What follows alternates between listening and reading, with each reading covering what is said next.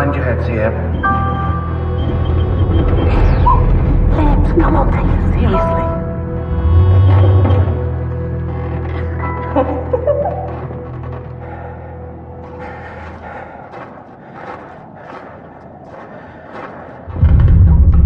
Follow me.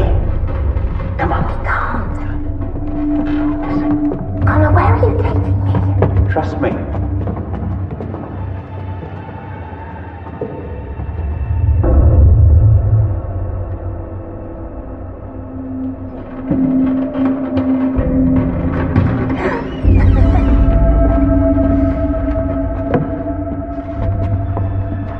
Right, spread out and use your equipment.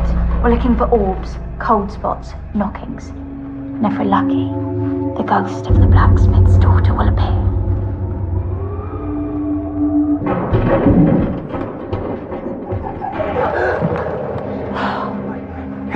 It's the ghost. I'm scared. Temperature's just plummeted. Where are Connor and Felicity?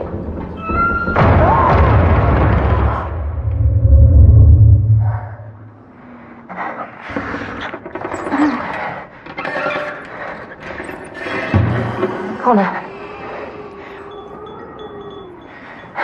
Come on!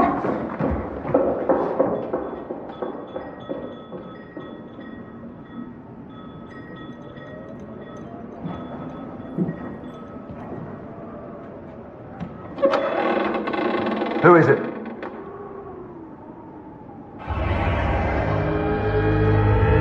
Who's there?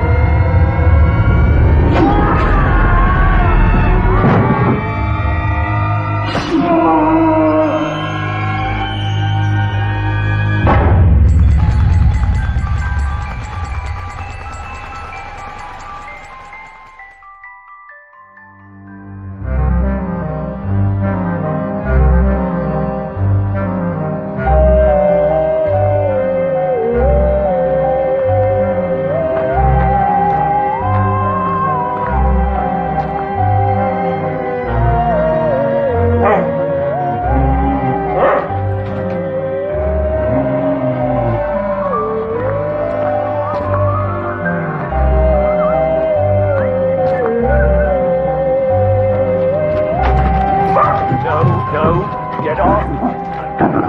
Sykesy, leave it.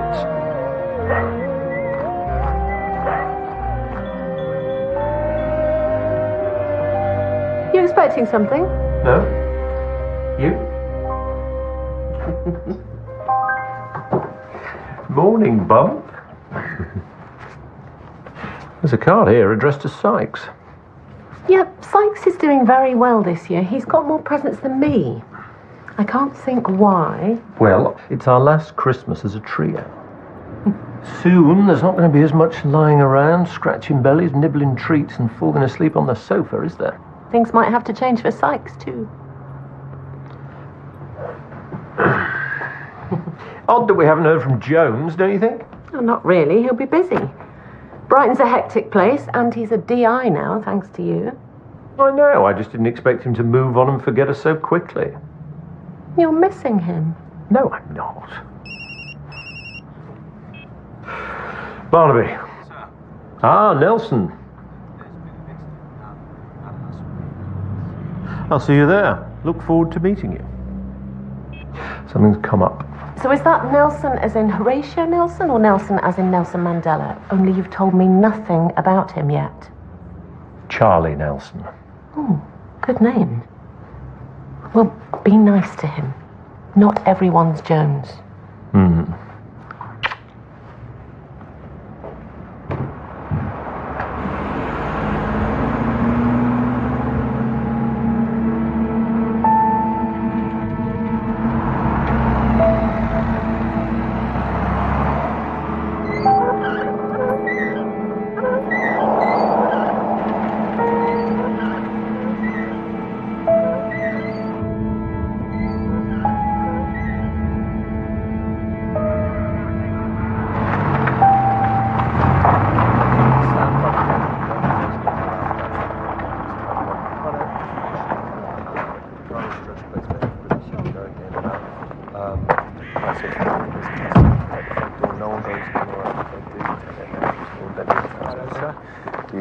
Detective Sergeant Nelson, I presume. Sir, pleased to meet you. Congratulations. Your first day as a DS and in at the deep end. Welcome to Midsomer.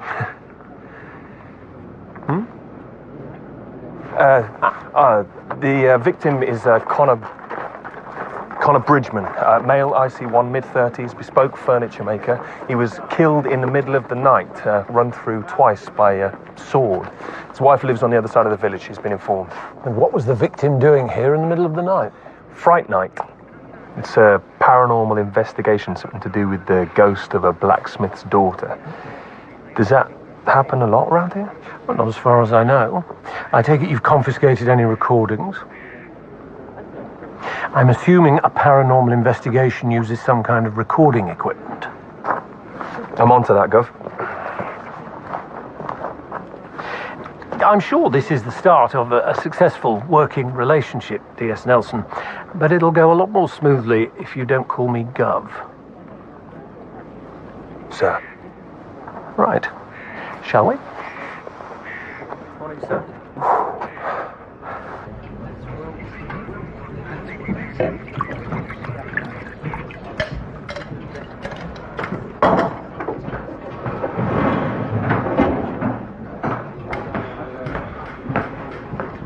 Do you have to?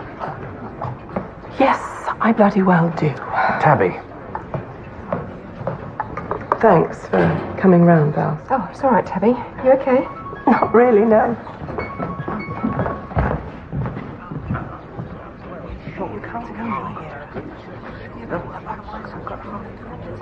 Right, everybody quiet. Listen up. Sir. I'm Detective Chief Inspector Barnaby. Thank you for waiting. I appreciate you must be tired. Just to say that my officers will finish taking statements and then everyone can go home. After that, we'll be in touch as necessary. Oh, excuse me. Brendan Pierce, local historian. You know who did it, don't you? Little Rose Wilton. Her father was ill, so Rose carried a Yule log here to the manor house as a seasonal offering. Sorry, sir. When was this? She was thrown out of here on Christmas Eve 127 years ago.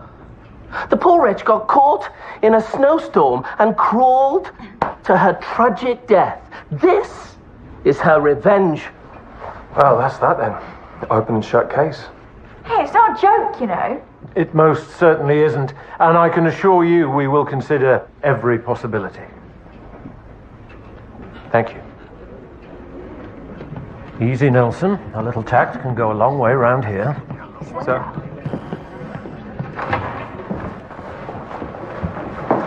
Dr. Kate Wilding, Detective Sergeant Nelson. Detective Sergeant Nelson. We've already met. DS Nelson was first on the scene. Oh. Okay. What can you tell us about Mr. Bridgman? Time of death around 3 a.m., give or take. One antique silver sword thrust into the costal cartilage, and then another thrust straight into the heart. Done with conviction, if nothing else. No fingerprints. Where did the sword come from? Just through there. Can you find the owner? We'll need a tour. Yes, sir. He seems keen. Do you think so? I hadn't noticed. Are you missing Jones? Not in the slightest. You might be interested in this. It's in his pocket. Stop the fright nights. Do not meddle with forces beyond your control, or vengeance will strike. Sir. Thank you. Mr. Fergus Johnson. Oh, Simon, please. Can I just say that we are all totally devastated. Con was such a great bloke. Clearly not everyone agreed. Pippa? It's all right, love. I'm here. Felicity. No. Oh, no, thank you very much. Before he was killed, did you hear anything? I thought I heard a rhythmic knocking. Did you? I heard something. Come on, Lips. This is good for the village. It is. It's exciting. Exhausted. So whose idea was the fright night? That's my daughter Pippa's. Her and her friend Dev. I really don't know what he's called. They're into all that. It's all part of a wider campaign of events to reclaim the village's long-lost title. Most haunted village in England. Yes, that's the one. Everyone's obsessed with this ghost story.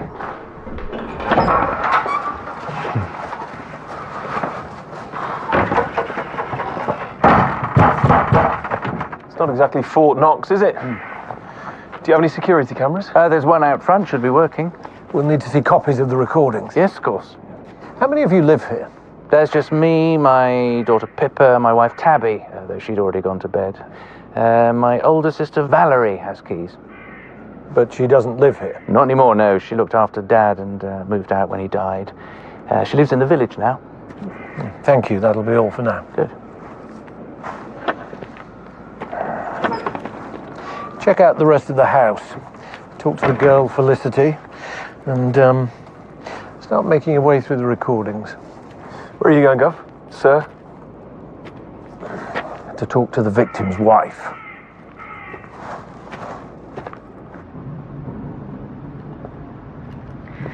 Was he with a woman?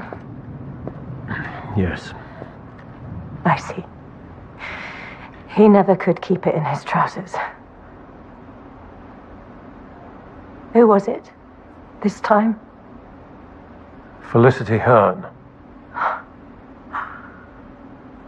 You know her? She's my singing teacher. Have you any idea who might have wanted to kill your husband?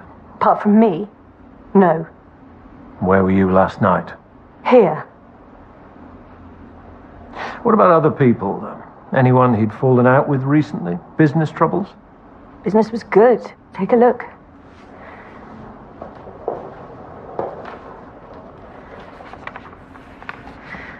Ross Clymer owed him money. I know he was chasing that. Landlord of the Blacksmith's Arms. Connor did some work for him way back. Simon Fergus Johnson's crossed off this list. Any idea why? Simon approached Connor about refurbishing the manor house and turning it into a hotel. But Simon may have inherited a pile, but he hasn't got 2 pennies to rub together. We have some family money, so Connor offered to buy the manor house off him instead. And was Mr. Fergus Johnson considering selling? Negotiations were ongoing and increasingly fractious. 2 stags rutting.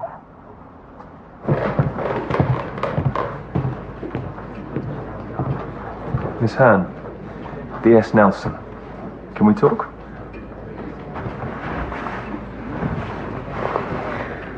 They're all going to hate me, aren't they? How did you meet Connor? I'm his wife's singing teacher. I accompanied her to a recital and Connor was there. Things developed. But I haven't been here long. So I'm still trying to make friends. This is really going to help, isn't it? Well, maybe it wasn't the best idea to come to a fright night with someone else's husband. Well, I didn't know he was coming. I told him I was, and he just turned up.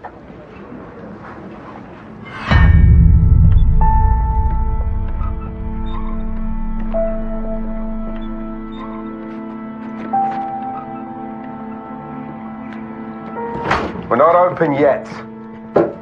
You'll be able to answer some questions then. Mr. Clymer, DCI Barnaby. I see you're hosting a paranormal event as well tonight. Hopefully we'll all survive this one.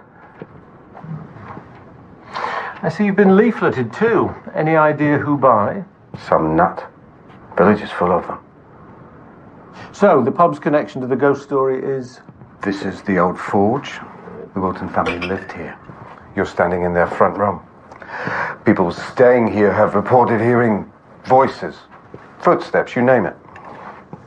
So, you believe? I can give us stuff. As long as it keeps the punters coming in. We've been doing these events for years. We are the original ghost location. As opposed to... The Manor House and Simon Doodah What's-It. I mean, that loser tips up, claims the ghost is his. And plans to open a rival business. Exactly. And all because Daddy died. It's not like he even deserves to be there. Everyone knows that place should have gone to Valerie. She was a saint to their old man. Have you any idea who might have had issues with Connor Bridgman? Half the husbands in the village? How about you? Not married. But you did owe him money, I believe. I was a bit overdue, that's all. Why? You're pointing the finger at me. You knew that someone had been killed up at the Manor House, even though no one has left there and I didn't mention it.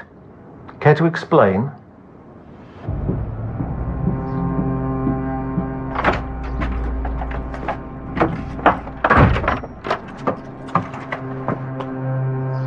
Ollie, Hey, Mel.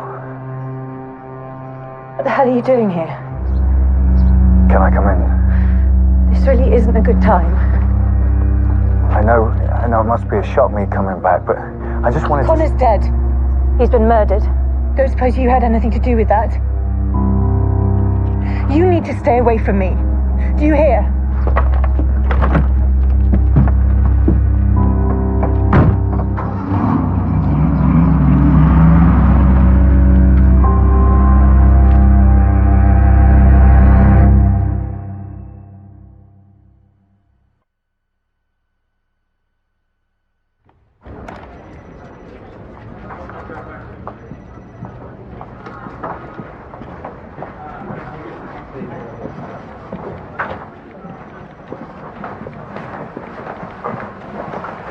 You found your desk then?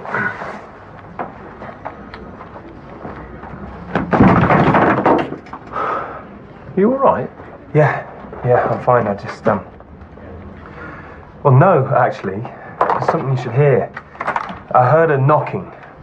Well, it's an old house. It could be the plumbing, anything. Yeah, but what about this?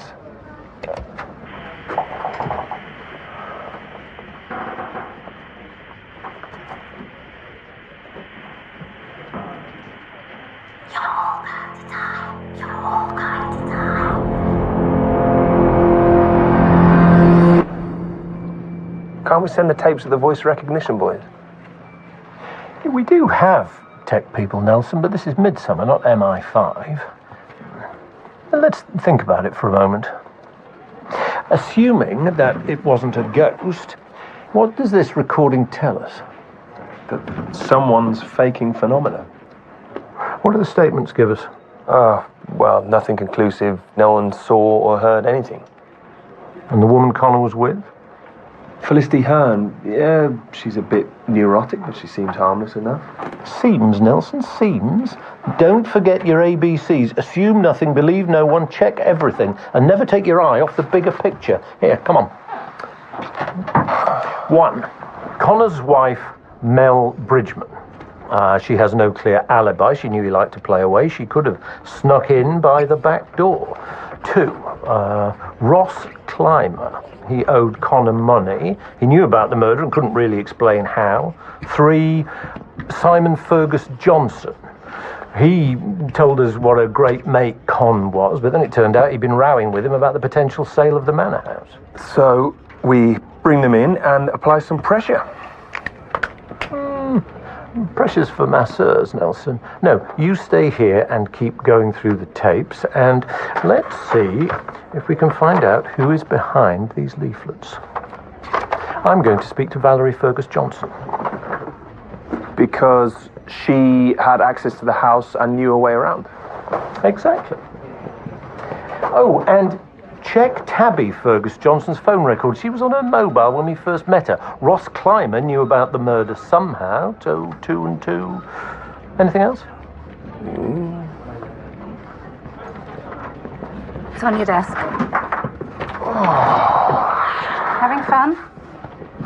I can barely contain my excitement. Is Nibs treating you all right? I'm not expecting a Christmas card just yet, if that's what you mean. You've got big shoes to fill. Takes time, that's all.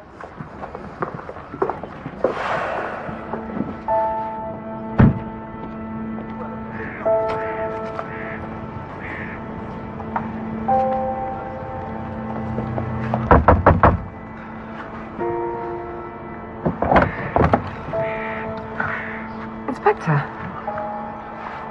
Do come in. Would you like a cup of tea? Oh, that would be very nice. Thank you.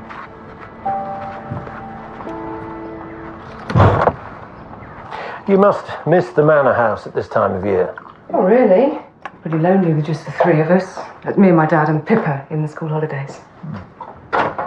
I understand that you still have a set of keys. Did you go over there last night by any chance? No, I'm not a big fan of this ghost story stuff. It frightens me, to be honest. Dad was always going on about it. You looked after your father, is that right? Yeah, he had a stroke when I was 13. I think it was the stress of Mum dying the year before. Yes, I took care of him after that. From the age of 13? That must have been tough. Only recently, seeing him deteriorate. It was a blessing he went in the end. Oh. Did you have any support? Someone to give you a break? I've never had a holiday. Barely left Midsomer. So where were Simon and Tabby all this time? Oh, off travelling the world, living the high life, developing Simon's latest harebrained scheme. They came back when Dad died. I hope you don't mind me asking, but did Simon inherit the manor house outright? That was always the deal. I think Dad thought Simon would need it more than me. Give him a project. I have everything I need here. Thank you.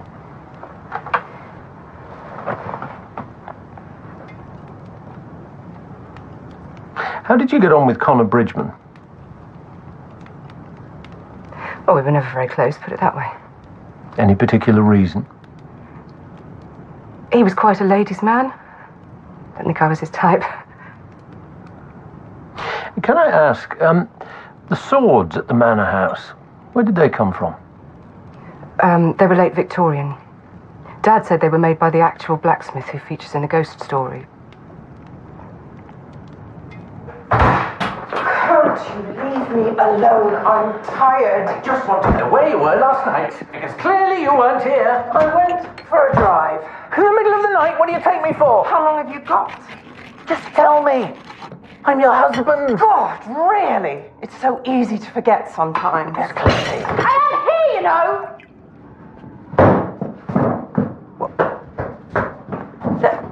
Do you have to wear those clothes? I mean, can't you put on a pretty dress or something?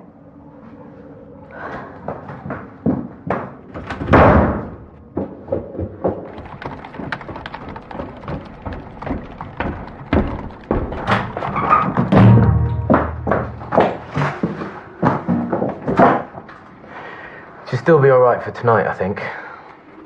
I'm more concerned about the caves on Christmas Eve. I mean, streaming a live event. We can worry about that later. You alright? Parents, that's all. Yeah, yours are barking. Glad it's not just me that thinks that. I'm really pleased you're here, Dev. I've got to go out.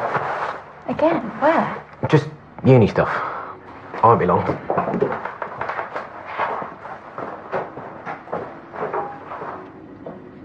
Merry Christmas! Morton Shallow's Christmas appeal. Please give generously. Ho, ho, ho! What's done? Someone came and they found me and took me home with them. Oh, I'm the happiest Christmas tree. Ho, ho, ho, hee, hee, hee. Look how pretty they dress me. Oh, lucky, lucky me. I got shiny bells that jingle. Ho, ho, ho! Merry Christmas! Give generously! Ho, ho, ho! How's the appeal going this year? It's going to be another bumper year this year, Val. Best yet, I'd predict. And, what are the funds going to be spent on? Committee haven't decided yet. I have a suggestion. The playground has been neglected for so long. Yes, but the playground doesn't bring in any tourism, though, does it? Well, no, it's not meant to. It's a playground. They're for children to play in. What would you care? You haven't got any. Well, at least if I did, mine might still want to see me. Ho, ho, ho! Merry Christmas!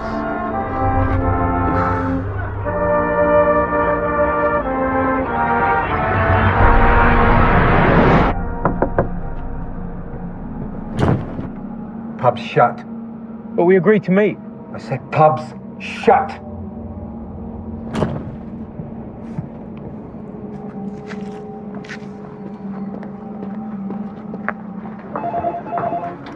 A few of us are going for a festive drink later on. Do you want to join? Look like you might need one. Oh, I'd love to. Thanks.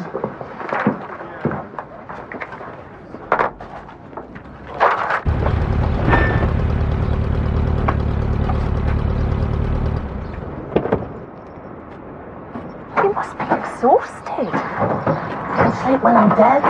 Don't say that, Brendan. These are exciting times, Liberty.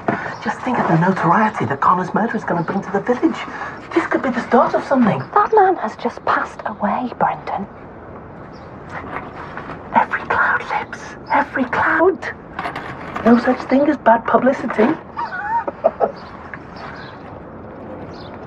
Hang on. Hang on. These arrived. More brochures. Really? Oh, yes. Proper glossies, these ones. You are spending money that we don't have, and the bank are doing their lot. Belief is the bridge, Libs. Well, just in case it isn't, I don't know if you've noticed, we're not exactly rushed off our feet. Who's going to buy them? How many times? How many times? You have to speculate to accumulate. Remember the quote? Build it, and they will come. Who? Bailiffs?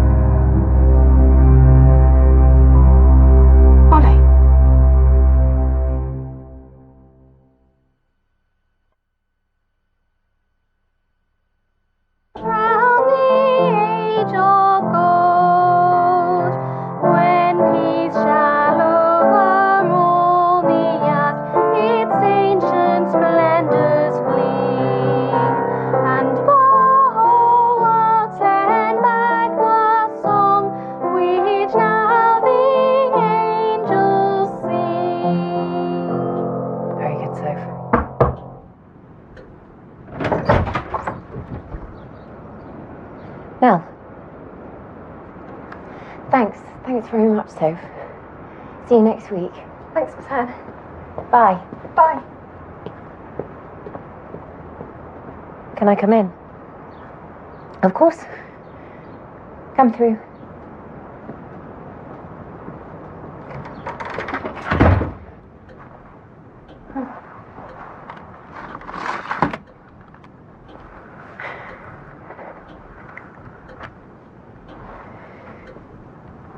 This was Connor's favourite.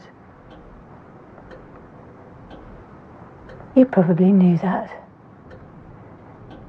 Oh, Mel, I'm so sorry. I always knew I could never really trust Connor. But you, what were you thinking? I don't know. Did you think I wouldn't find out? I know he was a flirt, but could you not have just resisted? I thought we were friends. How could you do this to me? But you don't deserve any friends.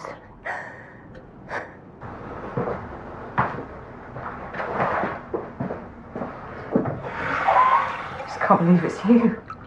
Have you seen Mel? I tried.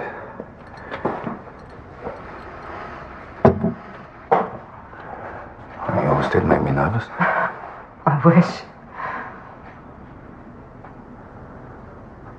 You look so tired. I'm just world weary. That's all. You haven't changed a bit. In 24 years, you've lost none of your charm then. What are you doing tomorrow night? we used to go? I'd love to. I told you I'd come back. No, I said I need time. Hi, Stop Mum. hassling me. Well, who knows? Yes, maybe. Dad? Look, the more you pester me, the less time I have to think. Please, don't ring again.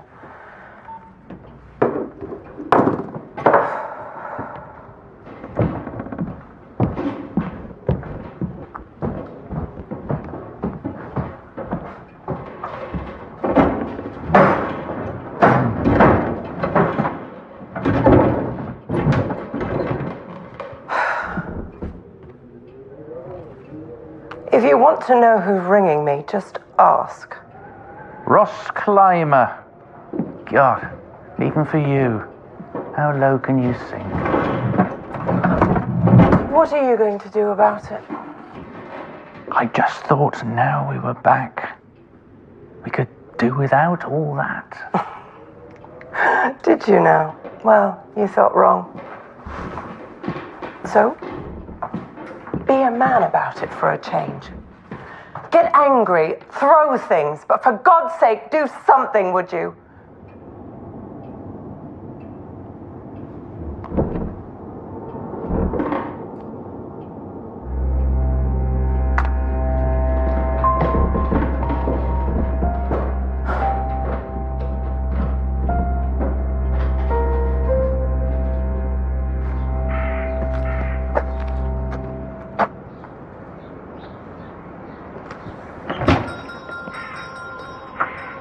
Yes, I know we are behind, but couldn't you wait until...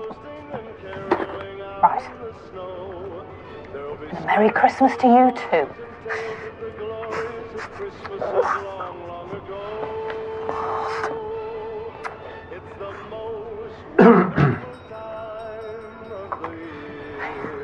Hello, Inspector.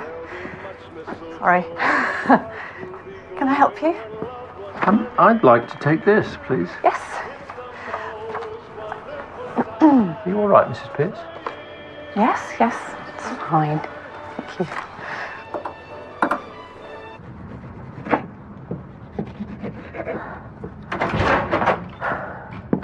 What are you doing ringing me like that? People will get suspicious. I just thought we should talk about what happened last night. What is there to talk about? It's important. I think we should just leave it. What's done is done, all right?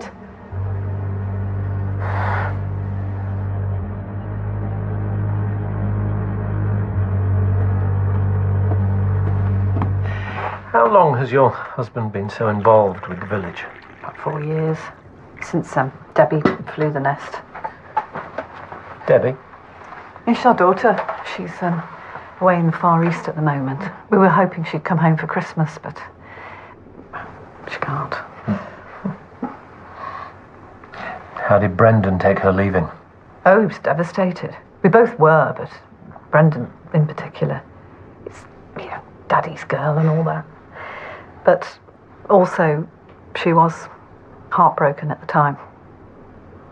Why was she heartbroken? Connor Bridgman. She'd fallen for his charm and his so-called charisma. Where's your husband now, Mrs. Pierce? He's taking a ghost walk at Devil's Dungeon. The caves on the outside of the village. When she was laughed at, abandoned, ejected from the manor house, little Rose Wilton got caught in a snow... That guy needs to get out more. He's obsessed with that story. I think our murderer is too. Same time of year. Murder weapon allegedly made by the blacksmith himself. It was here that little Rose came for shelter.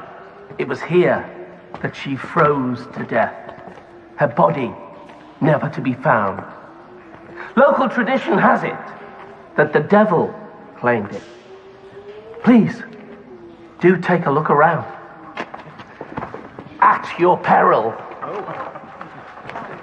Yeah. Keen on ghosts, aren't you, Mr. Pierce? Anything that helps promote the village. Just that? Or something to do with your daughter as well? Driven away by Connor Bridgman, did you want to get back at him? I don't understand. For breaking your daughter's heart and driving her away, just like the little girl in your ghost story. I'll be honest with you. I never liked him. Never did. He can rot in hell for all I care. Ah, yes. This stone is of particular interest. Right. Okay, well, let me know when you hear anything more. Yeah, thanks. Thanks for your help, mate. Research. Think of it as a Christmas present. Research for what? Tonight's vigil, you're going. Actually, You didn't have anything else planned, did you? No. Where are we at on those leaflets? Progress. I wanted to show you.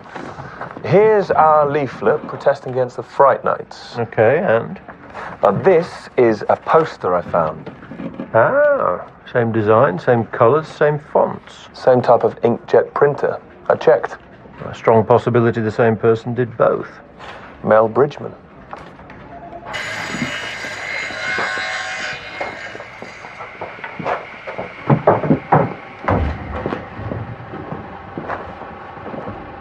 We're here to talk about the leaflets distributed around the village.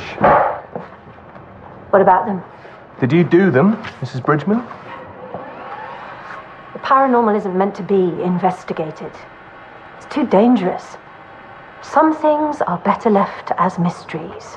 As detectives, you'll forgive us if we disagree. It's just the tone of the leaflets is quite threatening. All that talk of vengeance. Because they're a warning. It wasn't heeded, and your husband was killed. Do you think there's a connection between those two things? Absolutely. The universe has a way of kicking you in the teeth if you don't respect it. Well, something bad was bound to happen. I just didn't know it would be to Connor. She's definitely a challenge, and no one can confirm her alibi that she was at home when her husband was killed. She's certainly strong enough to handle a sword. Nelson? Okay, thanks. Ross Clymer's phone records. You were right. He rang Tabby Fergus Johnson more than once this morning and last night.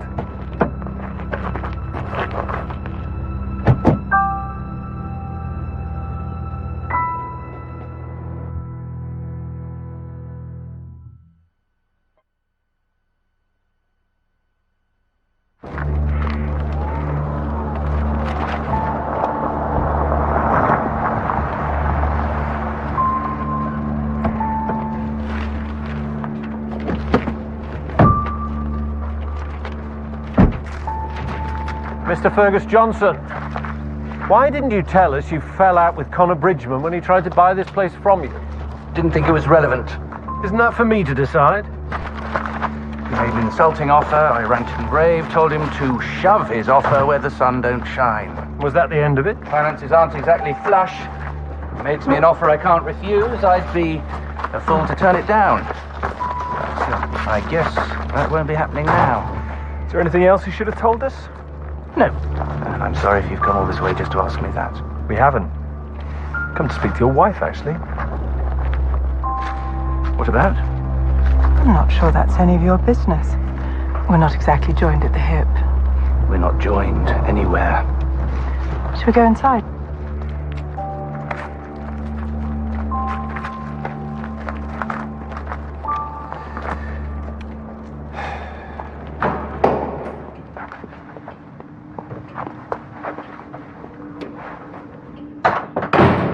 Come this way. Do you want to lead on this? Love to. How well do you know Ross Clymer? Local pub landlord. Yeah, he is, isn't he? Take a seat.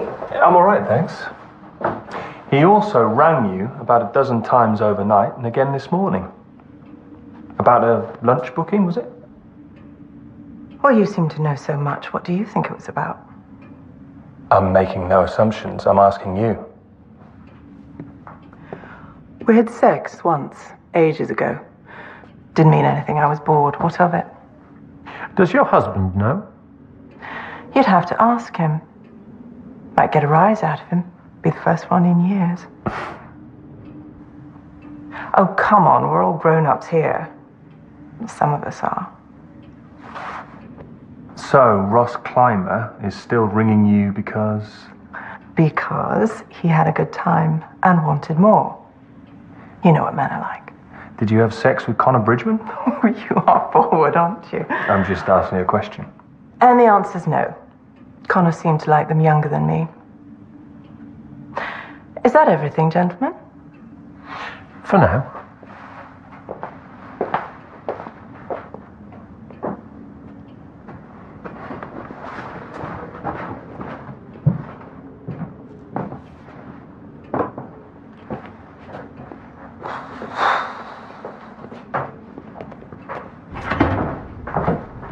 Hello. How's Bump? Bump is fine. Oh, film night. My favourite. If you like 8 hours viewing in which the camera doesn't move. Didn't we watch a Russian film like that once? It's work. So?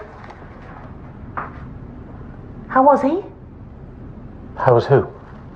The new guy. Who do you think? Oh, him. All right, I suppose. That's it. All right, I suppose. What do you want? His life story? Well, something, a bit more. Like where's he staying, for example? I have absolutely no idea.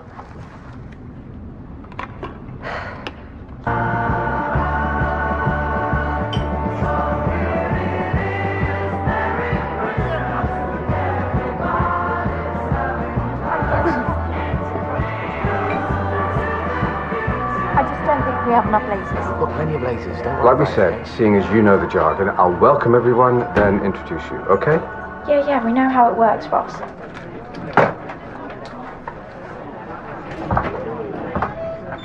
You here for the vigil? D.S. Nelson. Yeah. Copper. Good. Keep your wits about you. Will do. I've just been doing my research.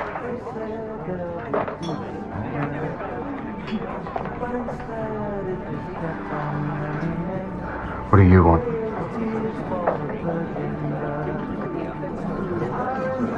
Drink. You got a problem with that? Yes. You're not welcome. Can you leave my pub? On what grounds? I don't need any. I'm the landlord. All I want is a pint. You owe me that, don't you? I owe you nothing. You're still sticking to your story then. Still peddling the same old nonsense. I said get out. Now. Are you gonna make me? If I have to. Oh. With the help of this copper. If needs be.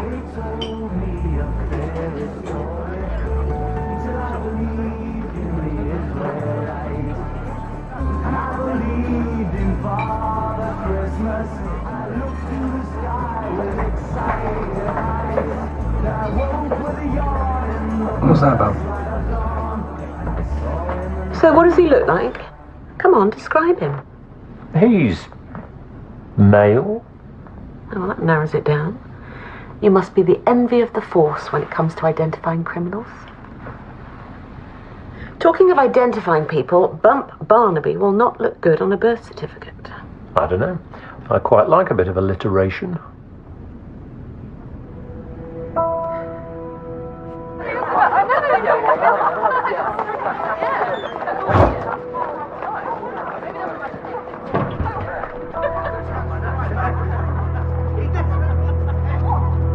Do you know how to use that? Take one of these. It's going to be like exactly Press that. here, and then Just that. leave that. Do you want this one? Okay. You're going to take it seriously tonight? Yes.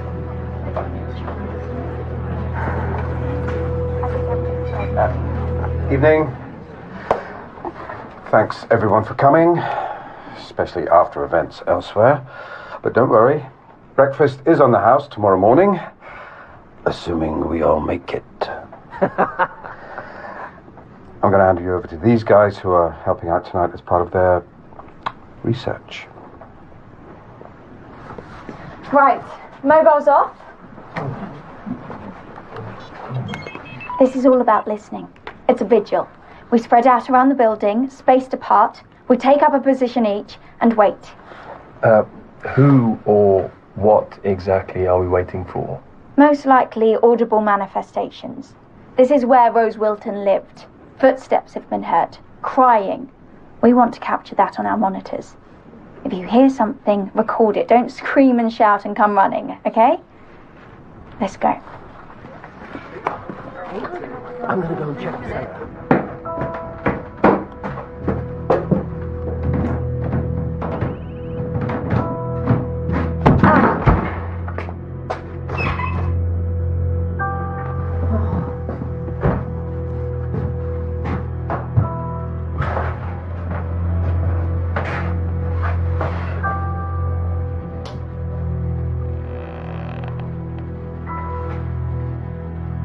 Okay, everyone! Lights off time! 3, 2, 1.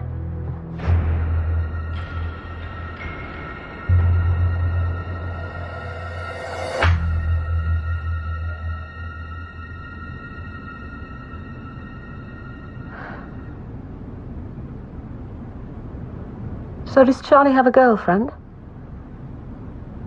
Boyfriend? Well, I'm worried about him. He could be on a park bench somewhere. He's at a paranormal investigation. Oh, I like that. He's got interests, a sense of wonder. Someone was murdered at one last night. What? And you're sat here watching the telly with your feet up, while that poor good-looking boy has gone into the lion's den. Who said he was good-looking? And it's the Blacksmith's Arms, actually. Well, what if something happens to him? Keep on like this and it will. He'll be getting his P45 in the morning. A DS is not just for Christmas, John. Right. Oh, I'm going to bed.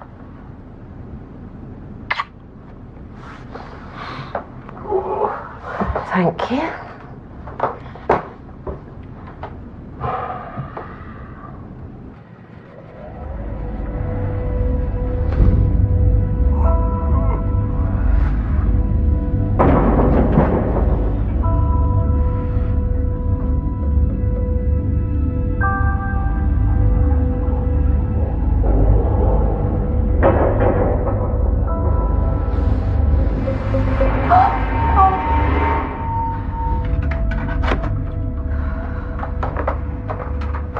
Esther's kicking. Esther? Esther? I'm just trying it out for size. Or Archie, if it's a boy. Oh, come on then, you think of something. What about Barnaby? So good they named him twice. Why don't I think you're taking this seriously? Are you in denial?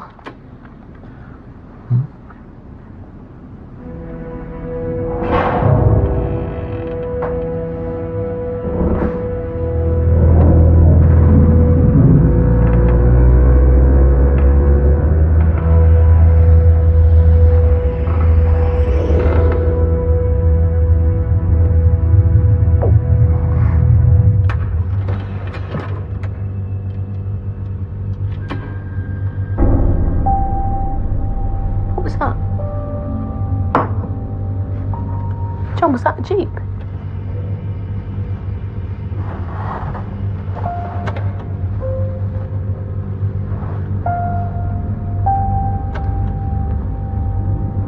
No headlights.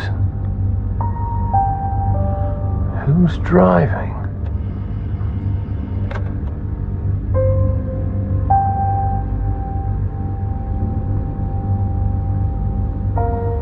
Tabby.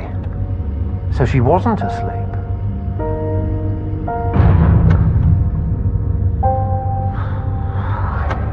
Ross Clymer, landlord of the Blacksmith's Arms. walking towards the manor house before a murder took place. Blacksmith's Arms? Well, isn't that where Charlie is?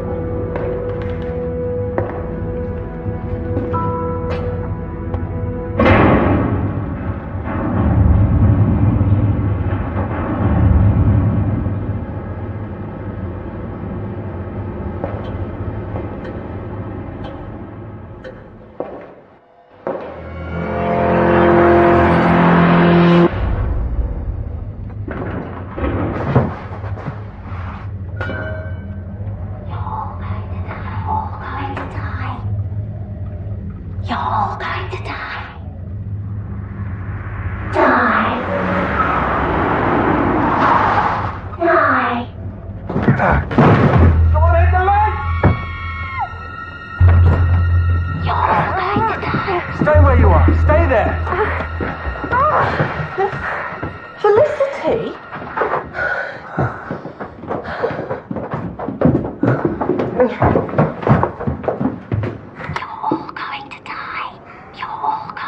Miss Hearn. What are you doing?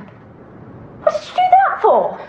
I was trying to help. Help? Well, you all seem to take it so seriously. It seems to matter so much to you all. I thought I'd try and help. By faking it. I think that's awful. We could, of course, always spin this. Brendan. Pretend it's genuine. Ross? What do you say? Ross? Ross? Mr. Clymer?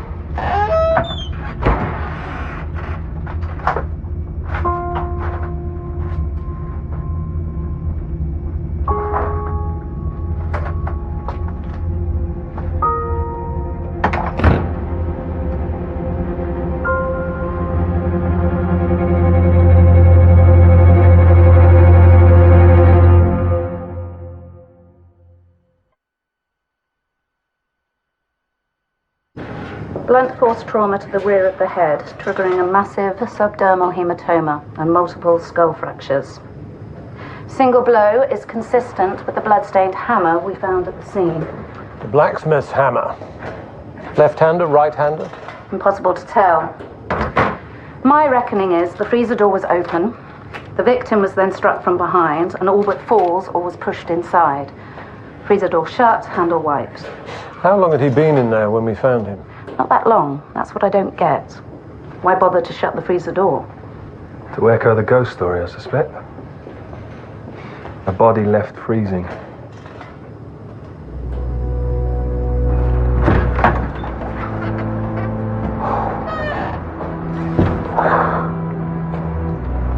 You all right, Nelson? No, I'm not. I was there. I should have stopped it. How? It was dark. You were dealing with a whole other situation. You did nothing wrong. Nothing I wouldn't have done. Even so, Ross Clymer was killed right under my nose.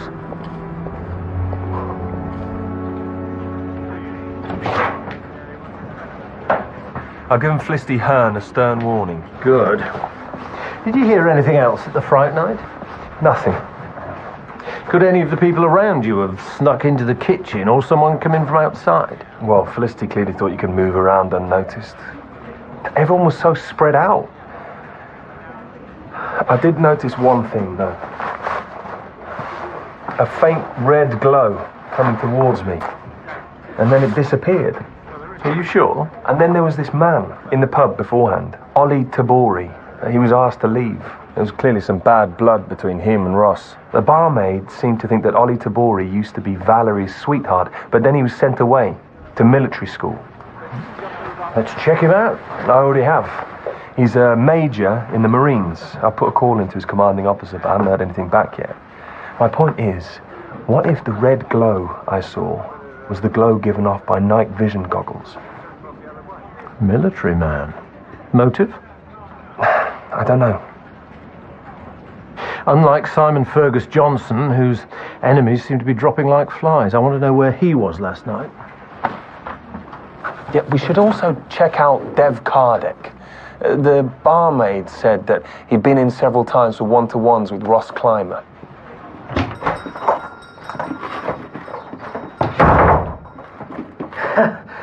Doing well for Christmas cards this year. Oh, they're not Christmas cards. They're threats for legal action. I don't think we can carry on, Bran. Of course we can, Liberty. Everything will be fine. No, it won't. It won't be fine. It never is. Oh, Brenda, can't you see? You're just tired. I am not tired. It's you. You're in denial. It's Christmas, Brendan. It's Christmas. We've got no money for food. There's been 2 murders. God, I miss our Debbie. Don't be a last-minute rush. We'll be fine.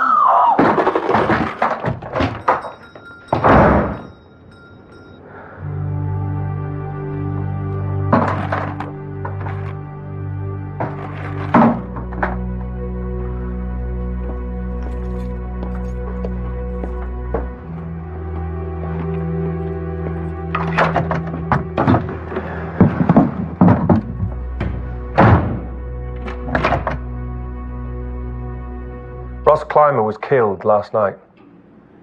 Well, that's that then.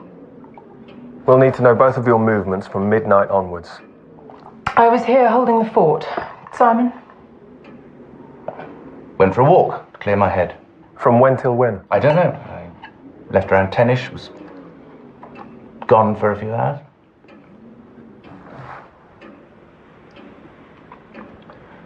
Right, we had a row. About? Ross. It was about Ross. Did you go anywhere near the Blacksmith's Arms, Mr. Fergus Johnson? What? You didn't finally go and do something, did you? You didn't finally stand up and get counted? No, I didn't. I went nowhere near the pub. No, of course not.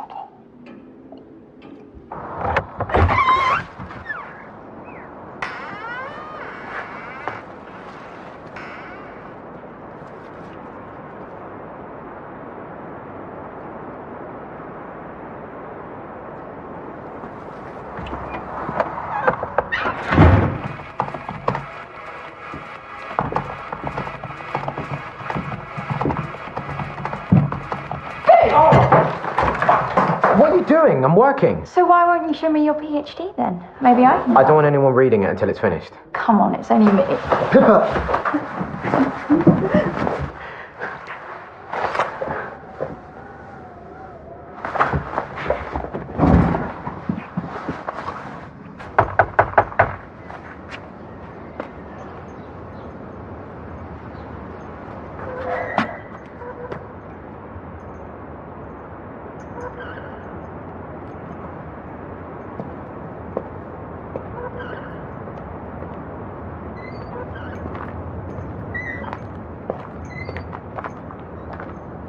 I love it here.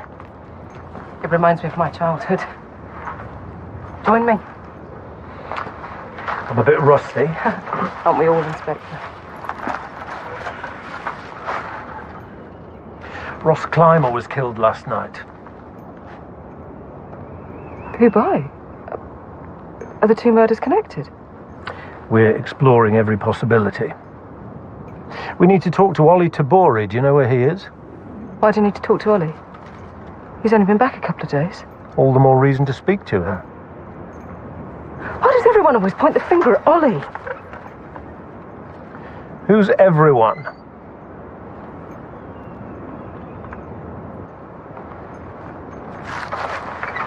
How well did Ollie know Ross Clymer and Connor Bridgman? They were at school together. We all were. Till Ollie got kicked out. Is that why he left the village? He was expelled for messing with the brakes on the school van. Teacher drove it into a ditch. No one got hurt. But Ollie took the rap for it. Only it wasn't him. It was Connor and Ross.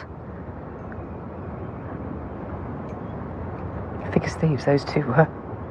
Ollie was a bit of a loner, so it was their word against his. Everyone believed them. Except me. Valerie, I need to find Ollie. Do you have any idea where he might be staying?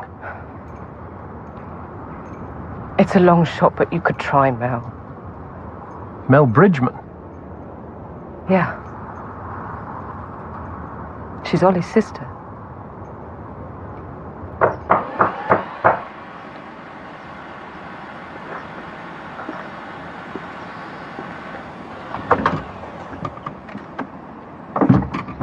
Those things that are meant to remain a mystery, Mrs. Bridgman, do they include Ollie Tabori being your brother? Biologically, we may be brother and sister, but we don't speak. Why? Ollie and Connor never got on. Because of what happened at school? Ollie hated the fact that I started seeing Connor. I hated the rift he caused in the family. And that feud lasted all this time? Ollie did try to make contact, but Connor didn't want any part of it. He tipped up yesterday. What did you do? I told him where to go. Do you think your brother could have killed your husband? I don't know.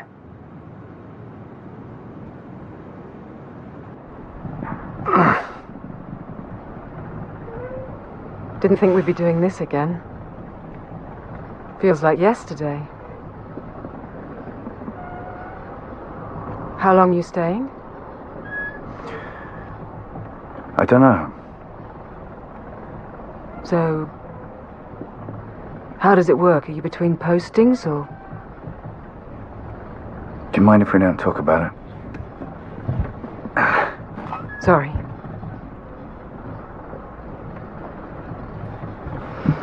This place needs brightening up. You made a pretty good start. Did you learn all this in the Marines?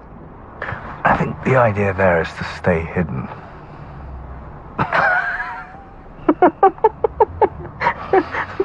Sorry. It's fine. It's fine. I was never much of a soldier anyway. You're a hero. I'm not a hero.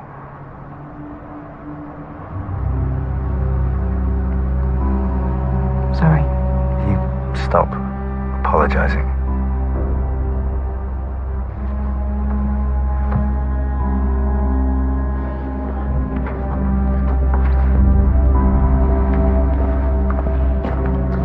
I don't understand. Where is Ollie Tabori staying?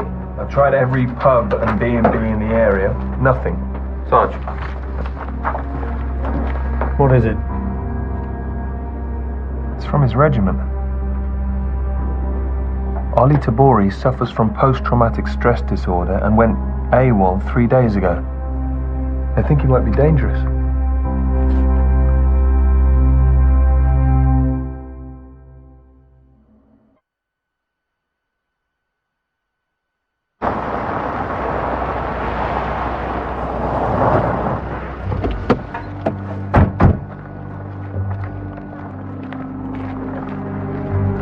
Valerie? Inspector? Major Tabori, Detective Chief Inspector Barnaby. You need to come with us. Why? Why does he need to go with you? We need to ask him some questions. You've got it wrong. He hasn't done anything. It's fine. Don't worry. It's okay.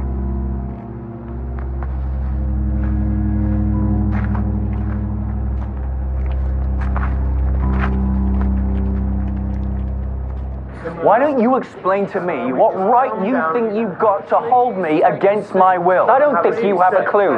Thank you, gentlemen. Sir.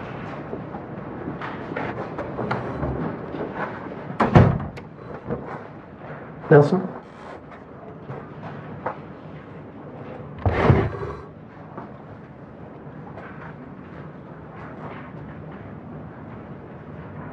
Well, you're wasting your time.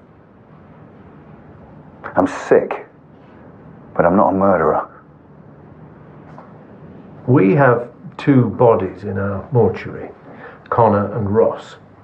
People you were at school with, people you fell out with. We have a murderer who knows how to use weapons and night vision equipment. You can see where we're coming from.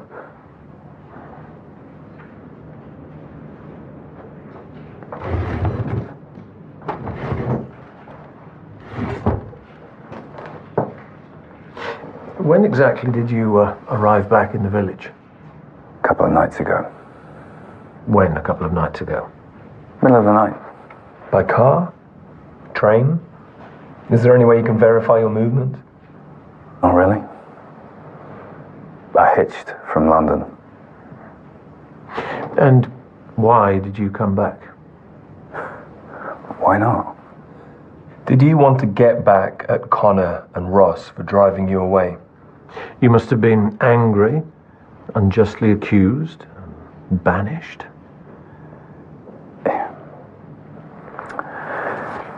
Leaving this village was the best thing that ever happened to me. I didn't end up making furniture or running the local pub. I didn't kill anyone. At least not here anyway.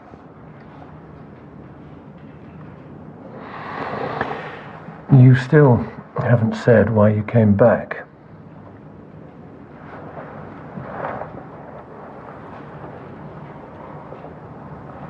Peace. Normality. Valerie.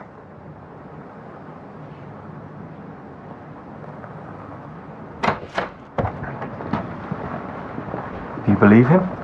I don't know. If his doctor says he's okay, we have to let him go, don't we? Oh, yes. We have no evidence.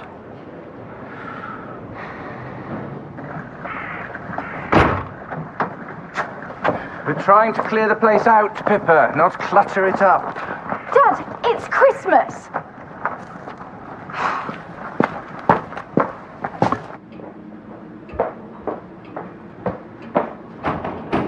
Mum?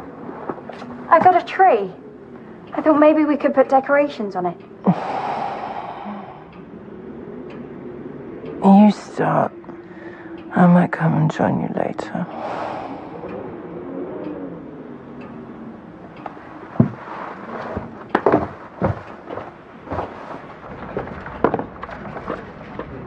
Mince pies for breakfast. It's nearly Christmas. I spoke to Mel Bridgman. She told me that Dev Kardec went to see Connor a few days before he died. She's not sure what about. Chase's uni. Interestingly, she thought it might have something to do with the Christmas Appeal Committee. Brendan and Connor were both on the committee. And guess who else was? Ross Clymer. Brendan's our last man standing. If someone's trying to take out the committee, Brendan's either a target or a murderer.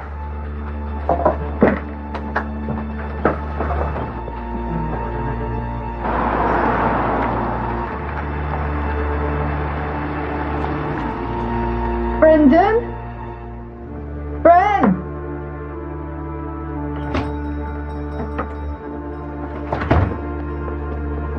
Mrs. Pierce, we need to talk to your husband. Brendan didn't come home last night. I thought he might have been here when I got in, but I'm worried something might have happened to him. He's been under such a lot of stress. It's locked. He's taken to locking it. All the more reason we need to check it out. Do you know where the key is? No need. Oh my.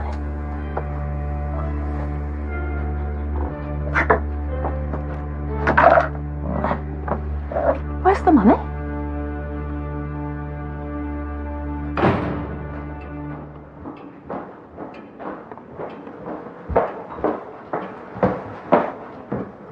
Auntie Valerie.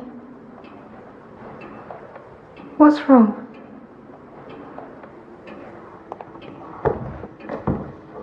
I miss you. I miss Grandad. I miss you too. Why don't you move back in? I'd love to, but I've got my own place. Please? I can't. Things are changing for me right now. Ollie Tabori's back. We're making plans. Perhaps get to see the world finally. Of course. You're right. Want to help me with these, though? Try and stop me. Right. Okay, thanks for your help. Bye. The bank said Brendan cashed it all in first thing this morning. To get it into the appeal account. To change it for the largest denominations possible. He left with the money.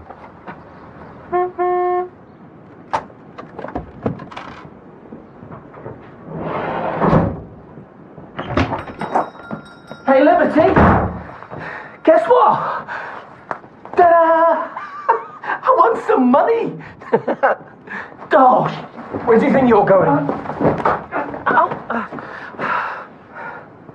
Somewhere hot by the look of it. Brendan.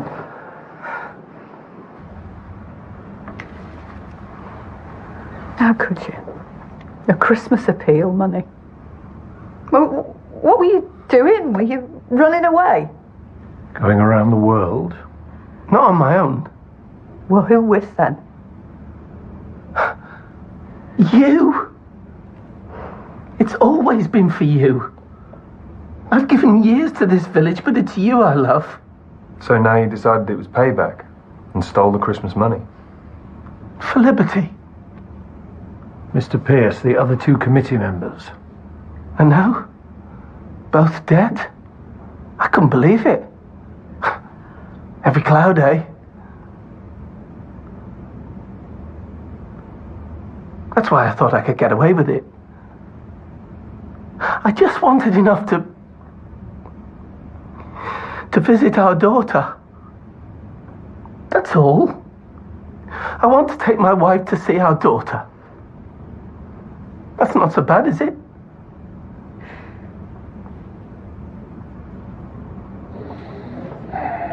Brendan Pierce may mean well, but his head's all over the place. It's not his head that's the problem. It's his heart. What people won't do for love. That's very profound, Nelson. And Brendan's not the only one. I'm going to speak to Valerie Fergus Johnson. Something's been bothering me. Hello? Ah, yes, thanks for ringing back. It's about one of your students, Dev Kardec. He's doing his PhD in the paranormal phenomena. And what is it about then? Okay, thanks. Bye. Sir! Dev Kardec's a fake.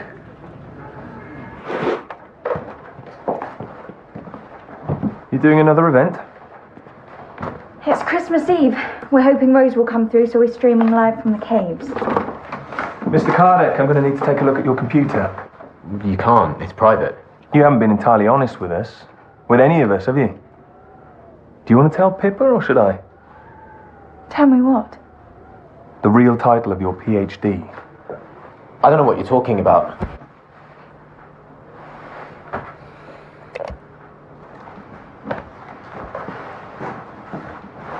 Gullibility, irrationality, and the inability to confront reality. A test case psychological study. What's that supposed to mean? It's just slightly different, that's all. It's no big deal. No big deal. You were using me as a guinea pig. I'm your case study. Look, Pippa.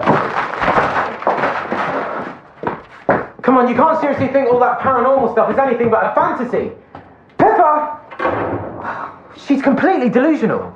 Look, what I want to know is what were you doing visiting Connor Bridgman and Ross Clymer? Interviewing them.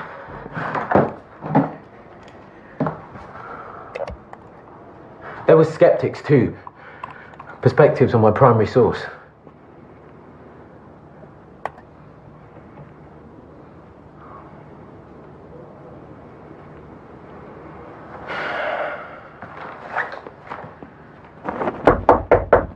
Open!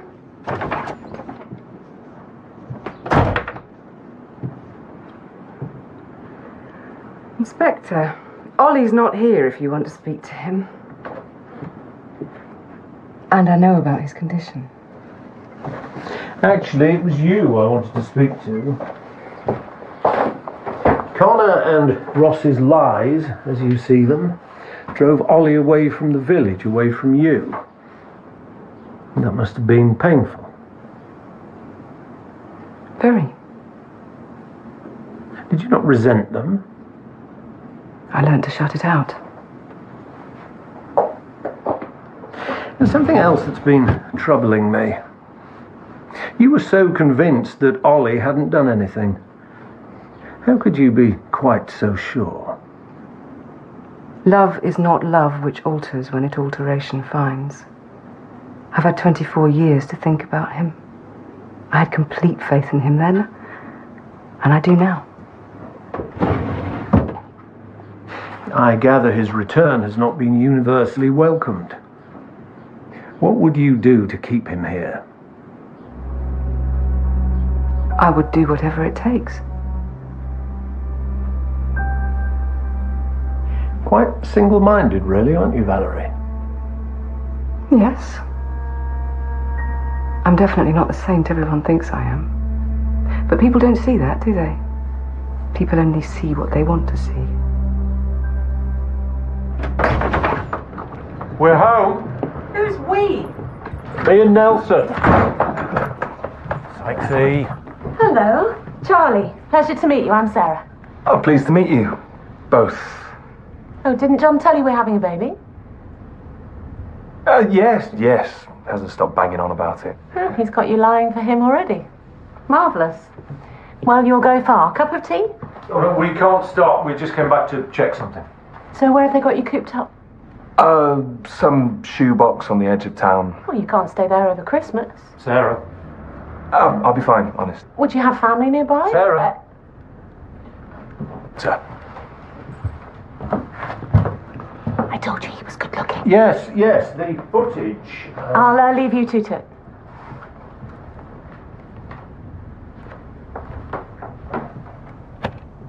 Okay, this is what I wanted to show you. It was something that Valerie said. People only see what they want to see. When I saw Ross Clymer headed towards the manor house, I thought that he was heading to kill Connor. I'm with you so far. So I made my way over to the Blacksmith's Arms, concerned that you might be in danger. What was he doing at the manor house? Oh, hang on. He's on the phone. To Tabby. That would match his phone records. Where's he off to now? Keep going.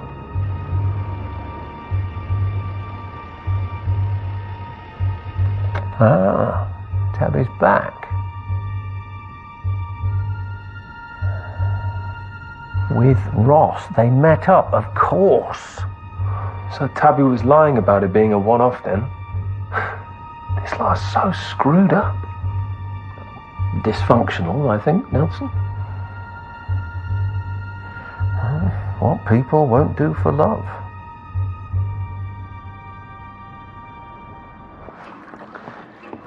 Mrs. Fergus Johnson. Don't you ever knock? Not always. You lied to us about your relationship with Ross Clymer. You were with him during the first fright night. No idea what you're talking about. You were caught on the security camera with Ross.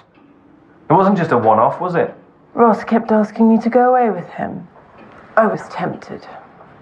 Did you love him? Oh, I don't really do love. It's more that I hate it here. I hate everything about this place. So you would have been happy if Simon had sold the house to Connor?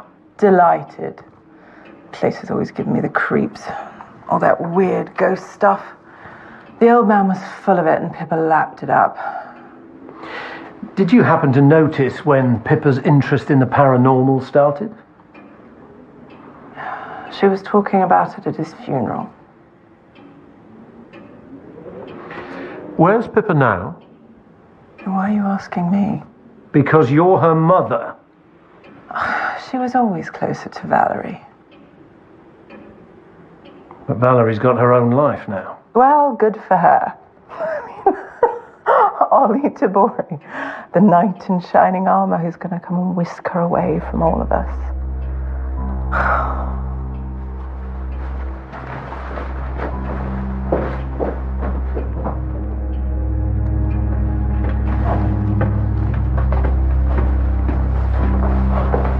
There's people left for the caves. Yeah, she's about to go live. Get over there now.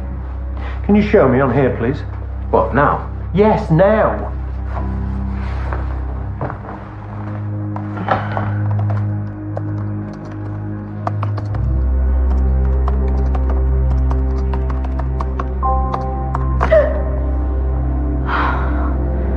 Don't do that. You scared me.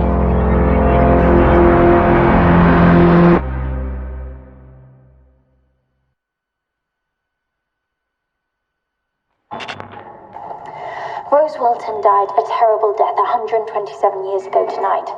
I believe her traumatic death triggered the creation of her ghost. I want to replicate that. No one's ever created a ghost before. I want to prove it can be done. That's strange. We've lost the fee. We didn't lose it. It was pulled.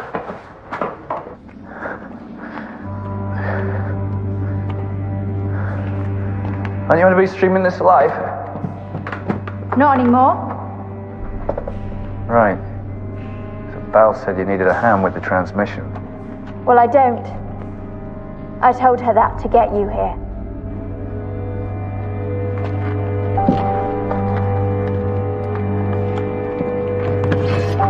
Pippa!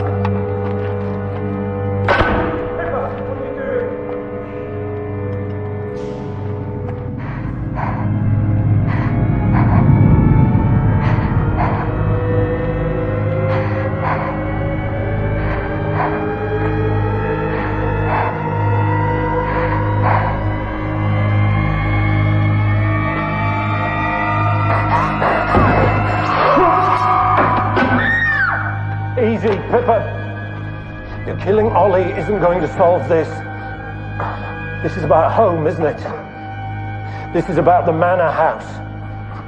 You killed Connor because he wanted to buy it. It's the one place I feel I belong. With your family.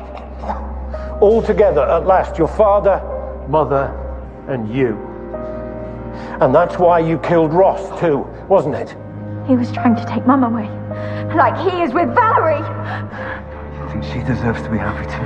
What about me? Pippa, you never lose Valerie. She loves you too much. I just want the chance to be normal. Ollie! Ollie!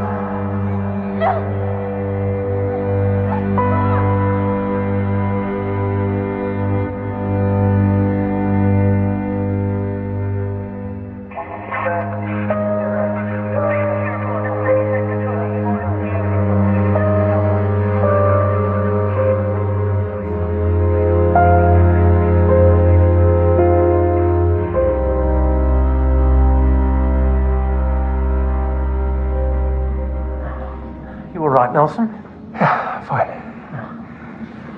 Bit gung-ho at the end there, but well done.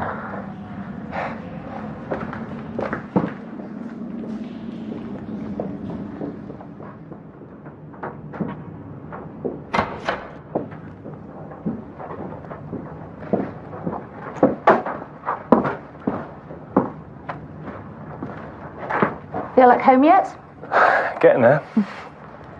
What are you doing for Christmas Day? Christmas lunch at the hotel. Turkey and all the trimmings. Hats as well. It's quite reasonable, really.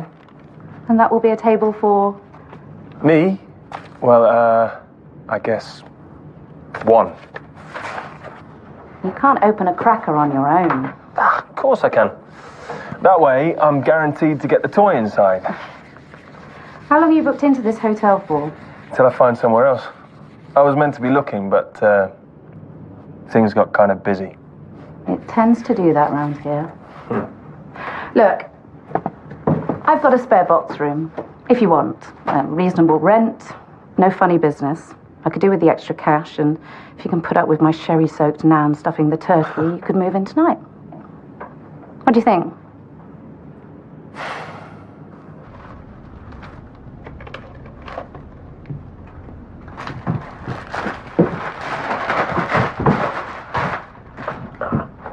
Here's to us all. Happy Christmas. Happy Christmas. Oh, by the way, Sherlock, that card for Sykes, postmark's Brighton.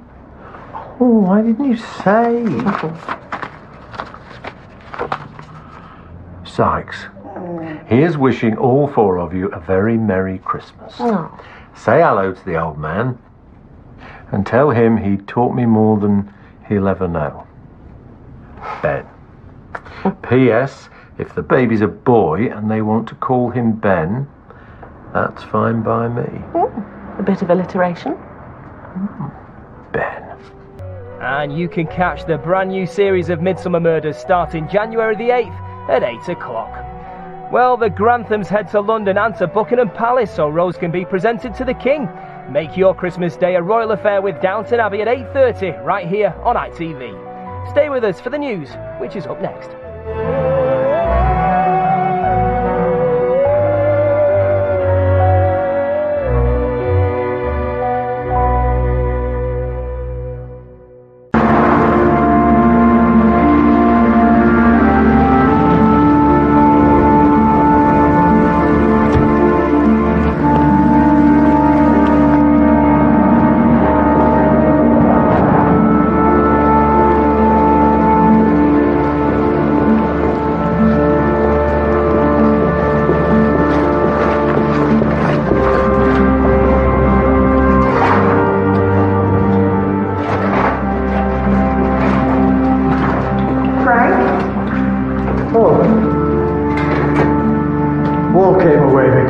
Is it serious? Hole's not the problem. What's on the other side? Right. Careful.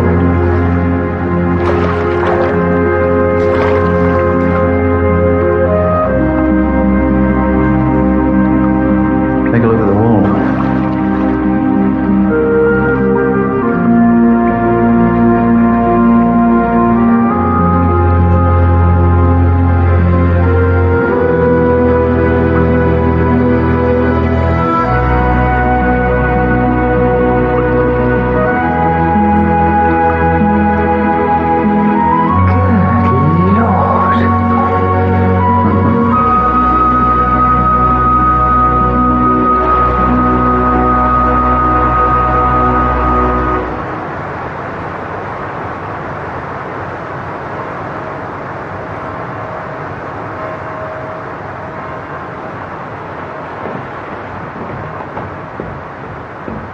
She's running at 387 and she's up 5 feet. Better call the Environment Agency. You really think she'll burst? Well, depends how much rain we'll get. Ava, I was wondering if maybe, Zach? you might like to go out sometime, you know? Zach!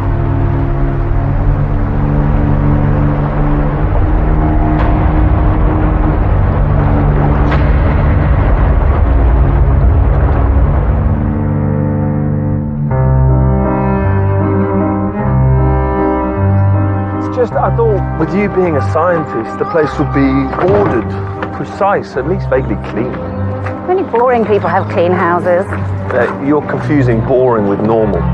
All right, as your landlady, I give you my permission to tidy the place up. Do I get a rent reduction? Depends how good a job you do.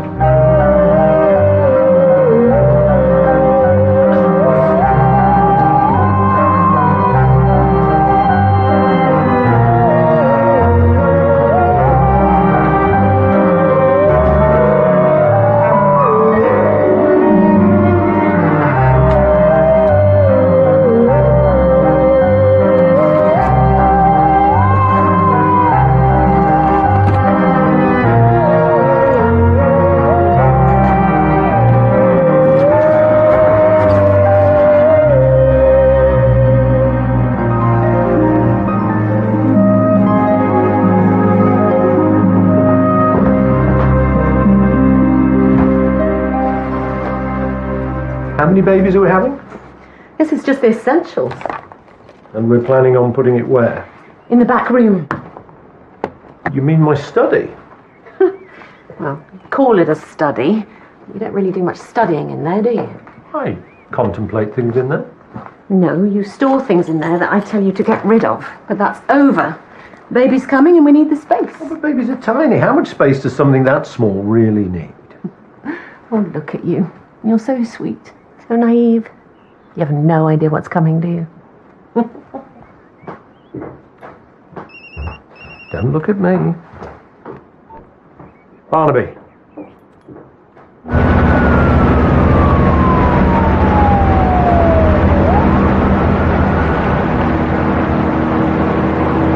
So we have an unidentified female found caught in the weir by our 2 river officers. Nelson, take their statements. Sir.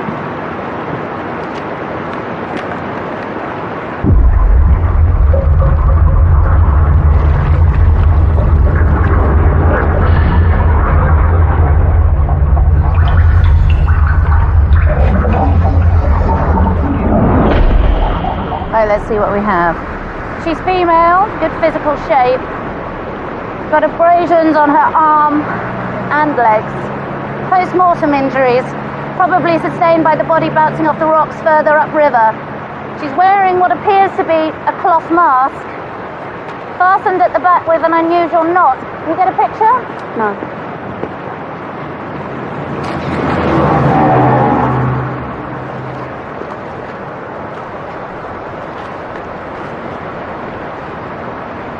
Pretty girl. Foam around her mouth is consistent with drowning. Suggests she was alive when she went in. How long has she been in there? No sign of adipocia. The skin's in good condition. I guess I'd say 24 hours. Chances of us finding the entry point? You'll be lucky. The river runs for 60 miles through 3 separate counties. Hang on. We've got blood. Blunt force trauma to the back of the skull, sustained before death. The mask went on after she received the blow to the head.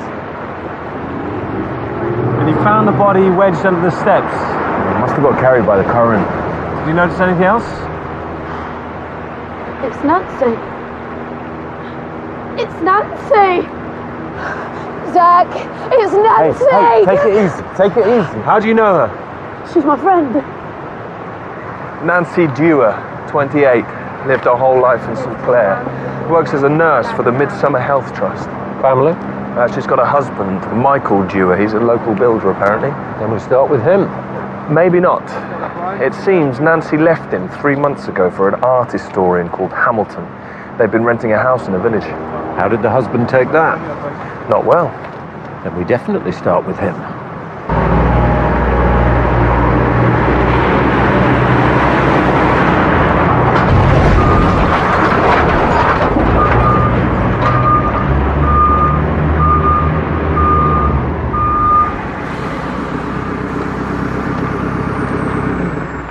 Michael Dewar? Who wants to know?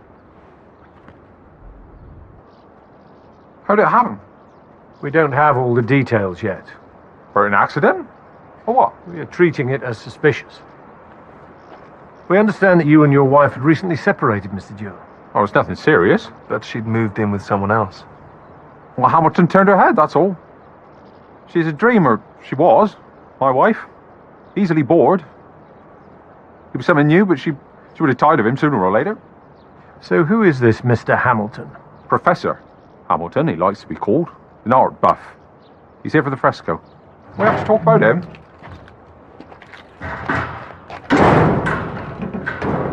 Everything all right, Michael? What's going on? Nancy's dead. What? I found her in the river. Sorry, sir. You are? Frank Dewar. I'm Michael's dad. Sorry, son. Her. Where were you both last night? Kind of a question's that? A relatively simple one. It's just routine, Mr. Dewar. We need to be able to count people out. I were at home. Michael? I was out with some people. Can I ask where? Lots of different places. Well, that wasn't weird at all. Run a background check on Michael Dewar. I want to know more about him. You didn't push him on his alibi. No point till we get a time of death.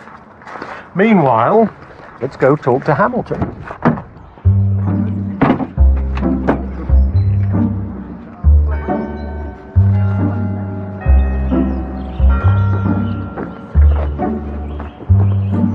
Well, what do you think, son? It's beautiful, Dad. Hey, less of a sarcasm. This is important, this is. It's the first thing the customer sees. It's got to have impact. Now, come on, then. You're the one with the art degree. Give me some tips. Yeah, unfortunately, Dad, I was off the day they did veg displays. Why are you being so chippy? I've got to go to work. This is work, son.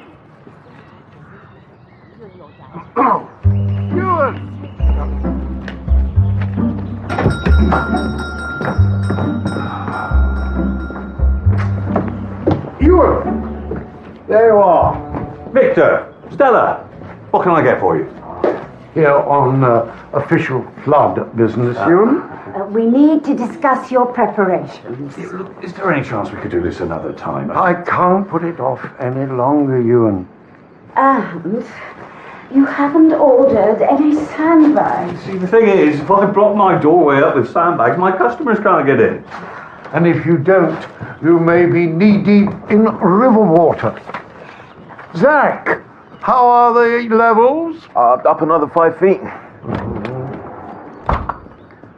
Listen, you haven't seen Michael about, have you? No. Why, is there a problem? Nancy's dead. What? I mean, don't get me wrong. I appreciate her taking me in, but you should see the house. It's like a pigsty. I tried to square the place up, but I don't know. I didn't know where to start. Nelson, Sir. you do know I don't care. Yes, sir. Just checking.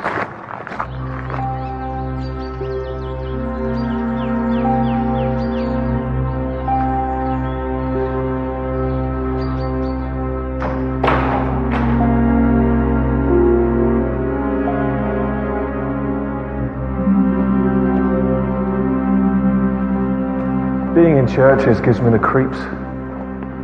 The feeling of being watched. Every move catalogued, every thought recorded. Nothing escapes him. I've often thought God's a bit like the Stasi, only more effective, and with nicer agents, obviously. Reverend Hillcott, call me Martha. DCI Barnaby, this is DS Nelson. We're looking for Professor Hamilton. Oh, yes, of course, poor Nancy. Terrible shock. Sorry, how did you know about Nancy? His first time out of the city. Transferred from London a month ago. Still a tourist then. News travels fast in a village. Word of Nancy's death reached us this morning. The professor's distraught. And where is the professor? He's working in the crypt. Oh, so not that distraught then? We all grieve in our own way.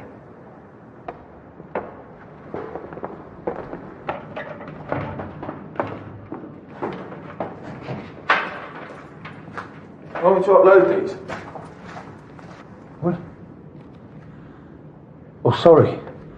Yes, upload them. Professor, this is DCI Barnaby and DS Nelson. They hear about Nancy.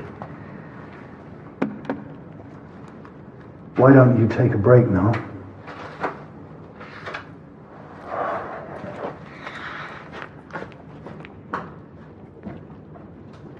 You're restoring the fresco? Restoration is a long way away. Right now, we're just trying to stop the rot. We need to record every detail before the intonaco deteriorates further. It's the river, you see? The water seeps through the foundation, speeds up the decay. But we're all working very hard to find a more permanent solution. I'm sorry. You wanted to talk about Nancy. How long had you known her? I came here around 6 months ago. Nancy moved in about 3 months later. A whirlwind romance, then? Something like that. When did you last see her? Yesterday morning, around 8. You weren't concerned when she didn't come home last night? Nancy works across the whole county. It's not unusual for her to stay over at a hotel when she's working late. Did Nancy have a car for work? Yes. Yellow, hatchback, Fiat, I think. Can you think of anyone who might want to hurt Nancy? No. What about her husband? How did he react to your relationship with her? Michael wasn't best pleased. Sir, you might want to see this. Excuse me.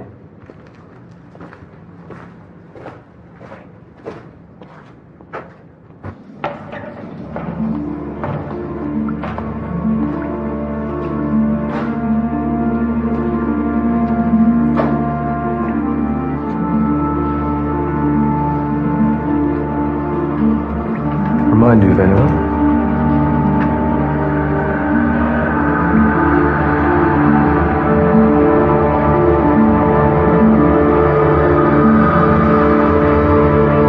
Do you know he went for a run this morning at 6 o'clock? 6 o'clock. Is that a fact? And guess what he has for breakfast? I've no idea. Green tea. The man's a freak. You're telling me. Okay, ballooned lungs confirmed suffocation in water. She drowned. That's about the size of it. What about time of death? Comparing her liver temperature with the temperature of the river, I'd say the night before she was found. The head wound? The skull had collapsed into the occipital lobe in an uneven depression. She had tissue damage and hair loss. There were no signs of any defense wounds and nothing to suggest a violent struggle. She was taken by surprise, More than likely. The force of the blow would have probably rendered her unconscious. giving the killer time to fit the mask. We found blood, hair and tissue on the inside, all of it belonging to Nancy. What about prints? Your killer was careful. Analysis of the material showed it to be sisal-based. Burlap, to be exact. Sackcloth? And it's been around a bit too. The process used to bleach it is over 30 years old. The mask was cut from a larger sack. We found a fragment of the logo on it. You can't see it with the naked eye, but with the UV... SHC. There's not much to go on. Printed on the sack, so let's start with local agricultural organisations, feed suppliers, independent producers. Pretty much half the county then. Pretty much, yeah. Where are we on the car? Looking for a yellow Fiat Punto hatchback. Traffic is still looking for it. I'll tell them to get a move on. It kind of just disappeared. Right, we have a 28-year-old woman killed in a similar way to a character in a medieval fresco. What do we know about this? Discovered 6 months ago. Apparently it's big news in the field of church art. How many people have seen it? Well, it's got its own website. Anything on Hamilton? Respected academic, expert in the field of medieval art. Spent most of his working life in various churches around Europe.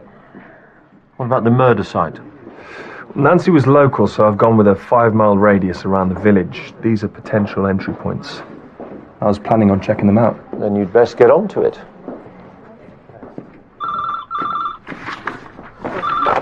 Corston CID. Can I ask who's calling? It's Reverend Gould, former vicar at St. Clair, wants to talk to you. DCI Barnaby speaking. Okay, well, if you'd like to come down to the station, we'd be more than... Okay. Give me your address.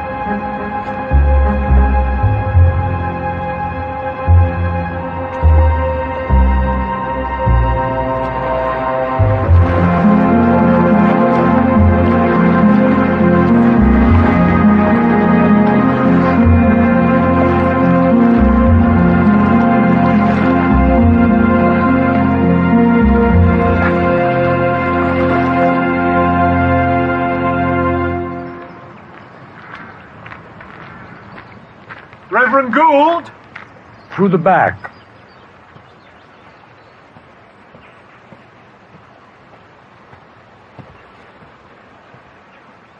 Are you the detective? DCI Barnaby. It's quite a view you have here. I barely noticed it until I retired. And how long were you at St. Clair's? All in, about 25 years. I knew Nancy when she was a girl. She was wild even back then. She liked to tear around the village, drinking with the boys from the travellers' camp. Some called it high spirits. But the truth is, the girl was shameless. Still no reason for her to die. Someone obviously thinks it was. Any idea who that someone might be? No. But I know what inspired them. Ah, there it is, that weary sigh. You think the old man's lost it? Some fire and brimstone preacher blabbering on about God punishing the sinners. What, you think this was a coincidence? Nancy dying like that? Just like that fresco they're all wetting themselves over? Things like that are covered up for a reason. Dad? What are you doing here? I called him. Everything all right? Everything's fine. The detective and I were just chatting about Nancy. Ava and Nancy used to be friends. Not that she has much time for friends. Too busy looking after this old wreck. Stop feeling sorry for yourself. Do you have children? My wife and I are expecting our first. Your first? A new dad, eh? This must be an interesting time for you. It's very exciting. Ha! You're scared stiff. And if not, you have no business being a father.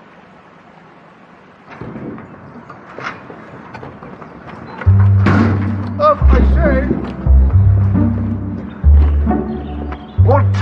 What news from the River Authority? Don't worry, Victor. We'll let you know well before it happens. It's just I need some info for my presentation. What presentation? The council meeting. What, tonight?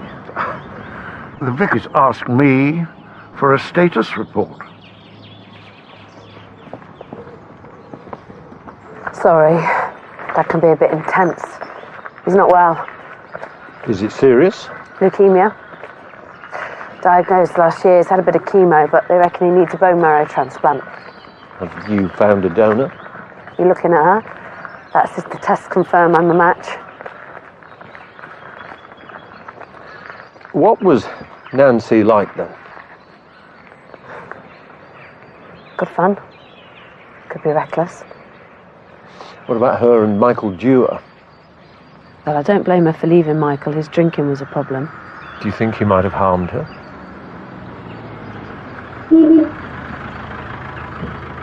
Martha's holding the vote tonight. How?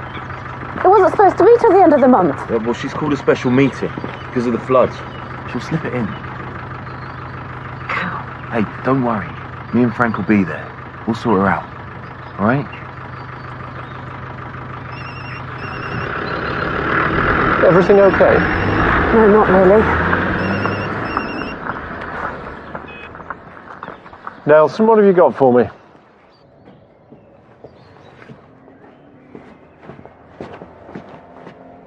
You're not going into work, are you? Got to make a start on them quotes.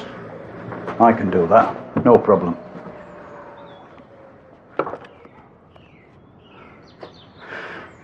You've got to think how it looks. How what looks?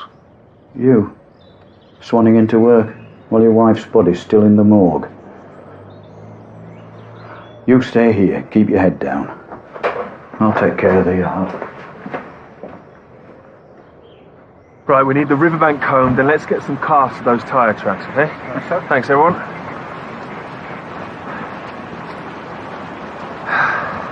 Fancied a dip, did you? Wild swimming, it's all the rage. You think this is where she went in? I found her rucksack in the shallows. Okay, Nelson, in your own time. Tyre tracks. One set leading from the road. They stop here and then turn back the way they came. So, unless the car drove off by itself, we can assume Nancy wasn't alone. Or maybe she came with someone, or this was a pre-arranged meeting. Either way, she knew them. Anything in the rucksack?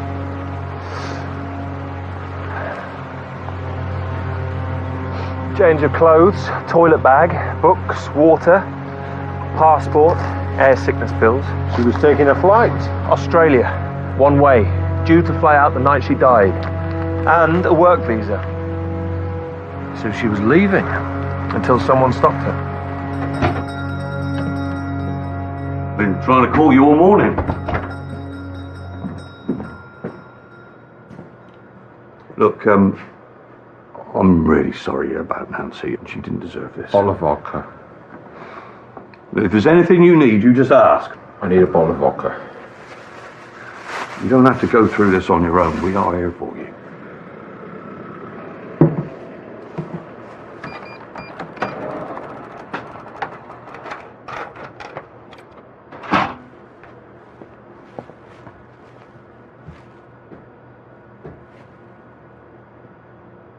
There's one thing you'd do for me. Just name it. We must think about the future of the church, Stella. But should we really be discussing the fresco so soon after Nancy? Nancy's death was tragic, but that doesn't mean we neglect our duty. But the way she died, Vicar, it was just like the poor girl in the painting. The fresco wasn't to blame for Nancy's death. Whoever killed her was evil, and they will face the consequences. We've more ingress. Then I'll order another pump. It won't help. The problem's structural. You want to save the fresco, you have to make the crypt watertight. And that's what I plan to do. The thing is, you keep saying that.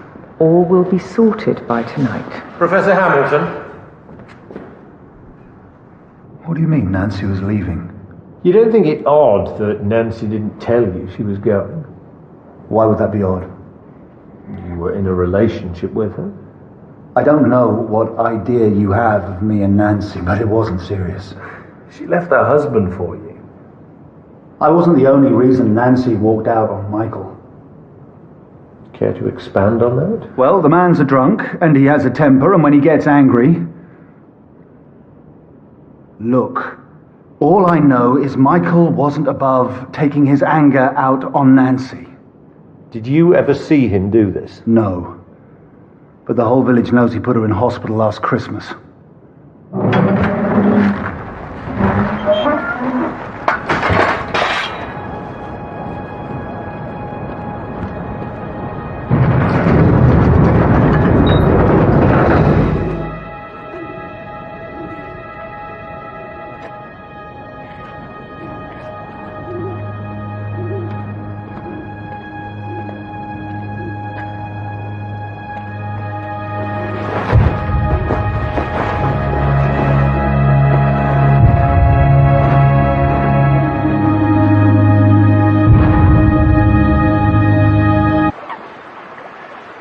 I shall miss all this when we go. We're not going anywhere.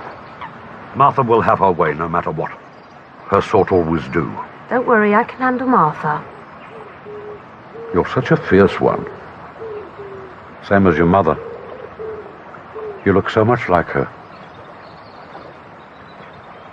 The first time I saw her, I was standing outside the shelter and she was coming up the road. The prettiest girl in Shoreditch. And you know what? You knew right then she was the girl for you. So, you took her for tea in a cafe and you talked all night till the waitress threw you out. Have I told you that story before? I just wish you could have known her. Yeah, me too. It's not been so bad, has it? I mean, you're happy enough, aren't you? I'll be happier when we get the test results back and we can start living again. The question is where? Listen to me. This is our home. I won't let Martha take it. I promise. Hamilton's a liar. Yes, Nancy and I had rows, but I'm not a wife beater. What about Nancy's trip to casualty? Well, that was nothing. Concussion, 2 cracked ribs. Well, she was plastered. She was dancing in the kitchen and she fell. You could ask Dad. He was here, he saw the whole thing happen. Then why does the village believe you were responsible for her injuries? Well, because they like to think the worst. And Nancy wouldn't have gone out of her way to put them straight. Oh, so now Nancy's a liar? No, she's an attention seeker. She was never happy unless everyone was talking about her. Where were you the night Nancy died? I told you I was out. You need to be more specific. All right, I was at a mate's. Does your mate have a name? Ewan Evans. He runs a shop. Why didn't you tell us this before? Oh, I only just remembered. Ah, here you are. Listen, I've arranged a meeting tomorrow with the solicitor. I thought you might like to come along. Got to be at the church. Look, this is important, Noah. It's about the future of the shop. Your future. I need to be there. No, you've been back for 3 months. I want to get this sorted out, once and for all. And we will, I promise.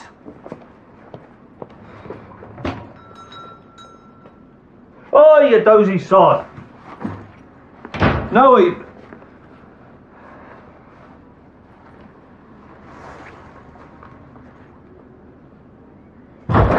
He's hitting the bottle early. I don't think it's early for him. Go and speak to Ewan Evans. See if he backs up Michael's story. What about you? This time I had a word with Frank Dewar. Find out what he really thinks of his son.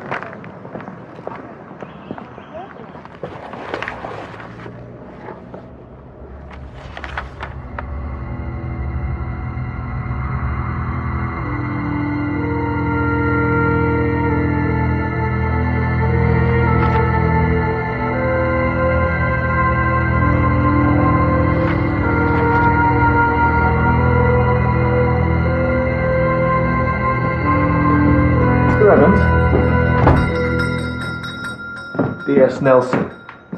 You busy at the moment? No. Always got time to talk. You're a friend of Michael Dewar's. Yeah, we're good mates, me and Michael. You were with him on Wednesday night? Wednesday just gone? That's the one, yeah. Yeah. Actually, as a matter of fact, me and Michael did get together on Wednesday night, yeah. Couple of drinks, was it? Always is with Michael. And what pub did you go to? Who said we went to the pub? Oh, I'm sorry, you said a couple of drinks, I just assumed. No, we were upstairs in the flat. All night? Well, it was pretty late when he left.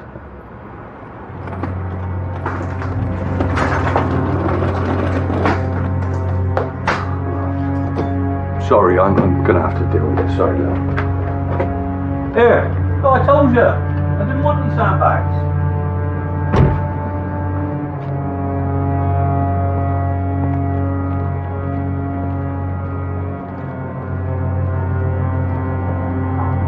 Mr. Dewar?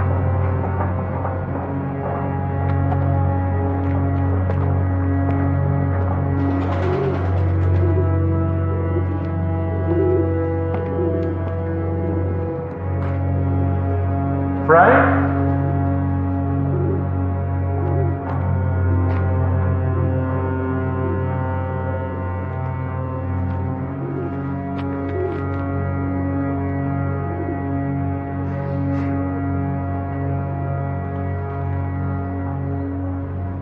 I want to know where you got it. It's no big deal, Dad. No big deal?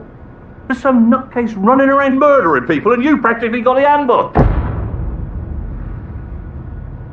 Those pictures are vile, sir. That's your expert opinion, is it? Well, 20 years working in a poxy shop and suddenly you're an art expert. That ain't art.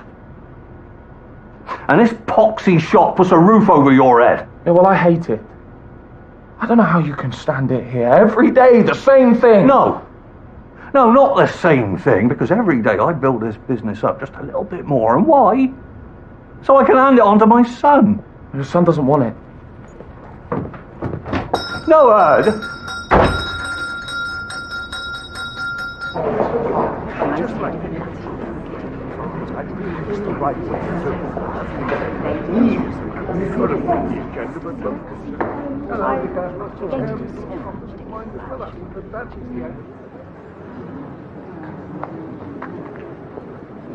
We need to wait for Frank.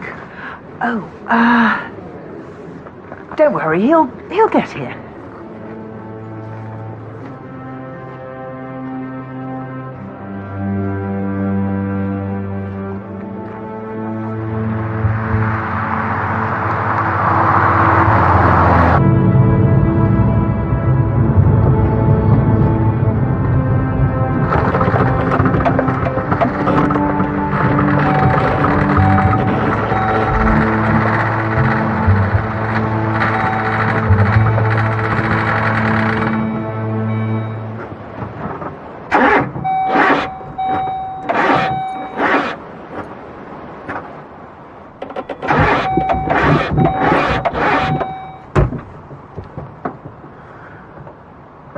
As soon as we get the nod from Zach that she's burst, the flood volunteer force will be mobilized. That's me, Stella, and anyone in one of these. First priority is to get the word out. We go door to door in case we lose mobile communications. After that, we need to evacuate the vulnerable. Red dots represent households with elderly persons or children. Now, we'll get them to the church. That's going to be our HQ, headquarters. Stella's on top of all that. We'll be providing tea, coffee, and hot soup. Tomato and cream of chicken. Now, should the worst happen and the church be flooded, then we go Surely, to... if the church floods, Victor, then the whole village is lost. Not necessarily, Vicar. I like to believe we've got a pretty solid plan B. Well, then we'll pray you never have to use it. Thank you, Victor. Oh, thank you. Now, shall we talk about the cottage? I think you mean the Gould's home. Well, it's not technically their home. The property belongs to the church. You all know the decision we have to make. It's not an easy one. But the sale of the cottage will give us the funds to start the necessary building work. Sorry, Vicar, but isn't there any other way of raising the money? I'm afraid not. And I should tell you that Professor Hamilton believes the fresco will perish if we don't make the crypt watertight soon. But evicting Reverend Gould and Ava, well, it does seem a little bit extreme. Hear, hear. Thank you. Of course, you're right. It is rather cruel that the Reverend should have to leave his home, and for what? To save some silly old painting. But then I remember something Reverend Gould said to me when I first came to St. Clair. He said to me, Martha, your job is to take care of the church, and for that you must make sacrifices. So, while it pains me to do so, I propose we take a vote on the cottage. Well, hold on. The council rules say that you can't vote if more than one member is absent. So... Well, there's only Frank missing. You're forgetting about Nancy. No. Nancy gave me her vote a few days ago and asked me to cast it for her. Why would Nancy give you her vote? I don't know, but she did. And I, for one, feel that we should respect her wishes.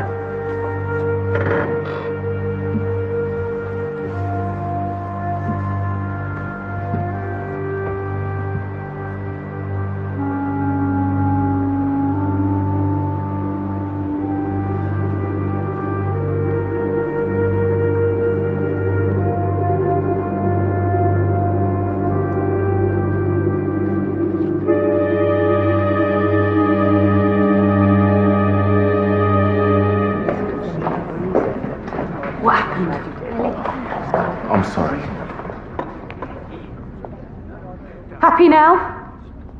Got what you wanted? It was a council decision. To make a sick man homeless. Evie, you know we've provided alternative accommodation for you and your dad. Oh, yes. I've seen it. A poxy caravan on the other side of the village. It won't happen. I'll pull that place down before I let you take it from us.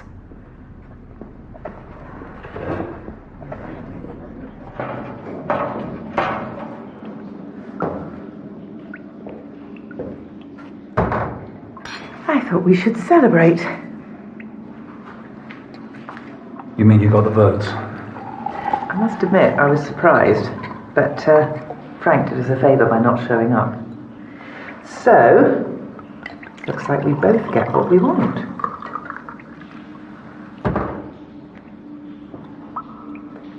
Isn't it beautiful?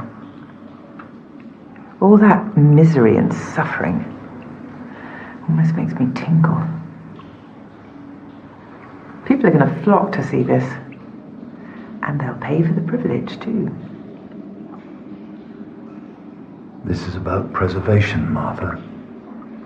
Absolutely. Preservation's paramount.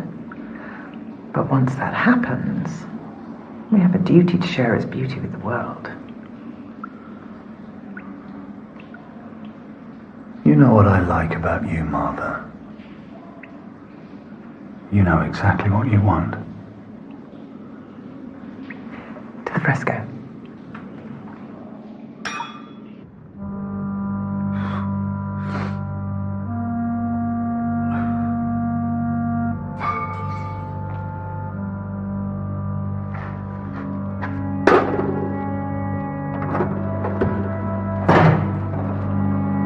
Hello?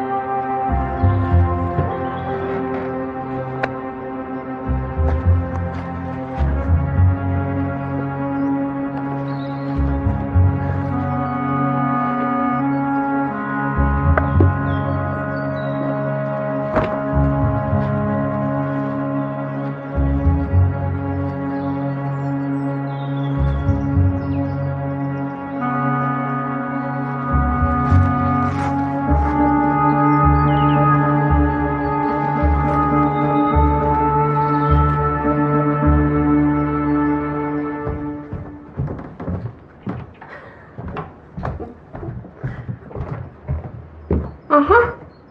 Yeah, quite comfortable, are we? Basket. It's in the kitchen.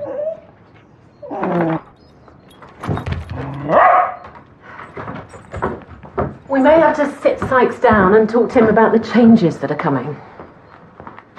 What if it doesn't like me? What? The baby. What if we just don't get on? Well, it's not much to get on with. They're practically blobs for the first year. No, I mean after that. What if it grows up and our relationship breaks down? You know, you hear about it all the time. Parents not talking to their kids, vice versa. That's other people. Is it? I'm sure they didn't set out to have bad relationships with their kids. Something must have happened. Where is all this coming from? I don't know, I just...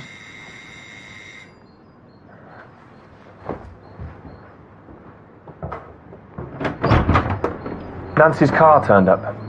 We find anything in it? Let's go and speak to Frank Dewar. That's going to be difficult.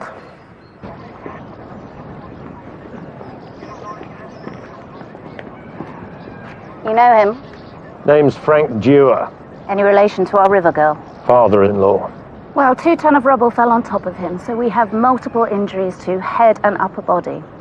None of these injuries were enough to kill him outright, though. In the end, he bled out. Slowly. First drowning, now stoning. Stoning on an industrial scale. Yeah, it's quite a murder weapon.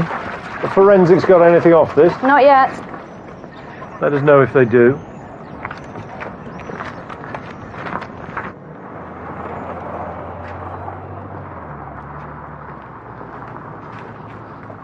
Talk about a relic.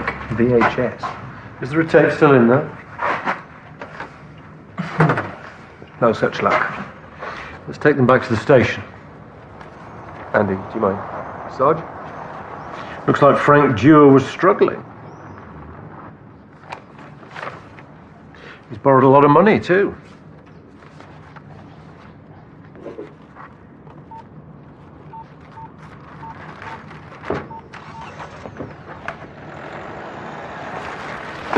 Frank tries to get rid of Nancy's car. And then someone got rid of him. So why was our second victim trying to hide evidence relating to our first? Because he was protecting someone? Michael Dewar. Find him, bring him to the station. You don't want to come with me? According to this, the last call Frank made was to the Gould's cottage. You have to admit it's frightening. I'll admit it's disconcerting. But the drowning and the swooning, Reverend... I prefer to think of the friends we've lost rather than how they died. But it's just like the fresco. You're not suggesting the fresco killed them, are you, Stella? No. But it might be best if we... If what? Cover it up again. You know, the thing about fear is, it's actually a choice. We can choose to be afraid, or we can choose to be strong. Now, choosing to be afraid is easy. We just surrender and let the fear overwhelm us. Choosing to be strong is more difficult, unless we have support. And I know we can face these terrible times if we just stand together.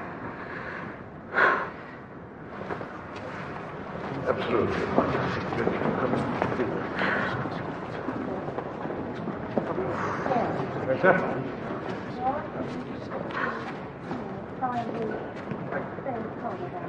Frank Dewar was stoned to death. What? That lot are blaming the fresco. Mind you, a bit of notoriety wouldn't do our profile any harm. Excuse me. Poor Frank. He was a weak man, and he had his troubles. You mean like his debt troubles? That, and then there was Michael, the bad seed. Frank did what he could. You see, that's the problem with having children. Who knows what you'll get? I was lucky with Ava. And I pray you will be too, when yours comes along. You never tell me how he died. Unusually. Unusually, eh?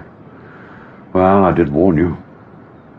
Tell me, if this fresco is inspiring someone to commit these murders, what do you suppose their motive is? Do you know what the fresco's about? It's a purge, a reckoning. They're rounding up the sinners and making them pay. So Nancy and Frank Dewar were sinners? Somebody obviously thinks so. Did Frank call you last night? About 8 o'clock. What did he want? He wanted to apologize. The council met last night and decided to sell the cottage. Frank was meant to vote for us, but he didn't show up.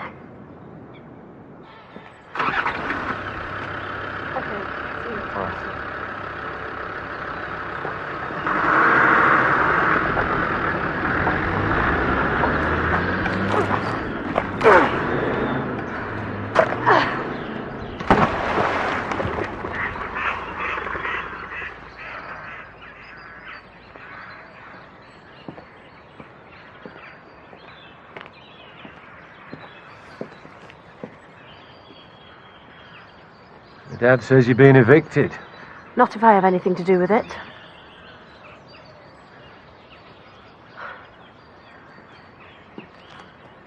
Dad brought me here when I was 6 months old. My mum died just after I was born. Dad was devastated.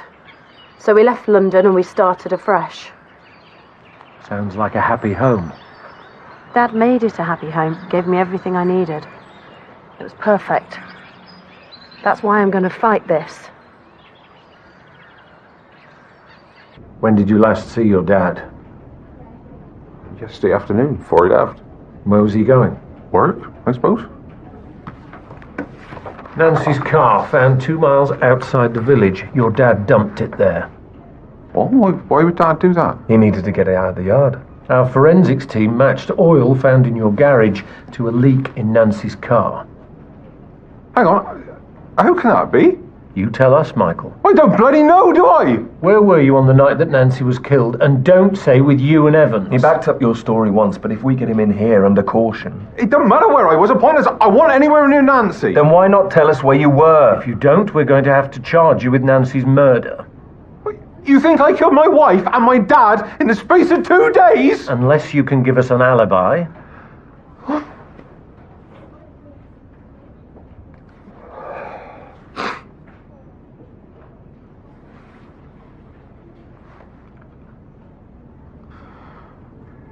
Right.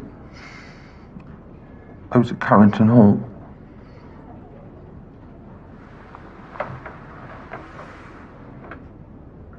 The rehab clinic. I went there to try out. And it only took a day, did it? Oh, of course not. Don't be so stupid. I wanted to get myself together, get my life back. Maybe even get Nancy back. So, I booked myself in, had a nice chat with the therapist, signed all the papers. They went off to look for a room. And I walked straight out of there. It lasted all of 2 hours. Where did you go? Nearest pub. What was it called? The Bull. They'll remember me. They had to carry me out. Why didn't you tell us this before? You think I want to admit I can't go half a day without a drink? I'm a failure. Everyone thinks I'm a loser. My dad did. My wife did. All my mates. I didn't say where I was because I didn't want to give them another chance to write me off.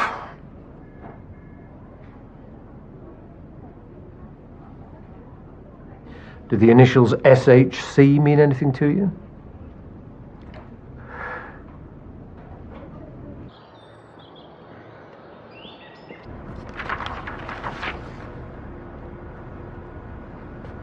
I just don't know what to think.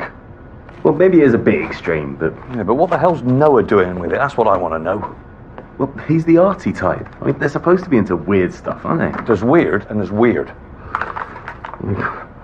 What would the police say if they knew he had a book like that? It's just a book. Yeah, a book full of torture and death. And with everything that's been going on around here.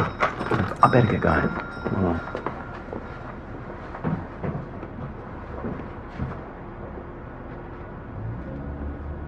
Something I can get you, Professor?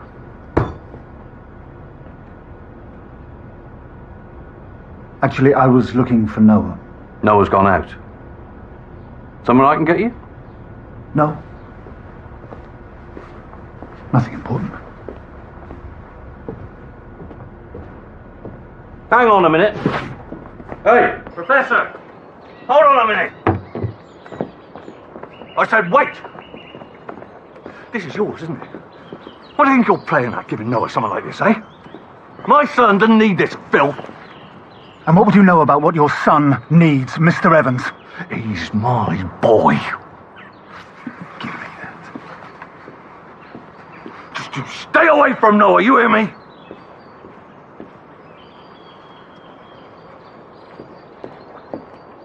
Carrington Hall confirmed that a Michael Dewar booked in but left. And the Bull? Well, the barman remembers him. Took 3 of them to kick him out at closing. Okay, so where are we on the Dewar CCTV? Can't find a VCR. You are kidding me. It's the 21st century, sir. Get a car round to my house. They'll find an old VCR player in my study. You got a study? Nice.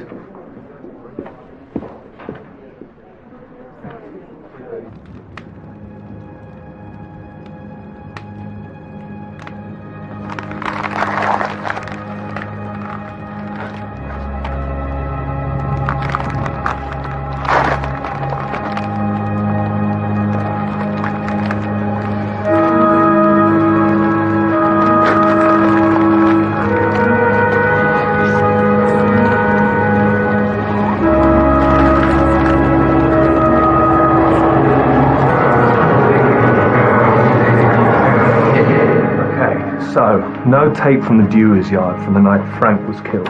Killer probably took it. Yeah, fair bet. But we did find the tape for the night Nancy was killed. Okay, so it's all quiet until 21:37, when this happens.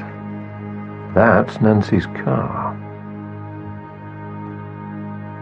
That's Nancy Dewar.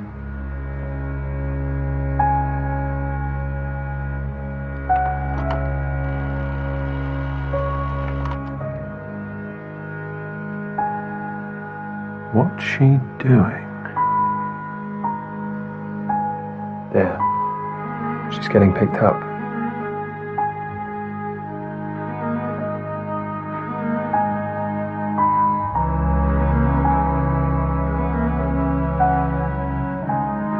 By Zach Lime.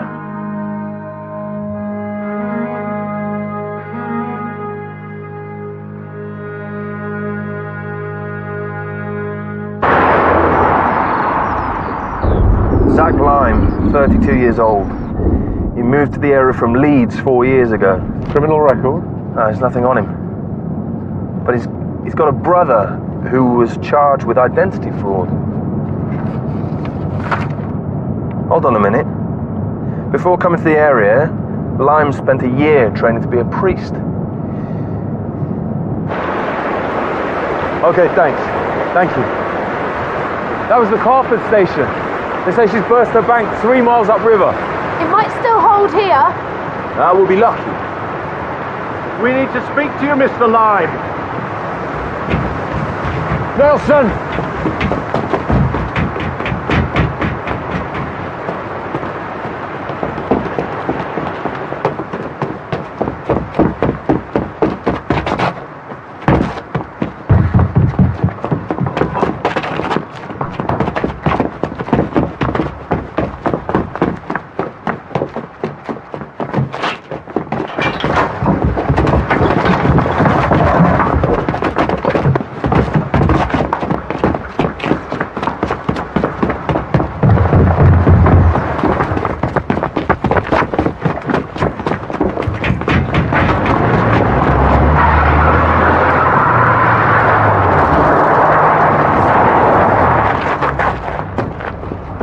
We really do need to speak to you.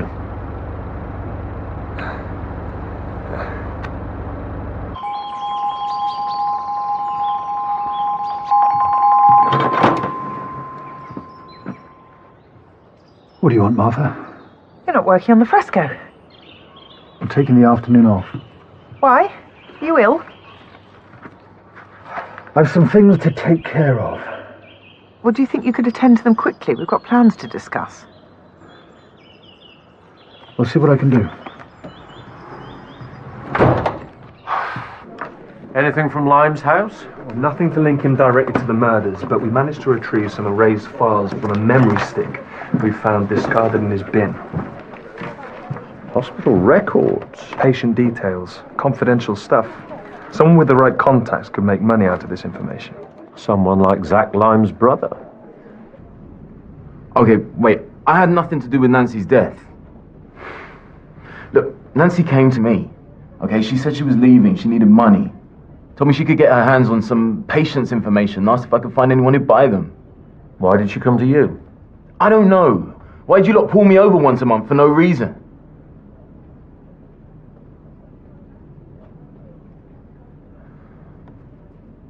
I may have told her about my brother. Why didn't you sell it on? No. It just didn't feel right. And plus, I haven't seen my brother in ages, so... In the end, I just paid Nancy from some savings. Hold on a minute, you gave her your own money. Why not just tell her you couldn't find a buyer? Nancy said if I helped her, she'd put in a good word for me with Ava. Look, I know it's pathetic, right? I know. But I work with Ava every day. And I still never seem able to tell her. Tell her what? I love her.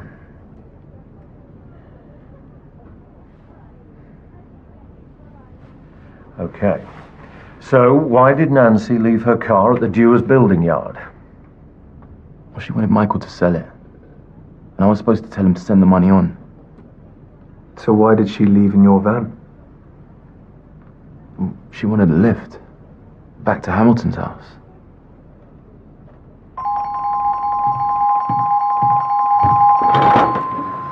Mind if we come in? What the hell's going on? That's exactly what we were going to ask you, Professor. Why didn't you tell us that you saw Nancy Dewar on the night she was killed? Because I didn't see her. We have a witness who said he dropped Nancy back here around 10 o'clock. Look, I don't know what your witness has told you, but I didn't see Nancy that night, and that's the truth. And why should we believe you? Because I was with him. Noah, put some clothes on.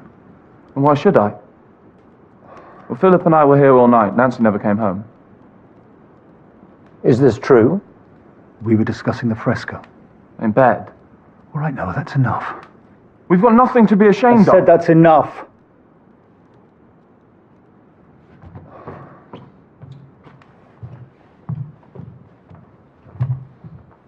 Noah. Noah, please don't overreact. Noah! Noah, I didn't mean it!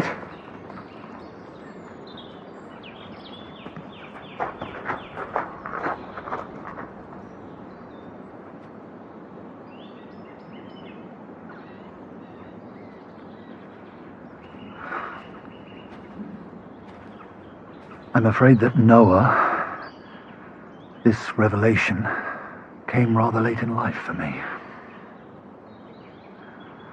I'm still struggling to come to terms with it. Did Nancy know? Poor Nancy. I think she thought we'd fall in love and run away together. She just found me at the wrong time. So Zach swears Nancy went home, and Hamilton and Noah swears she didn't. Somebody's lying. Not necessarily.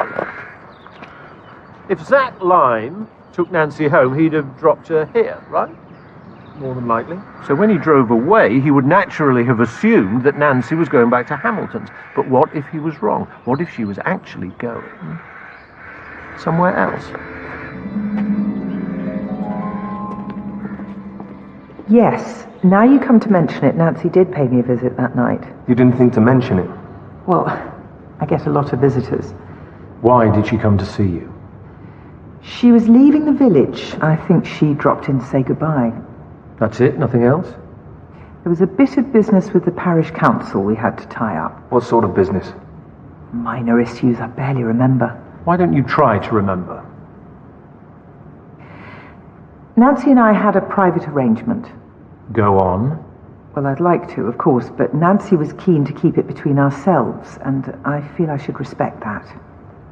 Okay. Nelson, arrest her. What? Okay, fine, right, you've made your point. The council was in deadlock. I needed a majority to sell the cottage. Nancy needed money, so I saw an opportunity to help my cause. You bought her vote. To speed up the process. I know I would have convinced her to see it my way in the end. So she came here for money, then what? And then she left. Where did she go? I assumed to the airport.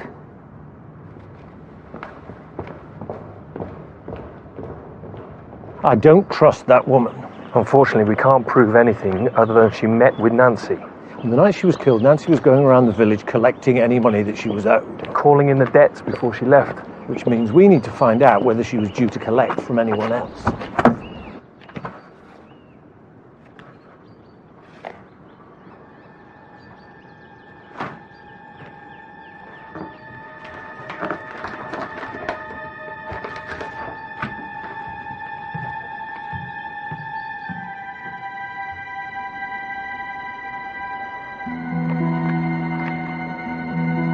Wow, that is beautiful.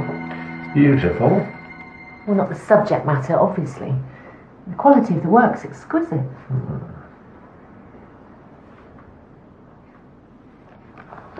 What's this? Your mum sent it to me. Wow. I'd forgotten about this. This is cup final day. Dad got us tickets. You both look very happy. We weren't so happy when we got beaten, but yeah, it was still a great day. What do you remember about it? Not much. Just a happy memory. Sunny. Dad was off work. Just me and him.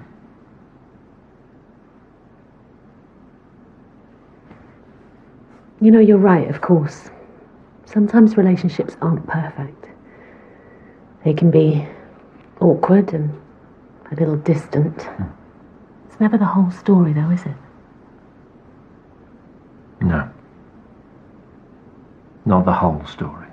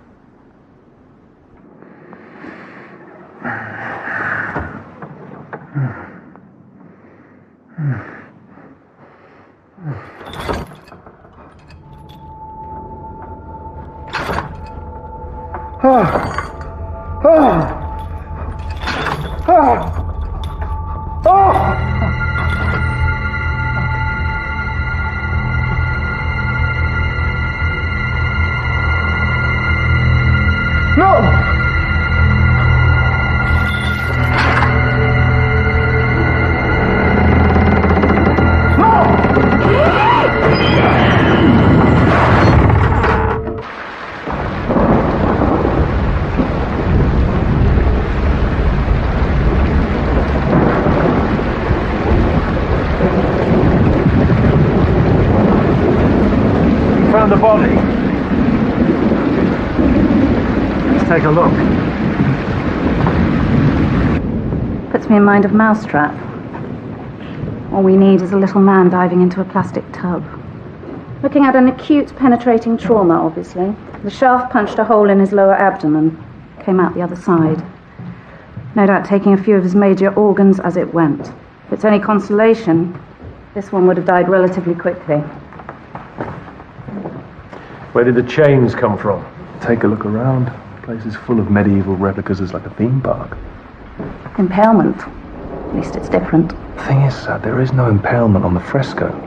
In fact, it's one of the few gory deaths that are missing. I think it's the, breaking on the wheel. Right. I see what you mean. Got all that? Fine. Thank you. I understand you found the body. Rather gruesome discovery. He didn't show up at the crypt, so I called round to see if he was okay. Did you notice anything?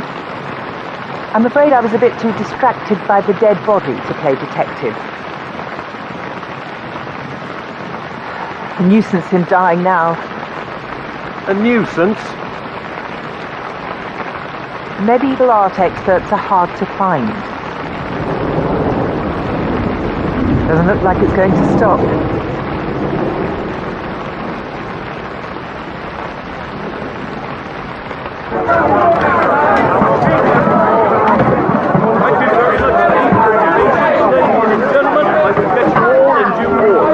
Now make sure you're stocked up on canned goods.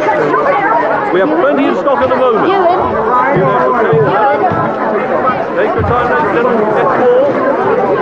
DCI Barnaby looking for your son. Noah! He's through there, okay? Now, where were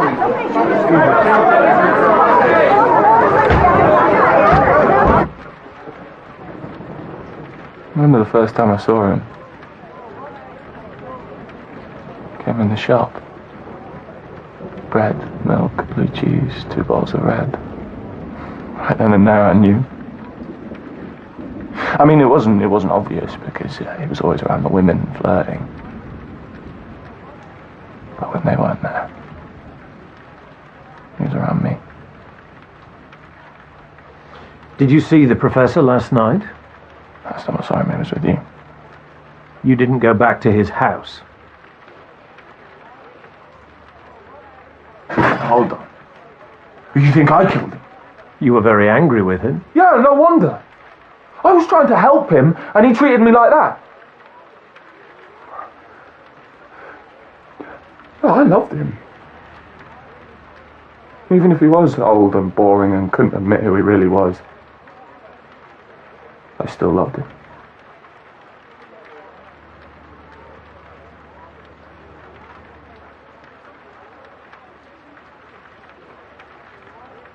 Did he die like the fresco? I'm afraid he did. You know, whoever's doing this, they know their audience. What makes you say that? They're a superstitious lot around here. They'll lap this stuff up.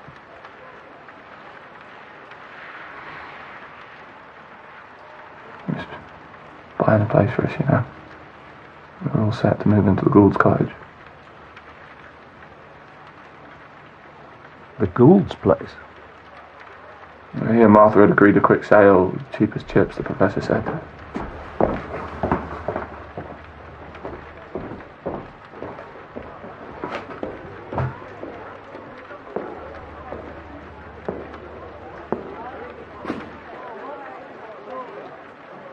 Catch any of that, did you?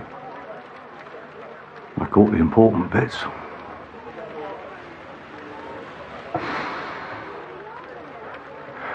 I don't want the shop, Dad.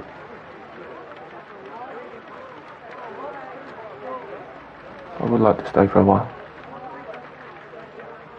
On one condition. Right, ladies and gentlemen, everyone else might be running for the hills, but we are made of sterner stuff. So, come flood, fire, famine, or the devil himself, heavens and sun are open for business.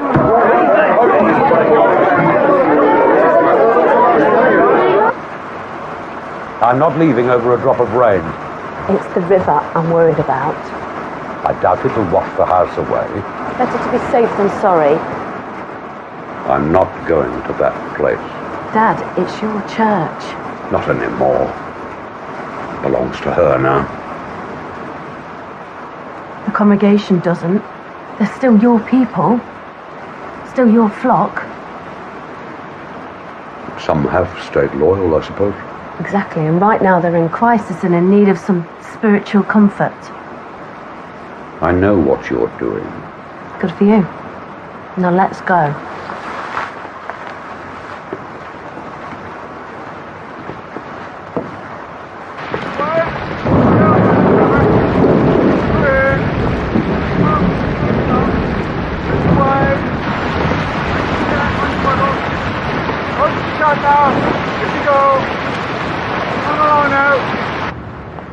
He was buying the Gould's place. So Hamilton was all set to move in. This has got nothing to do with God or sinners or religion. This is all about something far more mundane. Property. All our victims were involved in the deal surrounding the cottage. Ava? Get over there now.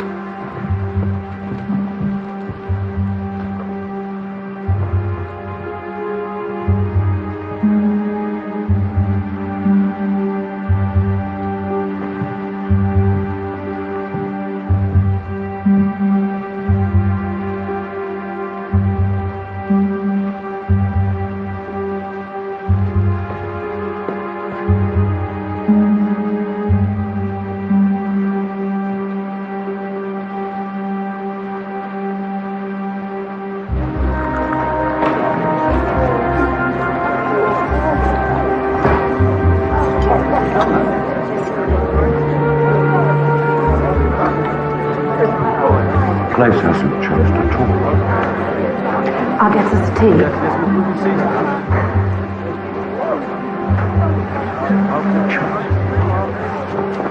Reverend Gould. Nice to see you again, Victor. How goes the crisis? All under control.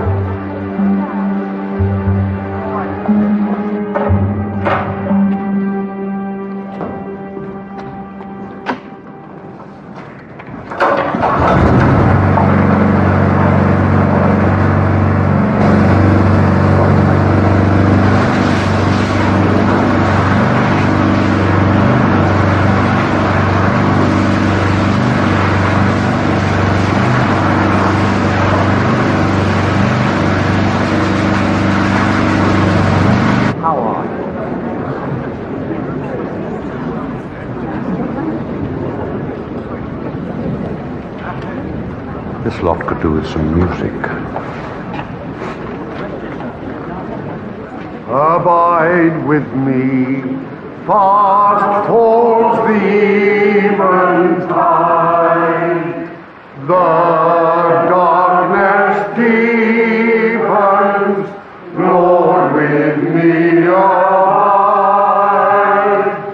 When other helpers fail and comforts flee, help.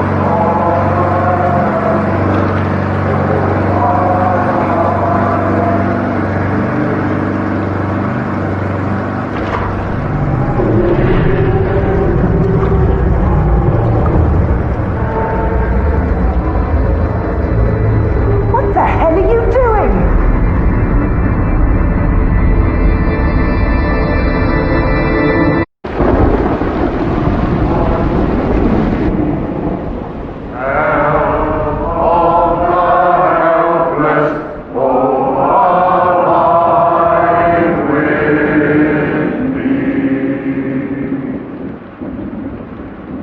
Been a long time since I heard singing like that, and I've missed it.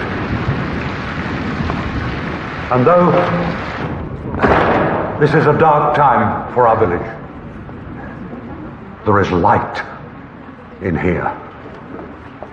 The light of our people. No, thanks. You think you can come into my church and destroy something I've worked for? Not your church, God's church.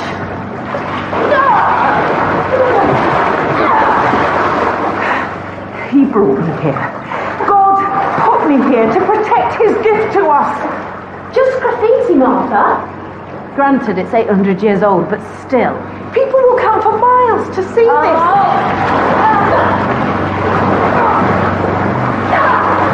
So, that's it. The reason that you threw my dad out of his home, so you could build a tourist attraction. A place of pilgrimage. Exit through the gift shop. There's no talking to you, is there? You can't see that I'm trying to do something to help this village.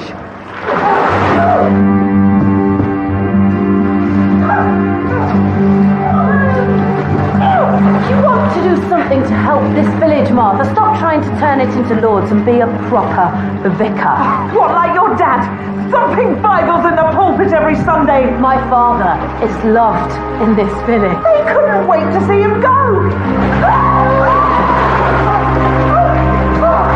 Stay right there. You need to arrest her right now. She tried to destroy this church. Don't be hysterical. And she tried to kill me. You saw her. Right, you need to come with me now.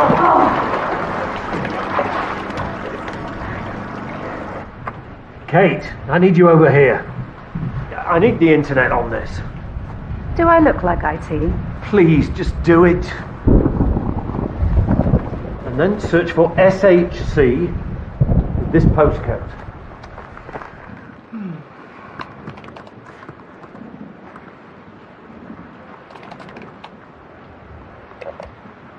Ta-da! Oh, look at this.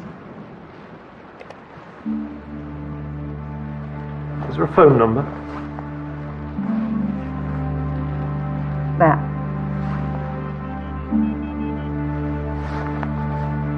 Hello, Detective Chief Inspector Barnaby, Midsomer Constabulary.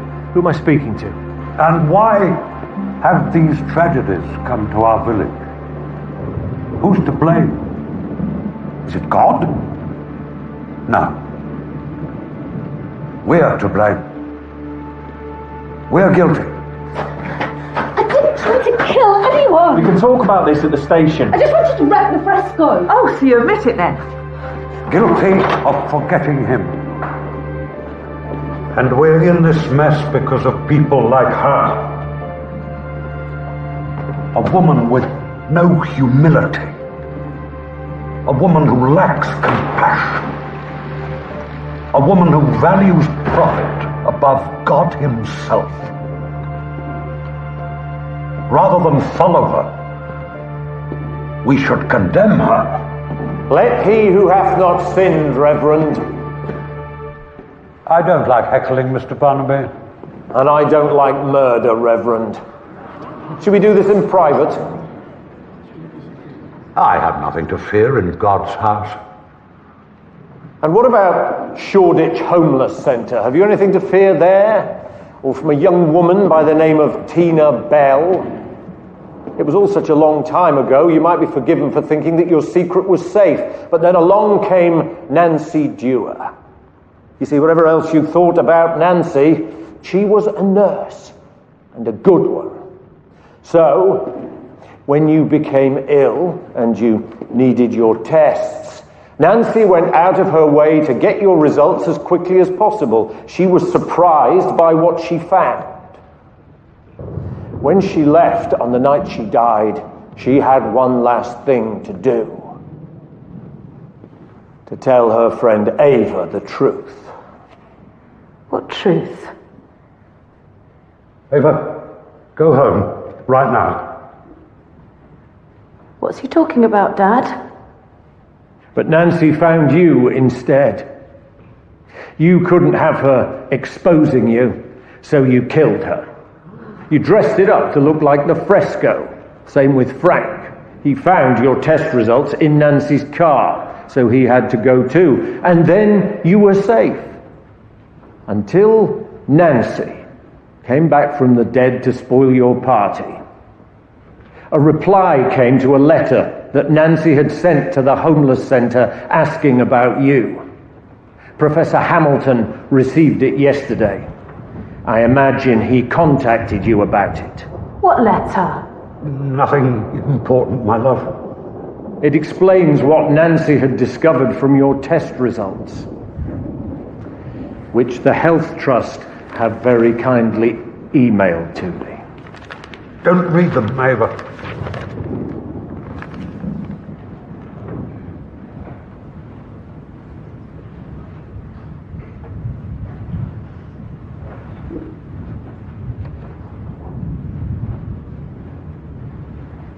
I don't understand. It says we're not related. Of course we are. I'm your father.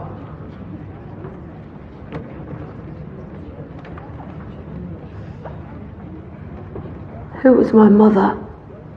You know who she was. Marjorie Gould. She walked into the centre. We went for tea.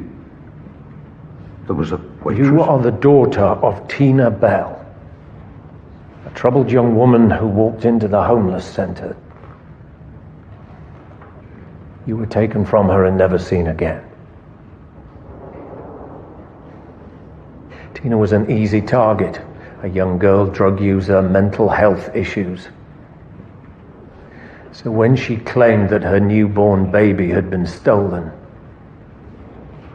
nobody believed her.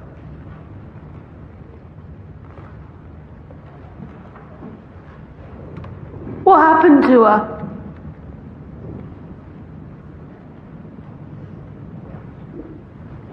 She died 5 years ago. But she never gave up looking for you. You took me from my mum. She wasn't a mum. So full of drugs, she never even woke up. She couldn't take care of you. I took care of you, Ava. You were so small, wrapped in a dirty towel. She birthed you in a car park. A car park, Ava! She wasn't capable of looking after a child. You have to understand, I spent years trying to help those people. I couldn't save them. Not all of them. So I decided to save one. You changed everything. You gave me a purpose again. A reason to believe. You lied to me. Only because I loved you. Oh. Ava! Ava! That's as far as you go, Reverend.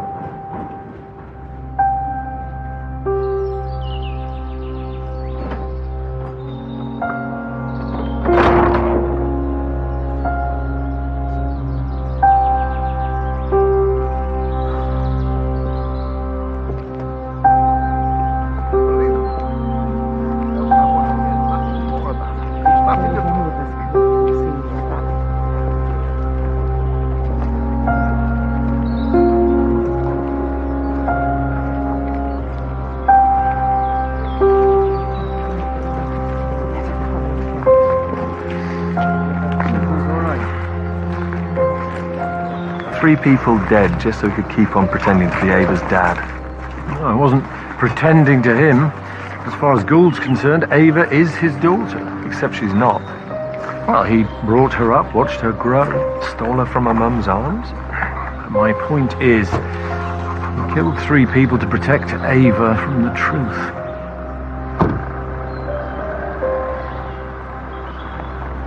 Sounds like you feel sorry for him. No. I feel sorry for Tina Bell. Imagine what she must have felt when she found her baby gone.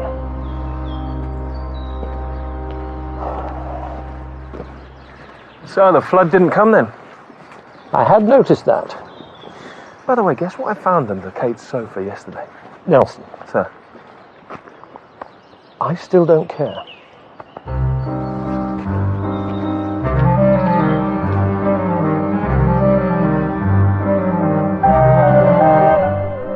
And we return to Midsomer in 2 weeks' time, as next Wednesday night we have the FA Cup replay, Manchester City versus Blackburn Rovers. The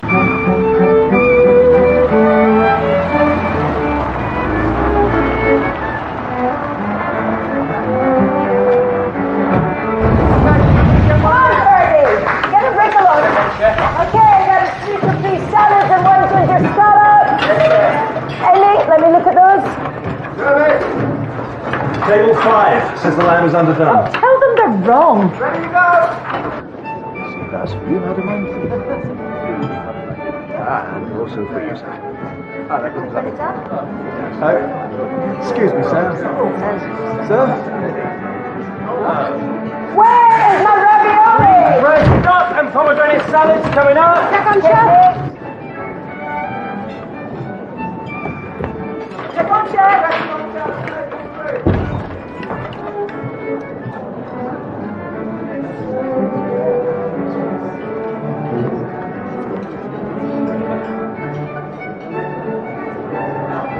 Amy, your father's here. Go and find out what he wants. No, too busy. Come on, Daddy. Check on chef. Okay, 3 dozen cocktails, 1 per chicken and a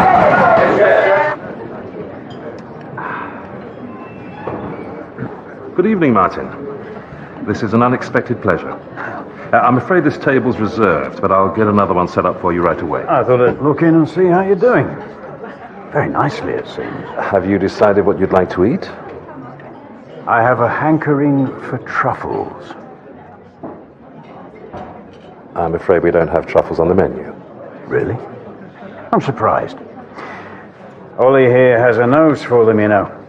Well, if you've no truffles, I'll be off. Don't really fancy anything else. This is for you. What is it? Business matter. It comes a bit of a shock, I'm afraid. Come on, Ollie. Come on. Good boy. Good boy. Come.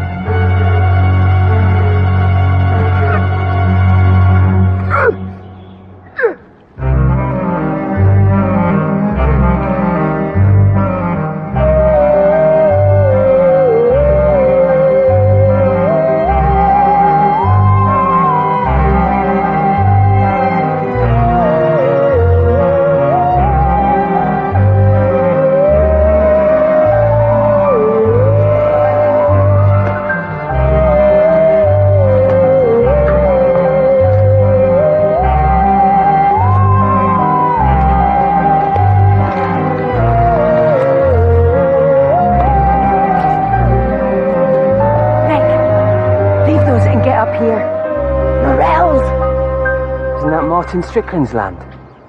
So? Don't be such a wimp and come and help me.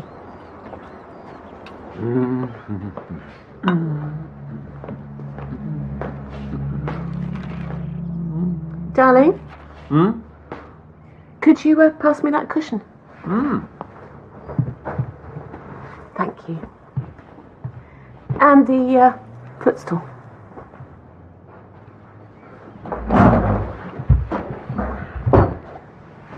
What happened to I'm not ill? Ah, so you were listening. Fair enough. I will try to stop fussing. Hey, boy, do you like your new bowl?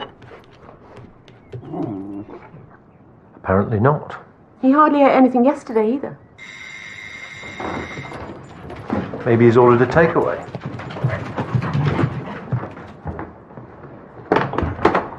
There's a body in the woods over at Midsomer Wyvern, sir. Hello, Sykesy. Hey, dear boy. Hello, Charlie. How is your lovely landlady? Already at the crime scene. You're up bright and early. I thought you were on maternity leave. My first day today, and You're I'm meant to be taking it easy. Yes, darling, of course. Keep an eye on her, Sykes, and eat your breakfast. He's off his food. See you.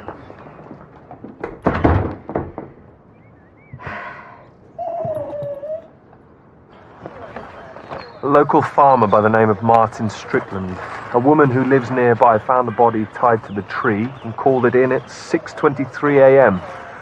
At 7:05 there was another call, anonymous, from a phone box in Corston.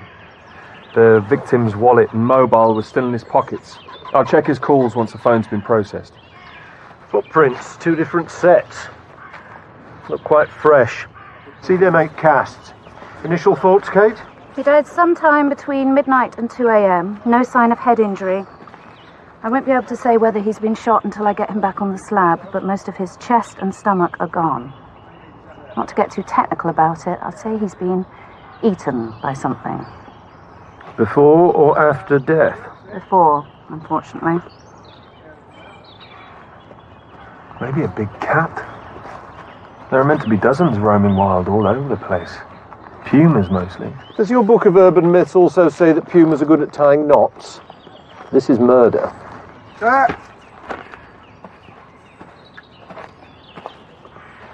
Come on, guys, half an hour till service. Okay, where's my crayfish? 5 minutes, chef. Ready. How long for that lettuce? Well, you said be thorough. Nick? It's split. No, it's not. Start again. Shall I do the roulette, chef, since Nick's going to be behind? Yes, thank you, Amy. Morning all. It's your friendly local butcher with all the choicest cuts and juiciest gossip. Stephanie, let's see what you've got. Are you sure this beef's been hung for long enough? Strung it up myself 28 days ago. It's not the belted Galloway I asked for, though, is it? Boss said to tell you he won't be able to get his hands on any of that until next week at the earliest. Well, if I find out the Riverside Inn's got Galloway in the menu before that, there'll be trouble. Bruce, you know you wouldn't do that to our best customer. Sign here, please. Fair day! Tom, get his meat in the chiller.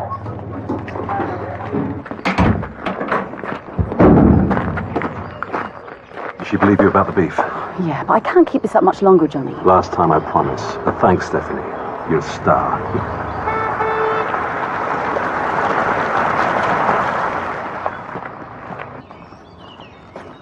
Over there, I think.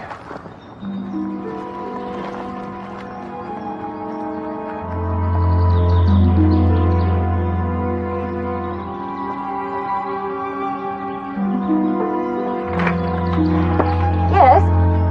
Lizzie Thornfield, Yes? may we come in? What were you doing out in the woods so early this morning, Miss Thornfield? Collecting firewood. Before anyone was around to stop you? You recognised Martin Strickland straight away. How well did you know him? Better than I wanted to. You disliked him? Why? Arrogant landowners aren't my type. Did you hear anything unusual in the woods last night? There were some gunshots. Around midnight, I assumed it was poachers. Wild oats and ginseng. Very good for your libido.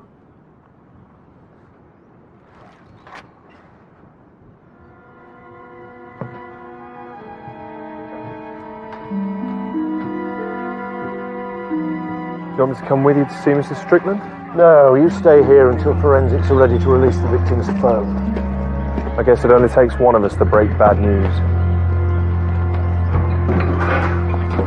Look what's just arrived. Wild Harvest. Huh? This year's must-have book from one of Britain's most exciting chefs, destined to become an instant classic. Let me take a look. Oh, I'm still not sure about the cover. It's fabulous. Hello, bestseller list. It looks amazing.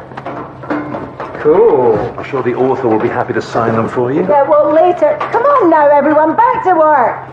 Come on, it's service in 10 minutes, 2 sweets. Come on, kids, come on.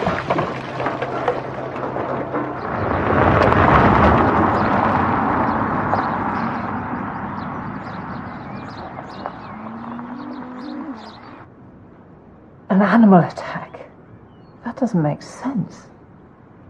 We're still trying to establish exactly what happened, but I'm afraid there's not much doubt that your husband was murdered. Do you have any idea what he might have been doing out in the woods so late at night? I would say taking Ollie for a walk, but he brought him back about 10. And then went out again. Didn't that strike you as odd? Not particularly. We have problems with poachers, and it's only a couple of nights since the truffles were stolen. Truffles? About £10,000 worth, Martin said, all dug up overnight. Did he report it? I assume so. And this morning, weren't you alarmed when you realized your husband hadn't come home? I didn't realize. Although, come to think of it, Ollie was whining to go out.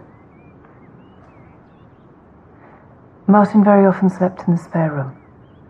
We keep very different hours, and he snores. He used to snore.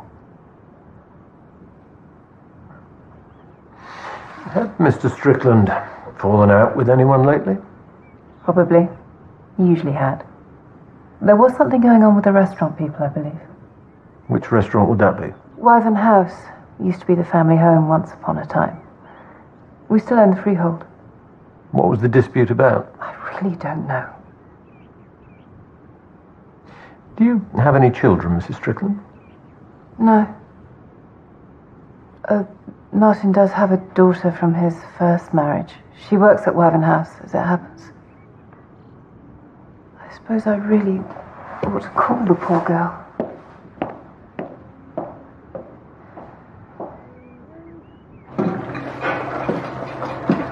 Well done, everybody. Really well done.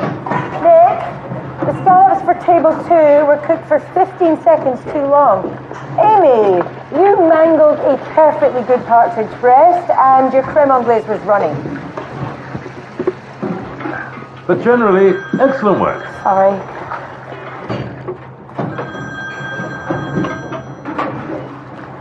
Camilla, what do you want?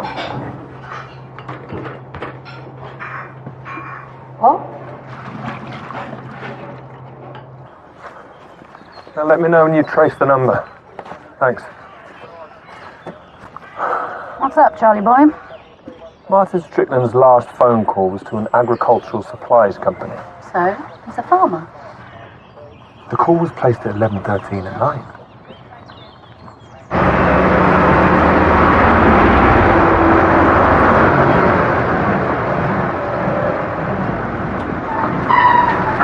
What do you farm here? Beef cattle, mostly. And Martin runs some commercial shoots up in the woods. Pheasant, deer, wild boar, that kind of thing. Camilla, do you know where Martin is? I've not seen him all morning. Martin's dead, Jamie. Oh my God, that's terrible. Sorry, sir, you are... Jamie Weston. Jamie worked for Martin. Well, for me now, I suppose. Excuse me. Nelson? Sir, Strickland Strickland's phone lists his last call as an agricultural supplies company. But it turns out the number actually belongs to an Angela Linklater, landlady of the village pub. Make mine a half.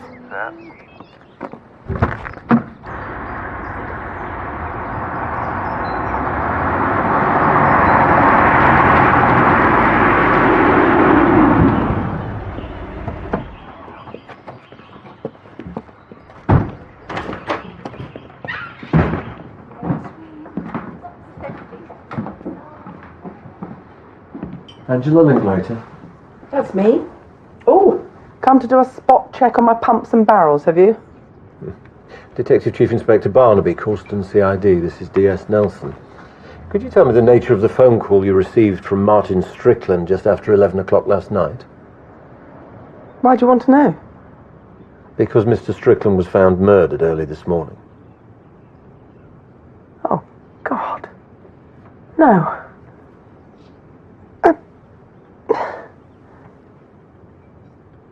The phone call? He just rang to say goodnight. Sorry. I take it your relationship with Mr. Strickland was a close one. Nothing serious, but we'd been seeing each other for a while. Your number was stored in his phone as agricultural suppliers. Was that to keep it hidden from his wife? Shall we?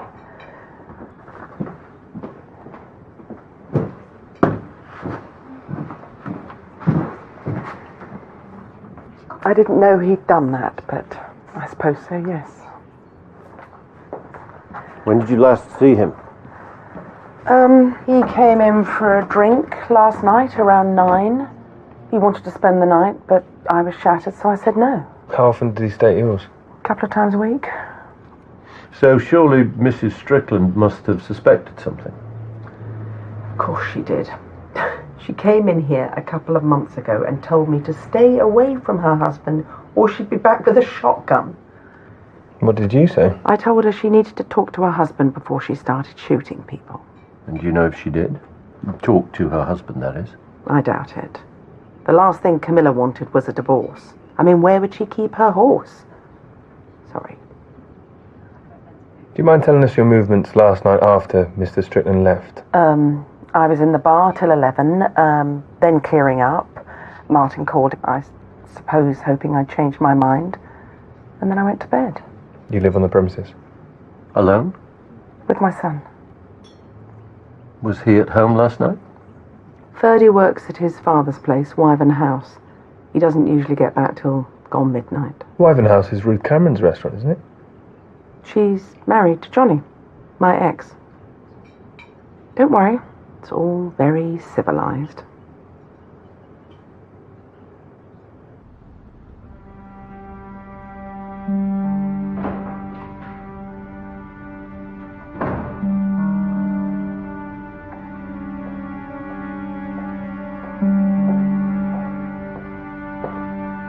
Are we safe now, do you think? Unless Martin shared his plan with his wife. A dreadful thing to happen, of course. Though it couldn't have happened to a nastier man. No. Johnny? If you know something you're not telling me.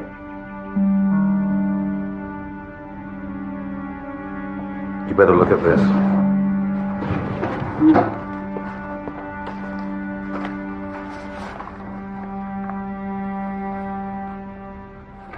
He died of multiple penetrating injuries, but no sign of gunshot or knife wounds. The torso's a mess. Bite marks and saliva everywhere. Nasty. He'd ingested a hefty dose of valerian as well as a fair bit of alcohol. Valerian? A natural sleeping remedy. But here's the really strange part. The torso was smeared with a viscous substance before the attack. I've sent samples off for testing, but I am pretty sure it's truffle oil. That's crazy. They use pigs to hunt for truffles on the continent, don't they? Yes, they do. You think Martin Strickland was eaten by a pig? Not a pig. An ancient relative. A wild boar. Camilla Strickland said there are some in the woods. So Martin Strickland is drugged and tied to a tree, possibly at gunpoint, and then daubed with an oil the killer knows will prove irresistible to a large, omnivorous wild animal, and abandoned to his fate. Hard to think of a more horrible way to die.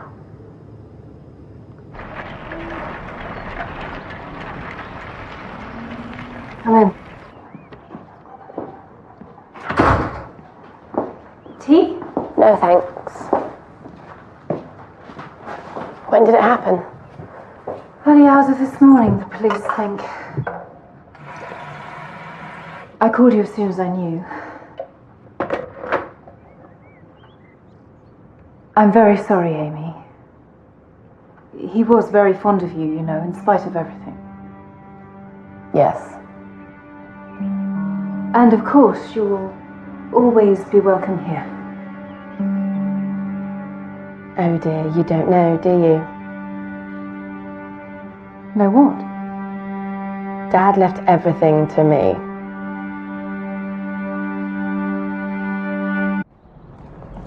Anything on this morning's anonymous call?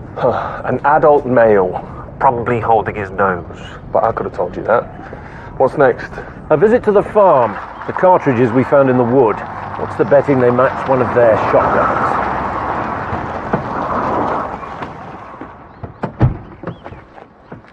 Head over and start the search at Jamie Weston's cottage. Take Phillips with you. I'll go and see. You two?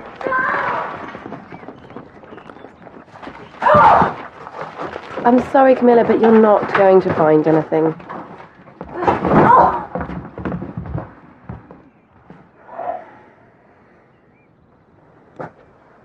Are you Amy Strickland?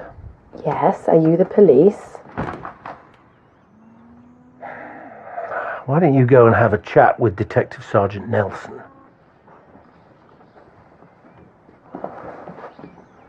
Mrs. Strickland, why don't you tell me what's going on? Why didn't you go and speak to your father when he came into the restaurant last night?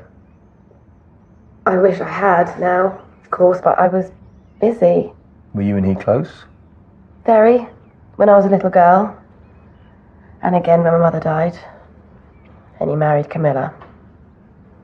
And that put a strain on your relationship? Yes, but I think he was starting to realise that she was only interested in his money. Sorry, I probably shouldn't have said that.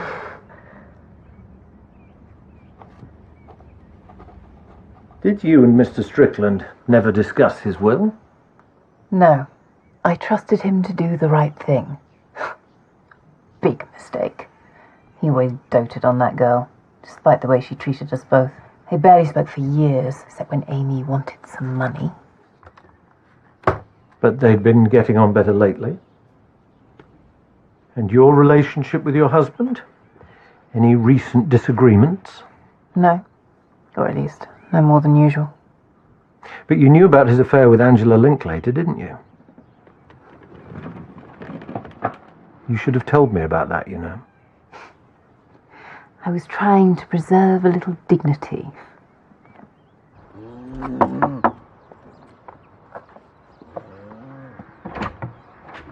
James Weston, we have a warrant to search these premises. Standard 12 bore. Many people around here got them. When were they last fired? I went out Sunday. After rabbits.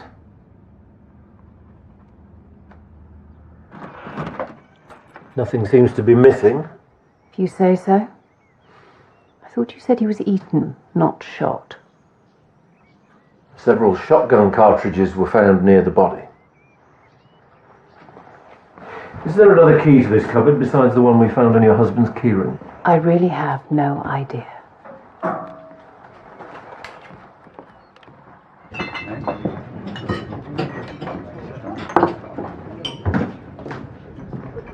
Good book.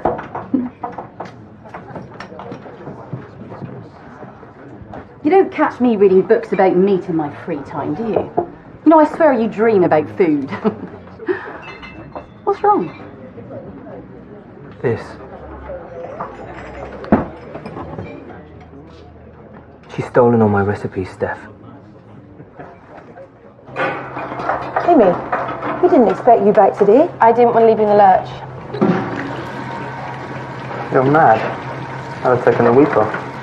I'm sure. 30.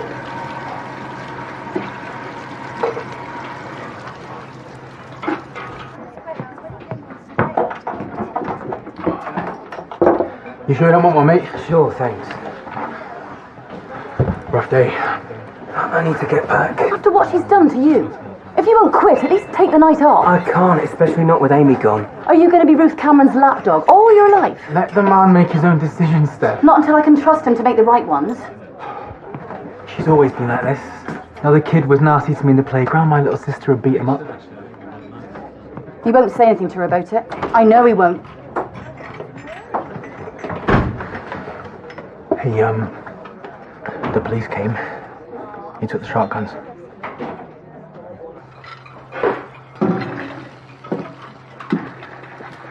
Where the hell have you been?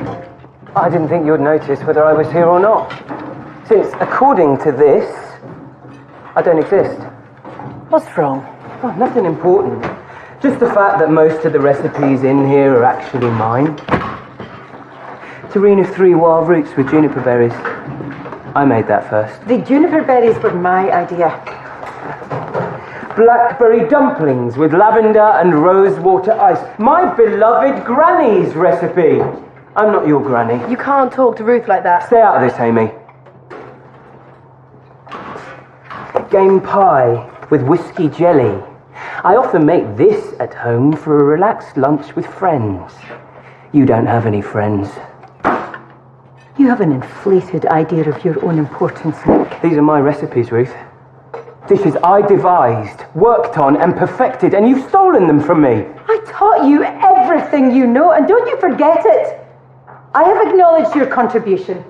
Oh, grateful thanks to my husband Johnny and my wonderful team at Wyvern House. I'm overwhelmed. How many books do you think your name would sell? How many people would come to Wyvern House to eat Nick Ivor's food? There is only one star in this kitchen, and it is me, not you. And if you don't like it, you can get out.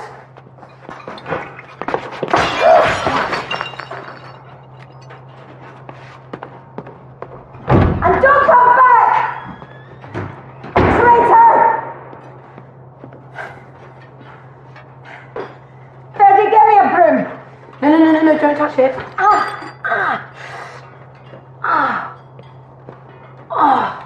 Let me see that. Get off me.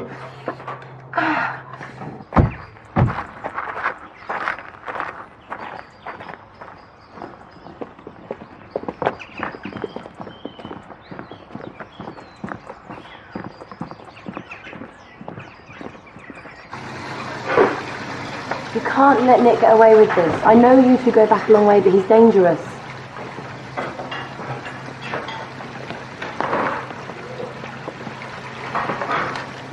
That looks nasty. Occupational hazard. What do you want? This is DCI Barnaby from Causton CID. I'm DS Nelson. We need to have a word. Is your husband about, Miss Cameron? I understand Mr. Strickland owned Wyvern House and you leased the building from him. That's right. And you've been here now? Just over 2 years. How was your relationship with Mr. Strickland? The usual wrangles between landlord and tenant about who was responsible for what, but no major problems. Do you really need me? Only we're short-staffed in the kitchen. If you wouldn't mind staying for a few minutes, Miss Cameron. I'm curious about the truffles that were stolen from Martin Strickland's land. What about them? A gourmet restaurant that prides itself on using local produce.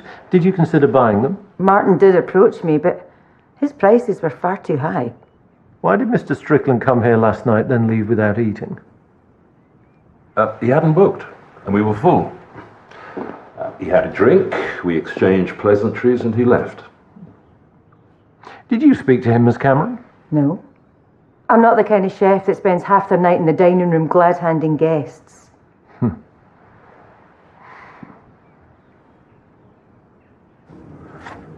What time did you finish work yesterday? About 12:30. Were you the last person to leave? Apart from Ruth and my dad, I had to do all the clearing up. And what did you do then? I went home, played zombie cannibal for a bit and went to bed. Oh, I haven't tried zombie cannibal yet. Is it any good?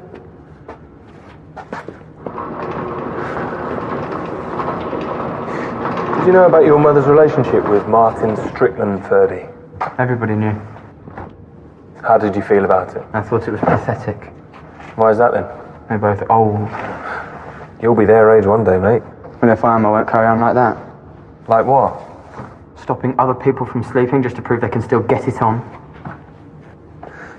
Did you feel that Martin was trying to replace your dad?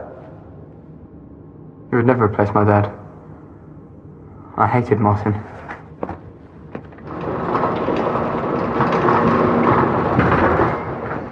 Well, he might have a cushy number working for his dad, but Ferdy Linklater's got a fiery temper. Have you let a suspect get under your skin? You think he's a suspect? Everyone's a suspect at this stage. None of the women in Martin Strickland's life seem to care very much that he's dead. Check them all out. And see what you can find in Strickland's paperwork that relates to Wyvern House. There's something Johnny Linklater isn't telling us. He's been sinking gin and tonics like there's no tomorrow. Yeah, I know, Stephanie, but somebody's got to get him home. Okay, but I want him out within the next half an hour.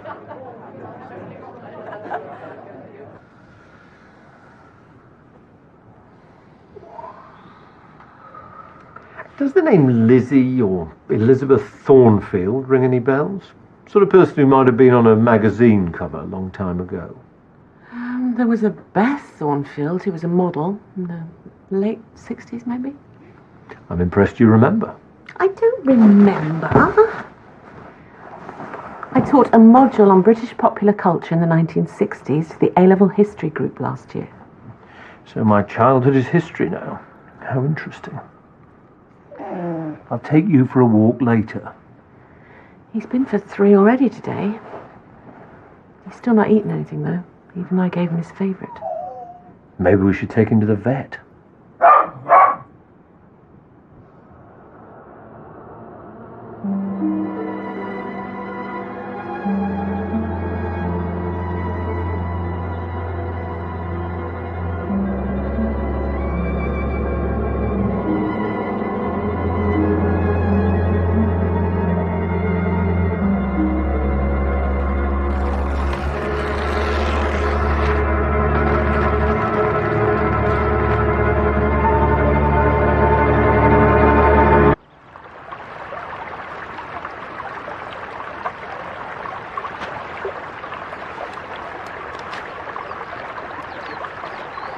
Here, take this. Wild celery.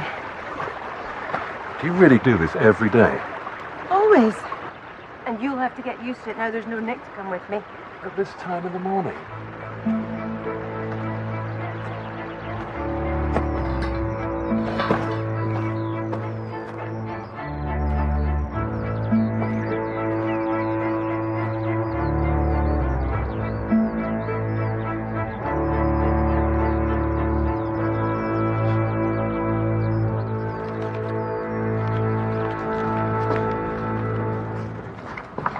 Ah, sir.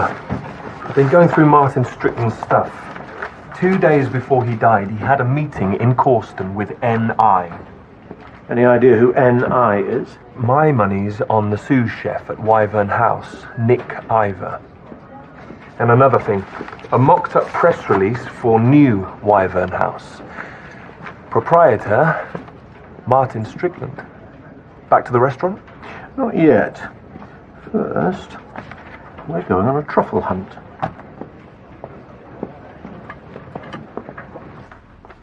Do you have a moment? Of course. How are you feeling, Amy? Do you need some time off after all? No. The thing is, my father left everything to me. Really? Well, congratulations, if that doesn't seem too crass. So I suppose that makes me your landlady. But that's not what I wanted to talk about. I'm going to have money soon, quite a lot of it, and I want to invest in Wyvern House. I see. I was thinking we could expand the business, run courses, develop a merchandising arm maybe. The restaurant's wonderful, of course, but it could be so much more. It's a generous offer, certainly. What would you want in return? A partnership. Business and creative. The kitchen is Ruth's domain. I know I have a lot to learn, but I have ideas too, and I think together... I'll talk to Ruth. But we mustn't rush into any important decisions. I hope you both give this some serious thought.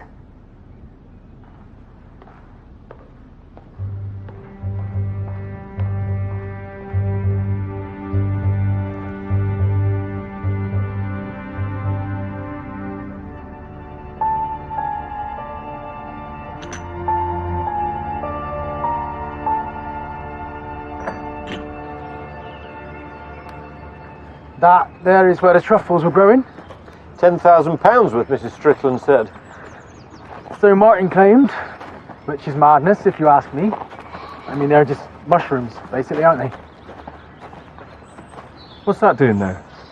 Looks like a bat box, but that's funny, I never noticed that before. Nelson? How long have you worked on the farm, Mr. Weston? Just over 4 years. And how did you get on with Martin Strickland? Bit of a control freak, but he was okay. As long as you didn't let him get to you. Lizzie Thornfield didn't like him much, did she? No, well, the pair of them, they had history. What happened? Her dog got caught in a trap Martin had set for the foxes. Poor thing had to be put down. Of course, Lizzie came round to the farm, called Martin every name under the sun, said... Said what? Nothing important. She threatened revenge. It were just talk. It's a security camera.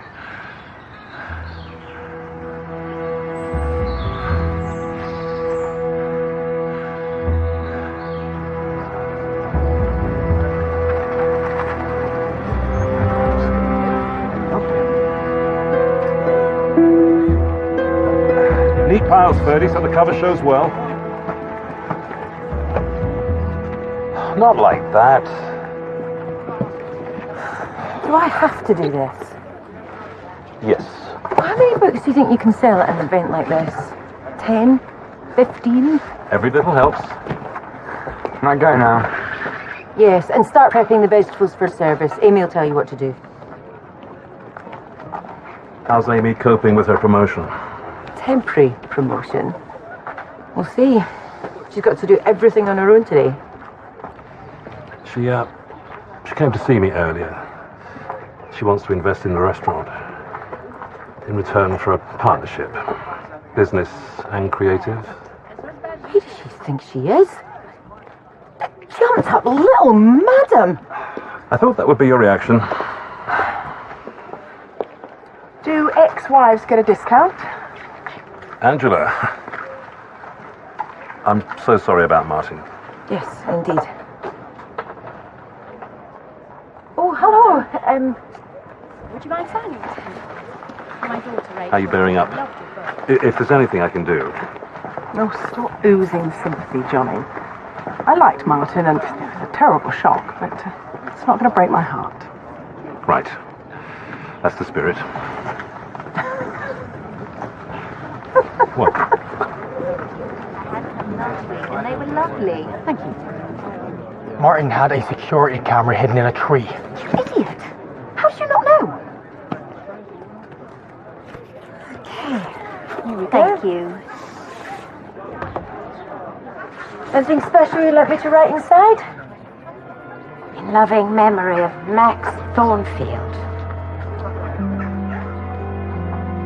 Who's he? Quite a celebrity these days, aren't you, Ruth? What would all your admirers think if they knew the truth? There is nothing to know. You killed my son. I call that something.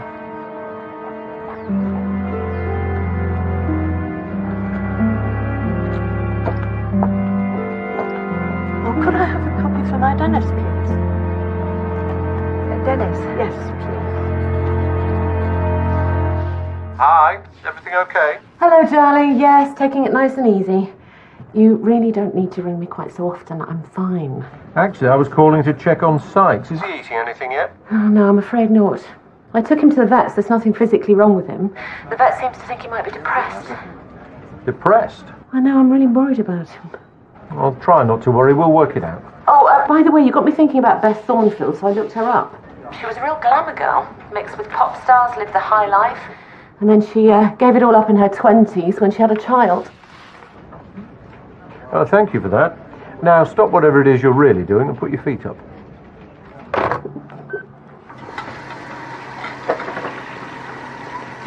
How'd the book signing go? It's done, thank goodness. I never knew there were so many villagers. Sold 42 copies. I told you it would be worth it. So, Amy, are we on schedule? Yeah, cold starters and puddings are done, salads and dressings are prepped, and the sauces are ready to go. Okay, how long for the soup? 5 minutes. Have you tasted it?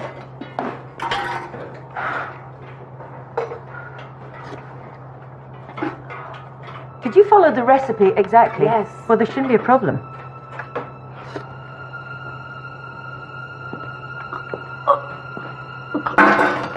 Amy?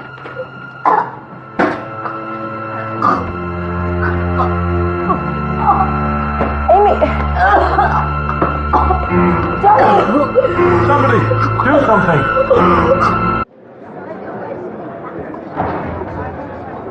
I'm sorry that you've been kept waiting, everyone. There's been an incident in the kitchen, and I'm afraid you won't be getting any lunch today. Kitchens are really hazardous places. One bite of a death cap and you're a goner. Rhubarb leaves will kill you too, even faster than foxgloves. Is there any evidence that Amy Strickland had eaten rhubarb leaves or foxgloves? No, but she tasted this soup just before she died. Wild celery and mushroom. Was it poison, Kate? Obviously, I can't say for sure yet, but I think so. That rictus grin, I've read about it before. It's symptomatic of poisoning.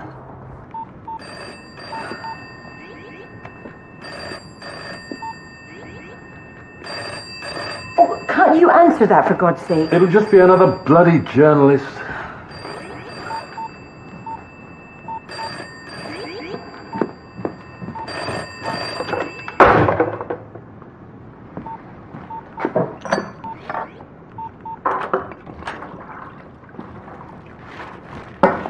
Oi, what are you doing? Miss Cameron, please.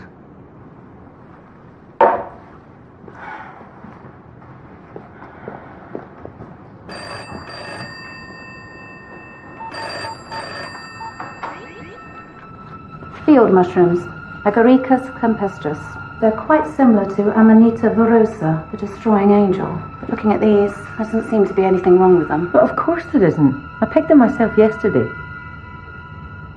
Are you assuming it was one of us? Not necessarily. I understand the supplier's entrance is left unlocked during the day. And the kitchen's always deserted around 11:15 for staff lunch. Did Amy prepare all the ingredients for the soup herself? No, Verdi prep for her. Well, at least I told him to. I just took the stuff from the chiller Amy said it would be. Did the mushrooms all look the same to you?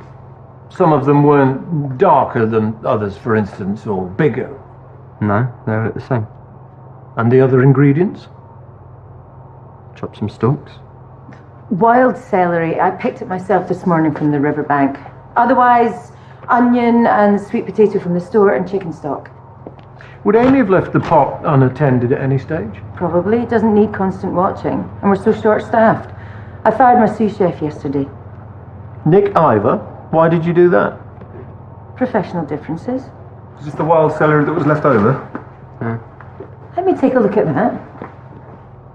That's not the plant I picked this morning.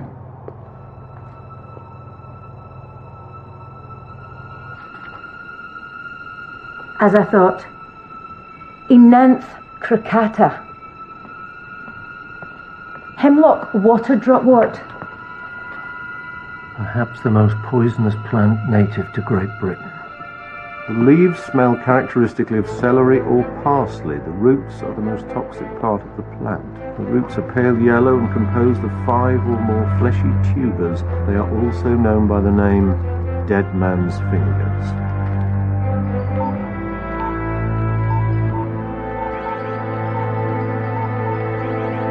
Ferdy. Do you want to tell me what these are? They're not mine. Oh, okay. So when we test the bag, we won't find your fingerprints? There's a website with pictures. They tell you which ones are poisonous and which ones get you high. I haven't hurt anyone.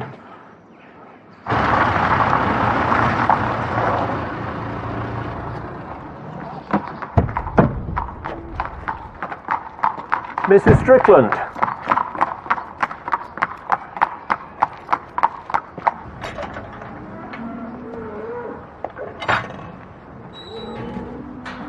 I'm sorry, I'm just... Why is someone targeting us like this? That's what we're trying to find out. Can you tell me where you were this morning, please? Out riding. Did you meet anyone? Jamie saw me leave, and I met 1 or 2 people, but no one I knew. Yesterday, when you found out about the will, you were clearly very angry. Now that Amy's dead, the entire estate comes to you. Did you know that? Yes, and what of it? I haven't been to Wyvern House since my wedding anniversary over a year ago.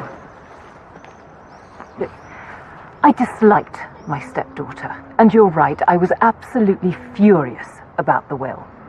But that doesn't mean I killed Amy. Thanks, Liz.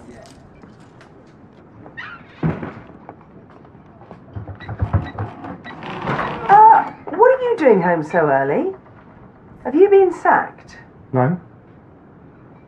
Amy's dead, so they closed the restaurant. What do you mean Amy's dead? Is it not alive anymore? Birdie! Poison soup. I was there. It was pretty horrible, actually.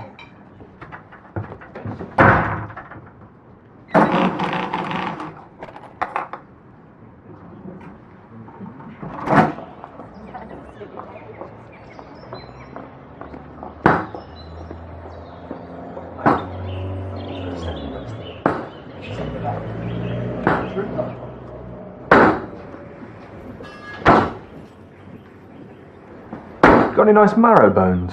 Only I know a dog who'd really appreciate one. And D.S. Nelson. I was looking for Nick Ivor. Maybe he's still in the flat. I haven't seen him since this morning. What time was that? Just after 8. He was still asleep. He had quite a lot to drink last night. My brother and I had to fetch him home from the pub. Upset at being fired, was he?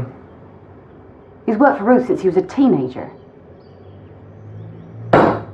What time did he get home the night before last? Do you remember? About 11, as usual. Maybe a bit earlier.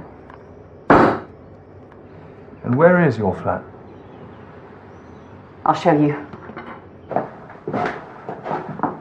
I can't believe Amy's dead. I mean, was this something to do with her dad? We don't know yet. The night Martin Strickland died, Stephanie thinks you got home from the restaurant about 11. Is that right? Nick? Yeah, that's right. And you say you haven't been out at all today? No. Were you and Amy friends? Not really. Amy didn't like taking orders from Ruth, let alone me. But when you work in a kitchen with somebody, you have to get along. Amy would have been looking to move up into your job then. I'm sure she was, but she'd have been disappointed. She wasn't ready to be a sous chef. Ruth knew that. Is Ruth okay? You're concerned about her feelings, even though she just sacked you. And me and Ruth go back a long way. She didn't just give me a job.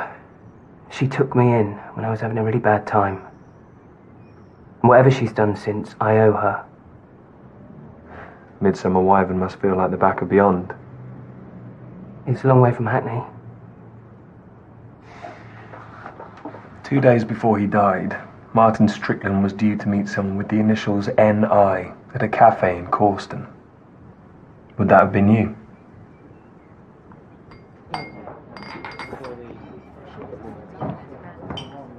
Hello. I had to get out for a bit. You don't mind, do you? Of course not. Can I get you anything? Pint of whiskey? With an orange juice on the side. It's awful, Angie. I saw that poor girl die. I'm sorry. The police can't think you had anything to do with it. Who knows what they think? And there's other stuff going on. What do you mean? I shouldn't come moaning to you. I don't mind. Turns out running a restaurant is harder than I thought and a lot more expensive. And now this. You don't seriously think you'll have to close? It's possible. And if that happens, I think Ruth will leave me.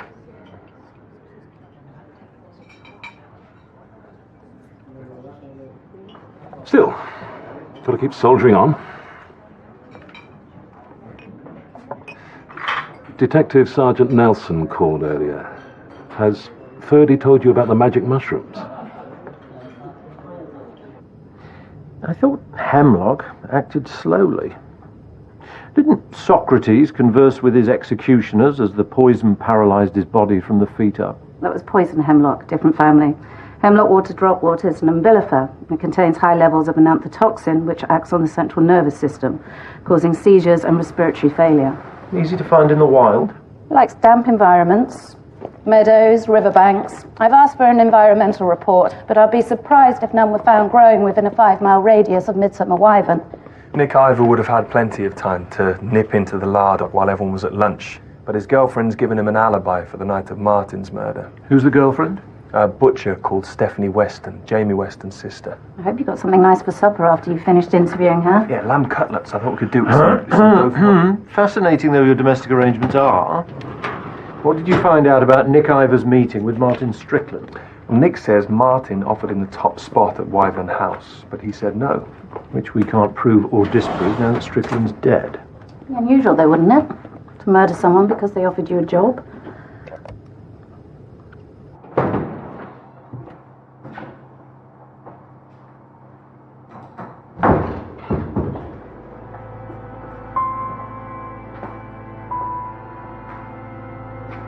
What are you doing, love?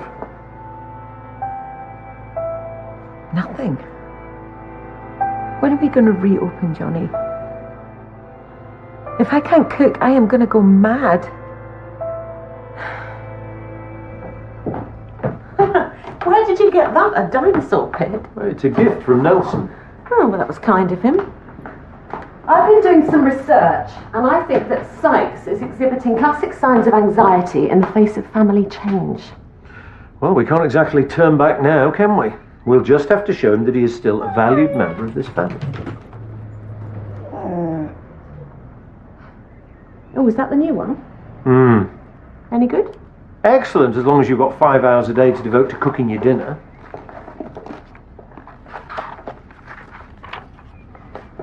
Oh, God. Is this the fatal recipe?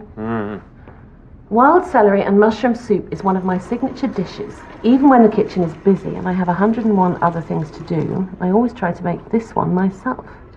Well, lucky for her, she didn't make it today. Oh, I think you're right. The poison wasn't meant for Amy. It was Ruth Cameron that was supposed to die.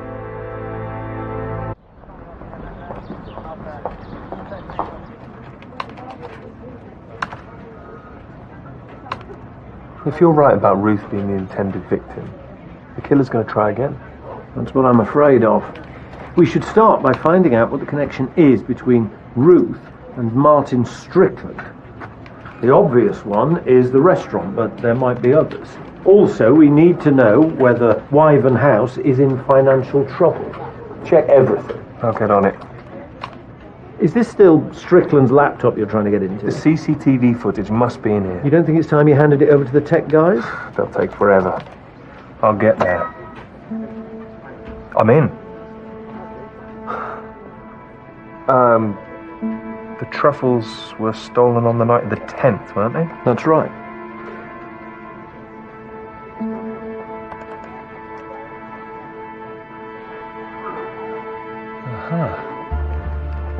Strickland's been here before.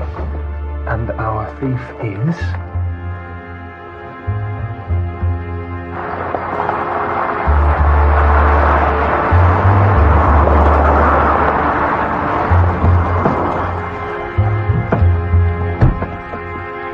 Phillips, you come with us. Rest and stay here, yeah? And a hidden camera. In the woods. We've been having cash flow problems. The suppliers were pressing for payment. When I found out about the truffles, well, it seemed too good an opportunity to pass up. It was sheer stupidity. I see that now. It was theft, Mr. Linklater. Yes. It's always struck me as odd that Mr. Strickland didn't report the crime. Was that out of the goodness of his heart, do you think? He was blackmailing me. Threatening to expose me unless I agreed to break the lease and let him take over the restaurant. With Nick Ivor in charge in the kitchen. How much does Miss Cameron know about all this? She knows there's a problem about the lease, but she doesn't know about the truffles.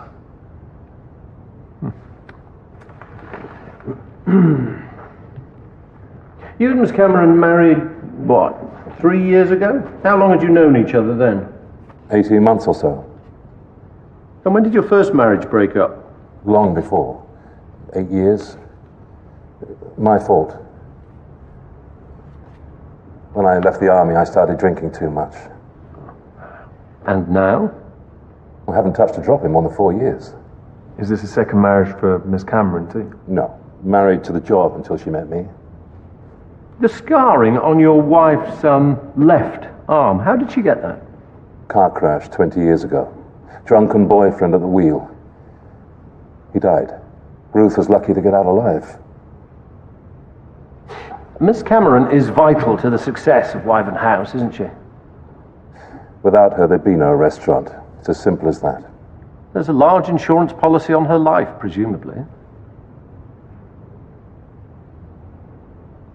Sergeant Nelson, I'd like you to arrest Mr. Linklater and take him down to the station. Charge him with theft. Get a statement from him.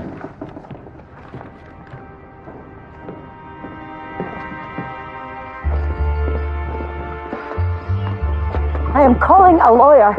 Who told you that Johnny took the truffles? It's rubbish. Someone is out to hurt the restaurant. Hurt me. No one told us your husband took the truffles, Miss Cameron. We have hard evidence, but I'm afraid you're right. Someone is trying to hurt you.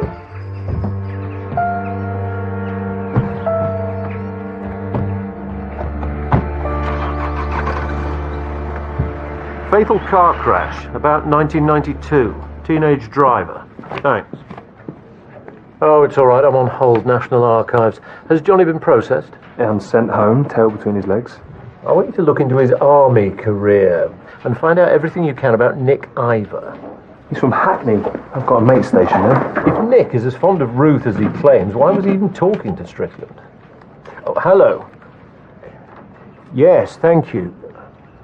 Well, that's very helpful. Could you give me the exact date and place of death, please?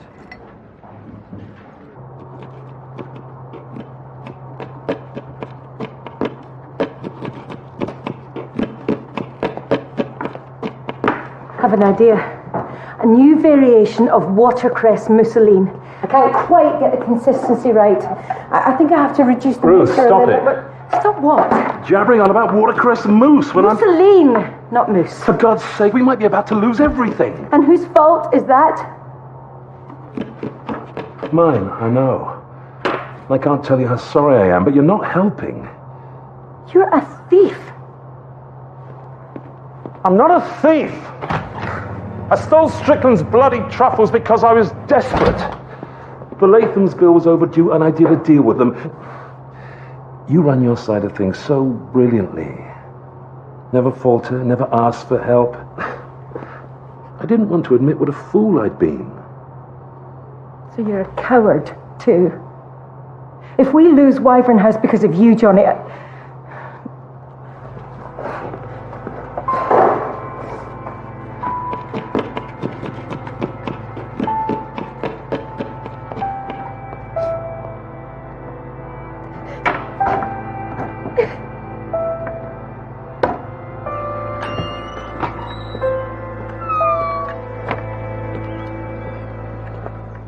Good morning, Miss Thornfield. I'd like to talk to you about valerian. Oh, having trouble sleeping, Inspector? If I were, could you sell me some? Valerian tea, yes. Have you sold any recently? Well, not for some weeks. I'd remember because I have to tell people not to prepare it with boiling water. Are there any other local sources of supply? Well, most health food shops sell capsules, and the herb itself is easy enough to grow. Is there something else I can help you with, gentlemen? That first morning when you told us that Martin Strickland wasn't your type, I'm wondering why you didn't tell us about your dog. A man was dead. Fond as I was of Bailey, it hardly seemed to be the right moment to be talking about him. But you understand my concern. You're suggesting that I killed a man because his actions led to the death of my dog? Do you think I'm insane? And I didn't even know Amy Strickland. But you know Ruth Cameron. What of it? It's not Ruth who's dead. Perhaps it was meant to be. I see. How much do you know about what happened to my son?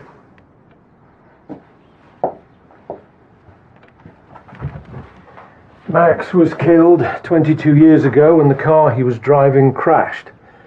There was a high level of alcohol in his blood. Ruth Cameron was in the passenger seat and escaped with comparatively minor injuries. That's the official version. But I believe that Ruth was driving. I agree. Why? When the car hit the tree, the impact was on the left, the passenger side. It doesn't make sense that the driver died, but the only damage to the passenger was an injured left arm. It was Ruth's car, you know, a little convertible. She wouldn't let anyone else drive, ever. Max hadn't even passed his test. You think she pulled Max over to the driving seat after the accident, even though her arm was badly injured? If Ruth had been drinking as well, she would have been desperate. And you said nothing to the police at the time? I was the dead boy's mother. They wouldn't take me seriously. Will you try to reopen the case? Ruining Ruth's life won't bring Max back. They tell you time is a great healer, but that's a lie. When you lose someone you love, really, truly love, the pain never goes away.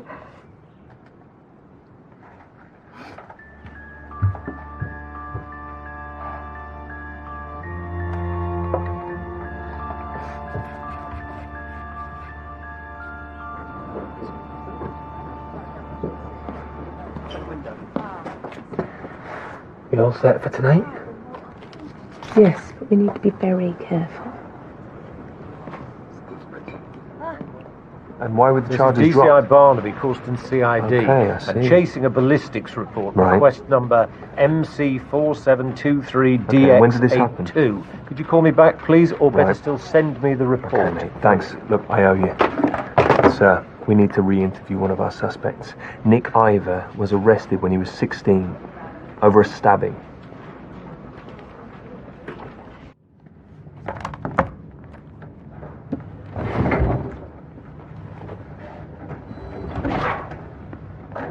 Thank you for coming in, Mr. Ivor. Did I have a choice?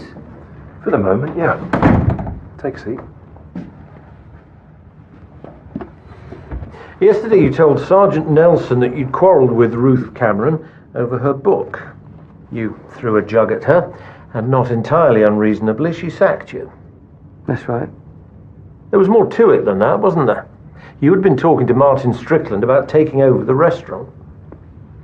Ruth never mentioned that. But anyway, I told you I turned him down. Can we go back to the recipes for a moment? Quite a lot of them have little personal stories attached about what they mean to Ruth. Did she make those up? Most of them, yeah. So when she says she always tries to make the wild celery and mushroom soup herself, is that a lie? No, that bit's true. You were very angry with Ruth Cameron, weren't you? No, of course I was, but what's this got to do with... God, do you think I tried to poison Ruth? Did you? No, I adore Ruth. And I'm not a killer. But that's only a matter of luck, isn't it, Mr. Ivor? If that knife had gone just a fraction deeper, your stepfather would be dead.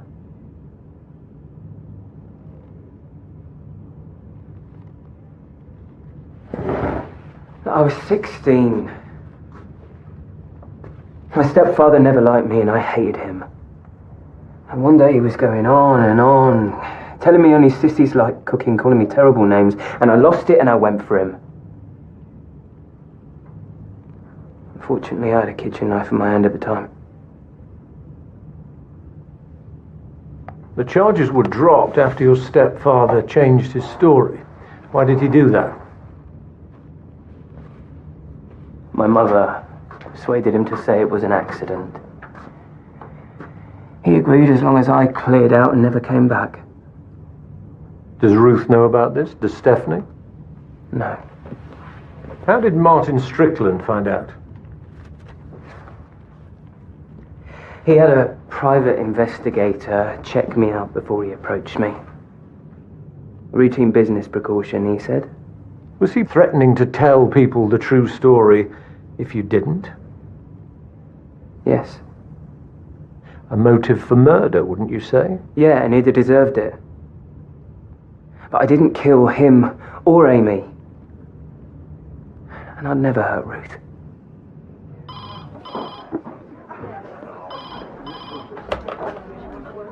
Hello?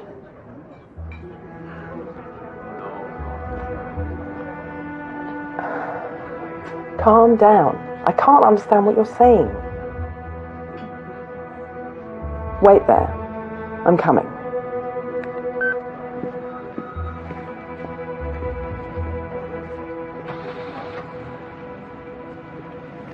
You don't think Nick did it, then? Nick Ivor has a motive for both killings. But his girlfriend's given him an alibi for the first one, and we have no concrete evidence against him in either case. And it doesn't fit. I mean, he clearly has a violent temper, but these were carefully planned, cold-blooded murders, very different from throwing a jug or even stabbing someone in the heat of the moment. Not that I'm saying it's okay to throw things at your boss, you understand. Not even this? I played with the 999 recording. Remember this? There's a dead body in the woods on the Strickland land. Listen. There's a dead body in the woods on the Strickland land, about 300 yards from the old cottage. Jamie Weston. Sounds like him, doesn't it? Good work, Nelson. I suggest you go and see what he has to say about it. And ask him why ballistics think that 3 of the shotgun cartridges found in the vicinity of Martin Strickland's body came from one of his guns. What's the bet? He wears a size 10 shoe. But who does the size 7 belong to? That's the question. Honestly, Johnny, she's probably just gone for a walk or something. She was in the kitchen, cooking, experimenting, and now she's just abandoned everything. We'd had a row. You and I used to row all the time. You've tried calling her? Straight to voicemail. Well, I think you're panicking. Why don't you go and make us a cup of tea? All right.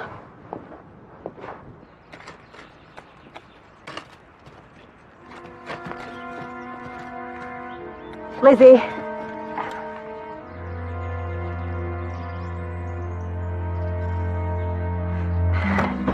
Please.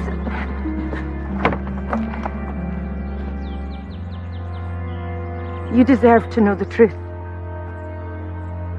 I know the truth. I came to say I'm sorry. Please go.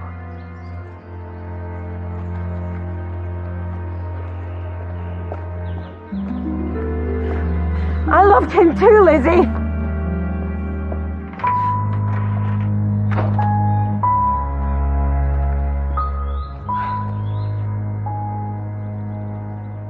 Funny the way things turn out, isn't it? I never thought you'd come back to Midsomer Wyvern. And here we are, having a cup of tea together like an old married couple. I must go. Ruth will be back. Just remember, you've got a lot of grovelling to do. I suggest flowers.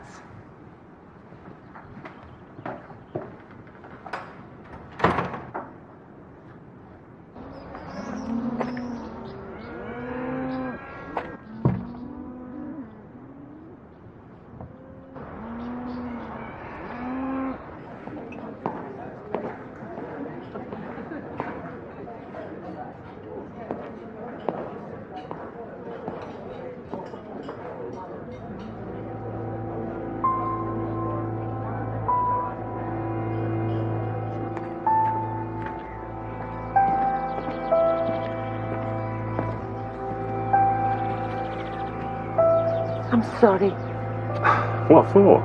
for being so vile to you. You just had the worst few hours of your life, and I was prattling on about Mussolini. It's what I do. I bury myself in my work so I don't have to deal with life. That's not true. It is. But it was. Until I met you, I didn't have a life outside the kitchen. I love you, Johnny. And I don't care what you've done. Well, as long as you haven't murdered anyone. I haven't. I promise.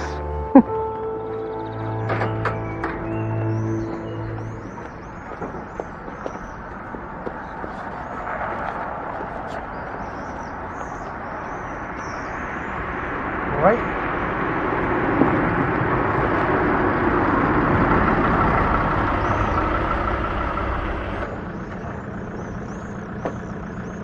Hello? Just one more.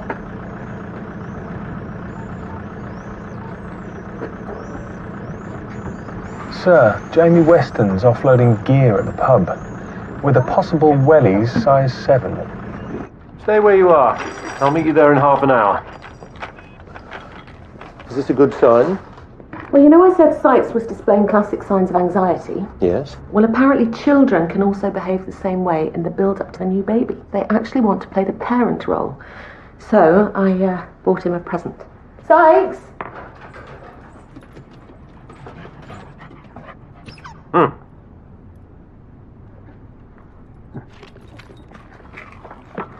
That is completely bonkers.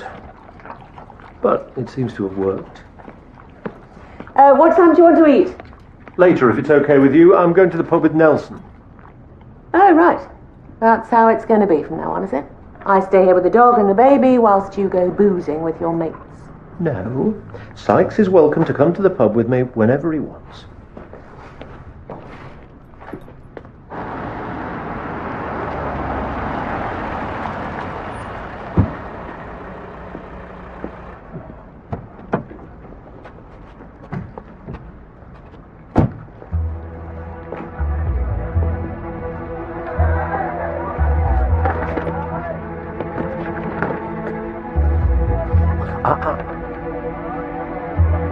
Feeling fit?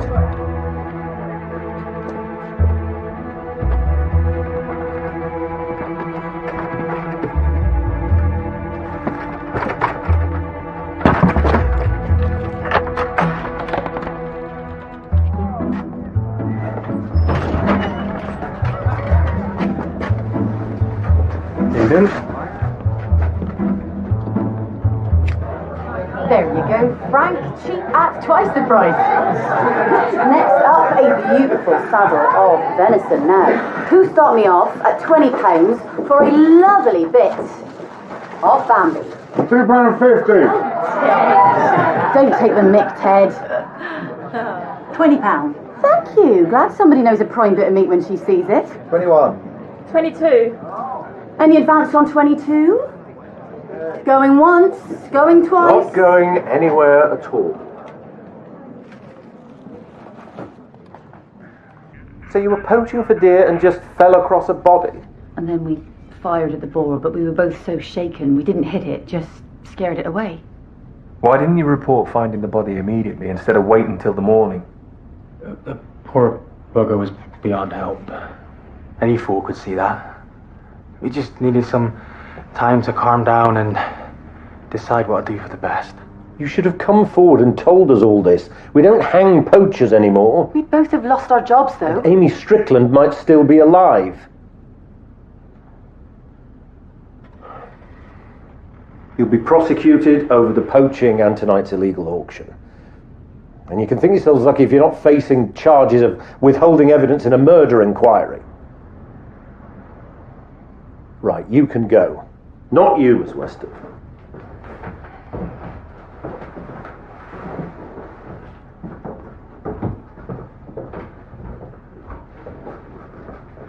You told me that on the night of Martin Strickland's murder, Nick Ivor was home from work by 11. But you don't know where he was, do you? Because you were out in the woods with your brother. I couldn't tell you that, though, could I? And I know Nick didn't do it. After a day like this, I need a gin.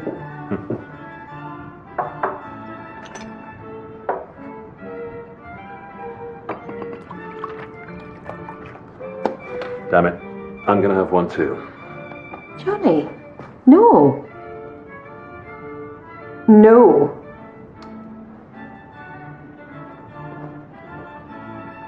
We'll link later.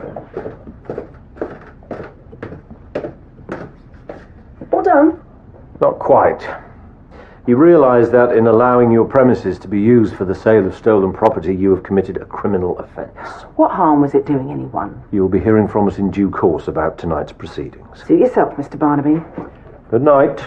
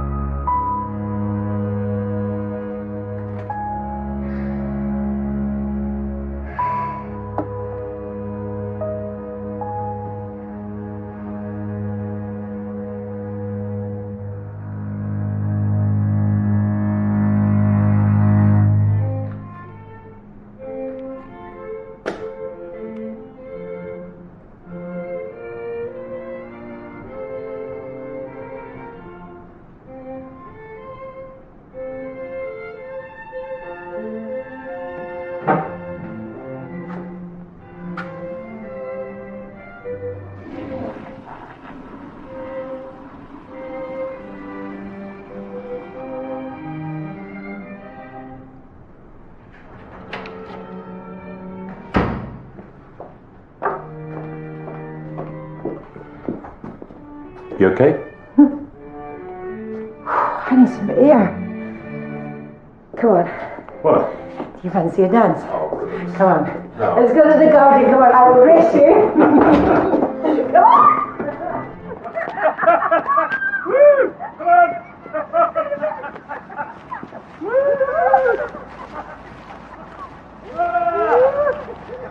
Hey, come here. Stop.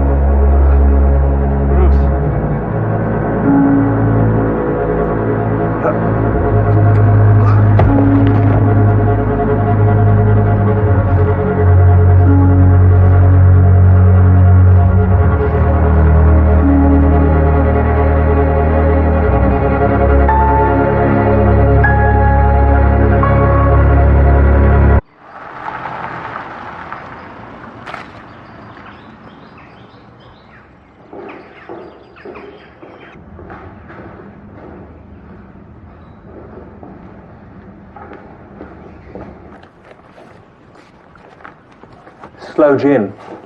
The residue in the glass that they found looks like the liquid in the bottle. Johnny was supposed to be on the wagon. Must have slipped off last night. Dust for prints, though I doubt we'll find anything that shouldn't be here. The bottle could have been switched or tampered with days ago. Weeks, even. No. After Amy was killed, I came in here to fetch Ruth to look at the mushrooms, and she had a drink in her hand. It was the same colour as this. I saw her take a swig. That's something. And when did your first marriage break up? Long before. Married to the job. Martin very often slept in the spare room. We keep very different hours. I adore it. Don't worry. It's all very civilized. They tell you that time is a great healer, but it's a lie. Oh, yes. What? Something Lizzie Thornfield said.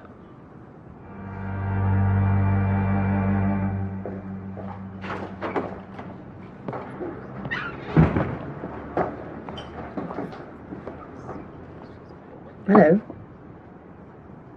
Gin and tonic, please. I can do you one of these.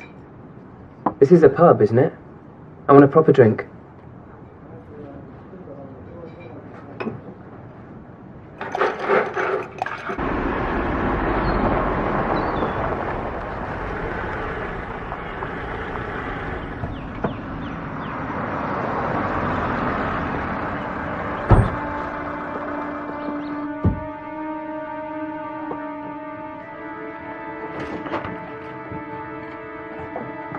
You again? What do you want? Tell us what the poison was, Nick. Can you two leave now, please? What poison? The one you used last night on Ruth Cameron and Johnny Linklater. Not John. I don't know what you're talking about. Johnny's still alive, just. But we need to know what the poison was. I don't understand. Please, Nick, while there's still time to give an antidote. No, you've got it all wrong. We know your alibi for the night of Martin Strickland's death was false. Stephanie said you were at home with her, but she was out in the woods with her brother. I never asked her to lie for me. Amy's death was a mistake, we know that. And you didn't mean for Johnny to die either, so help us to save him. I would if I could, but I don't know what the poison was. Nick, either you will be taken to Corston Police Station, where you will be charged with the murders of Martin Strickland, Amy Strickland... It was Belladonna! Deadly nightshade. In the gin. Phone the hospital. You've got to tell them.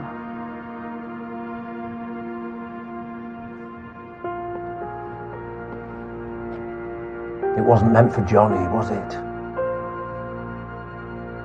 I know you could never hurt Johnny, because you killed Martin to protect him.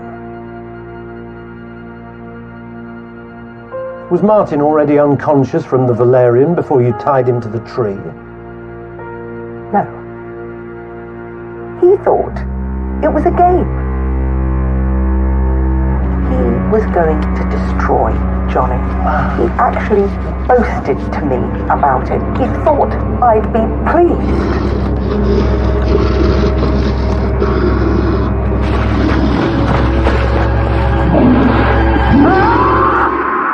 Martin didn't understand, did he? You have to phone the hospital. Tell them. You still loved Johnny all these years after he left you. He didn't. Leave me. Ruth stole him.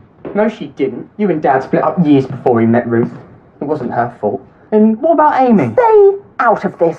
You know nothing about love. And I don't suppose you ever will. I had nothing against Amy. She just got in the way. And the kitchen's always deserted around 11:15 to start lunch.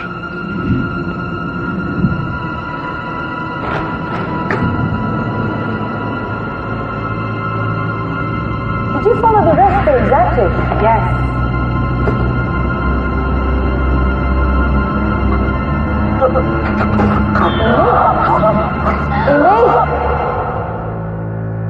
She was 20 years old and she's dead.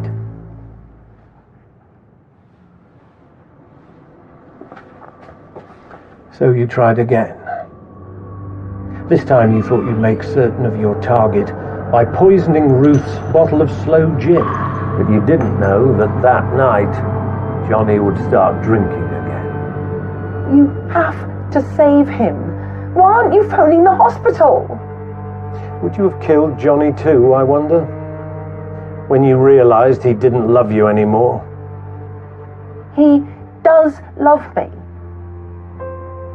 We would have been happy.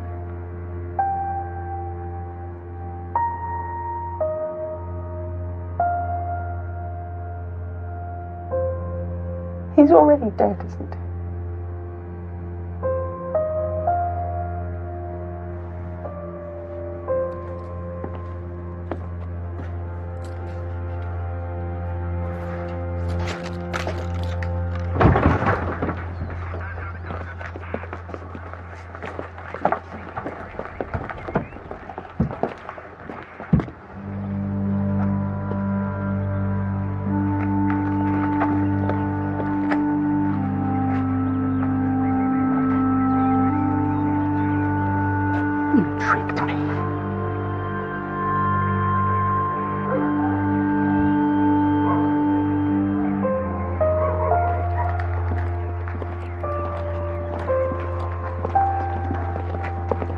Dad, I don't understand.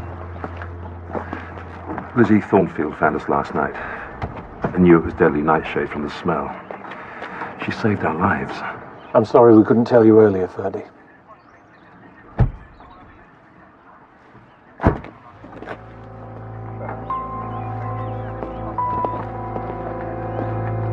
Thank you, Nick. That can't have been easy for you.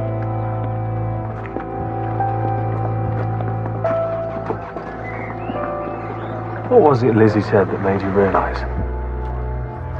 When you lose someone you truly love, the pain never goes away. Now, we thought this case was about money or anger or revenge. It was about something much more dangerous. Love.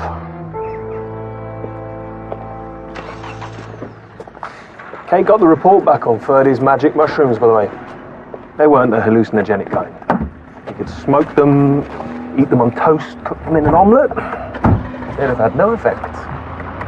Not so magic after all, then.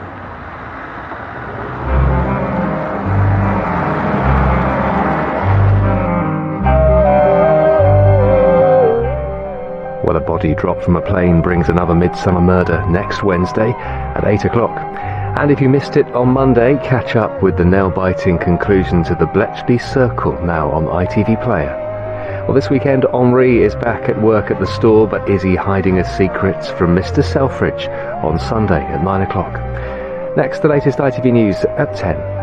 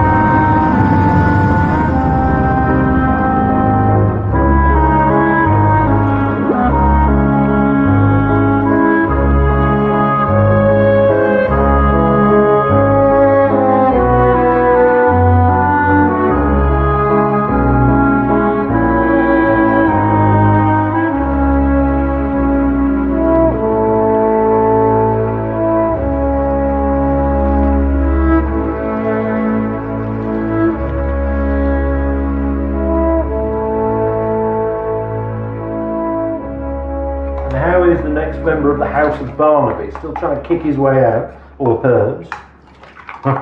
Good. I hope you and your mum aren't overdoing the whole baby buying thing. We'll grow, you know, they're not bonsai. Okay, love to you all lot. Bye. You know what this is, don't you? This is going to be the end of life as we know it. No more peace and quiet for us when the baby arrives. How many of these things do you have? You do not, you lying hound. Nelson, good morning.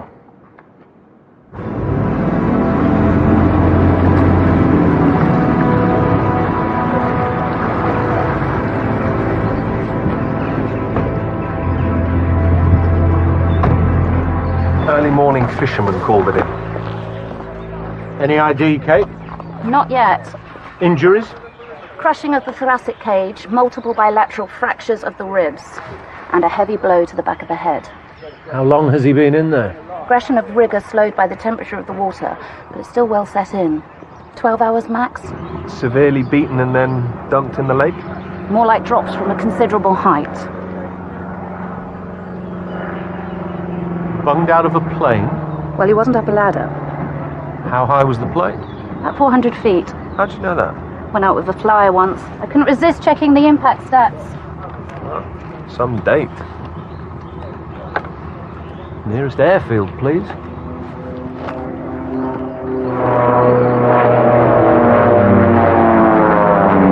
Ready for the loop. Affirmative. Pulling. Top.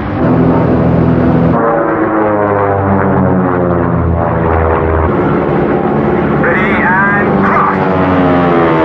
Woo! Let's come together. Come on, keep up, keep up.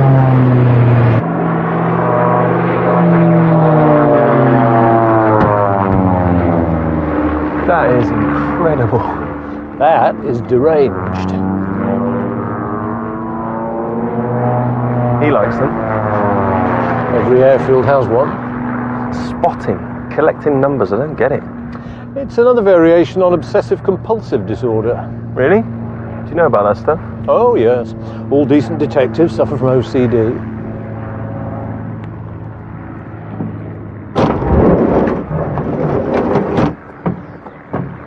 You were drifting out on a turn. You were going too fast. Hey. I should take up flying. Jesse? The man can't fly. Oh, excuse me. He's fighter pilot. Crop dust. Goodbye. Very Top Gun. Yeah.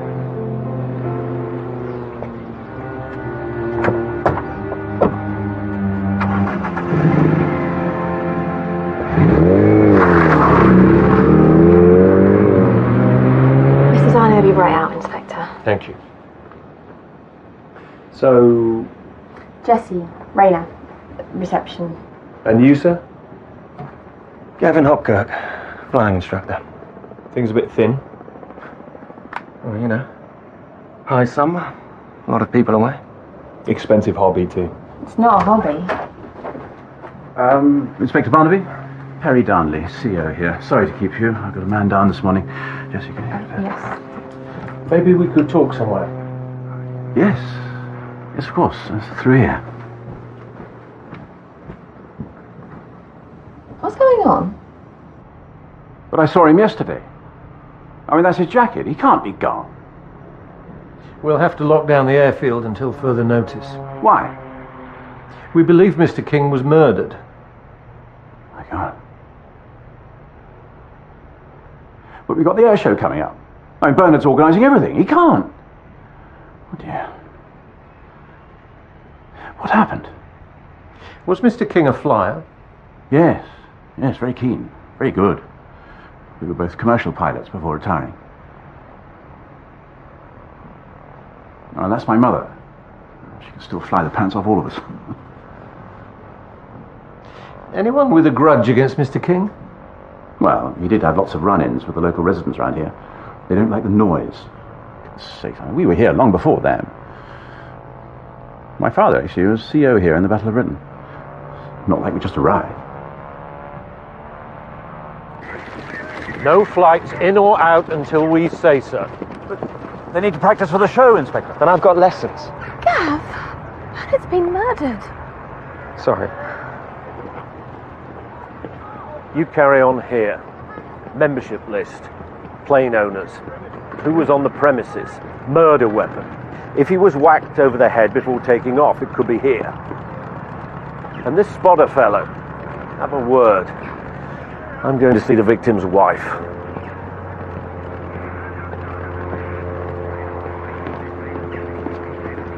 Can I have a word, please, sir? I was just going.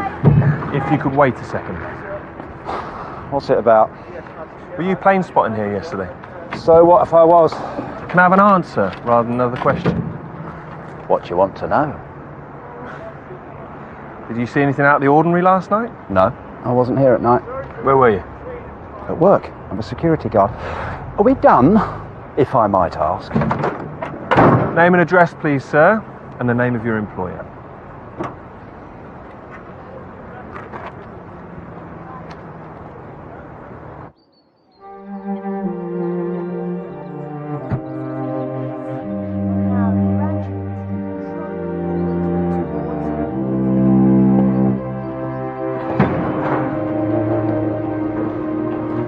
Hello, could I see Stephanie King, please? Stephanie's busy at the moment, waxing Mrs. Phillips. She may be a while. Can you wait? Could you ring through? What's this about then?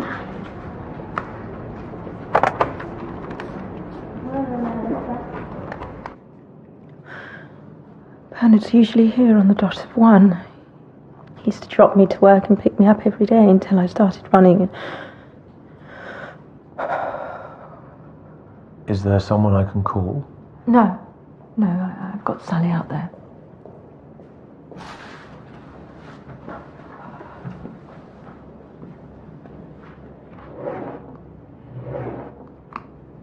Sorry. Please, I want to help. Ask me questions. Do you fly, Mrs. King? No.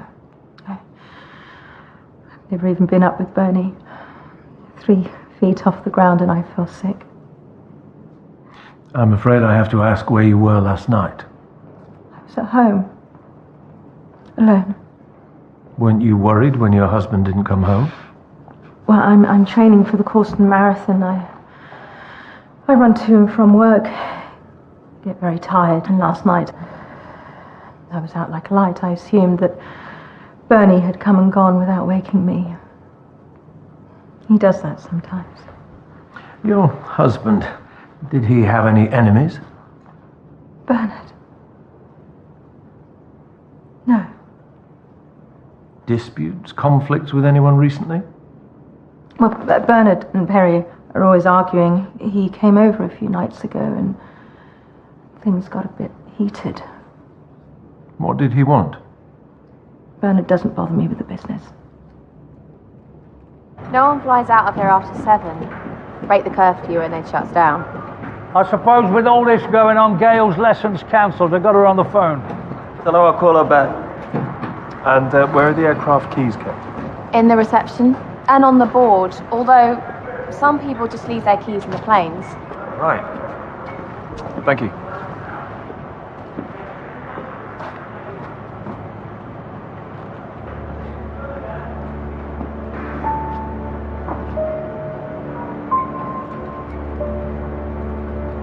Okay, everyone, we know what we're looking for.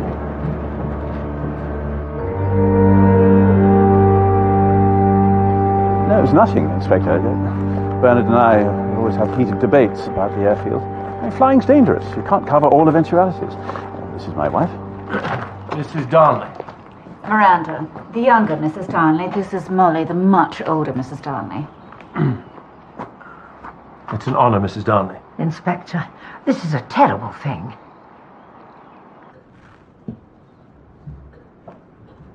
You actually flew Spitfires during the war?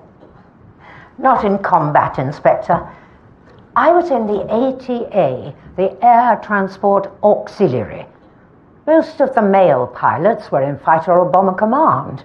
But the ATA had to deliver the planes from the factories to the airfield, so we women flyers were in much demand. We had no radios, no guns, just a passion for flying and a determination to do our bit. Don't bore him to death, dear. She's absolutely right. I do bang on. And you could fly a Lancaster? Oh, we could fly anything. I delivered that one here to Finchmere. The station commander couldn't believe I'd flown it all by myself. And then he pinched my spark plugs so I couldn't leave for a couple of days. And of course, dear reader, she married him. I did indeed. Henry Darnley, DFC. Distinguished Flying Cross. Do you fly, Mrs. Darnley? You don't become a Darnley without being able to fly. And you, sir, obviously. Alex has been in Afghanistan. 3 tours. Harriers and tornadoes. And at Finchmere? Yeah, a bit of stunt and flying display stuff. Were you there yesterday? No, I was on my base at Midsomer Norton. My grandson is a true British hero, Inspector. We're all very proud of him.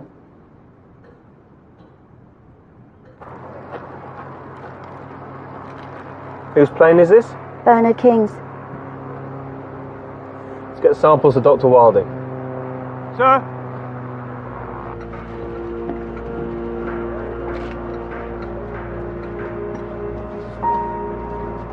Bag it. Sir. Whose toolbox is it? It's my great uncle's, Dougie Wingate.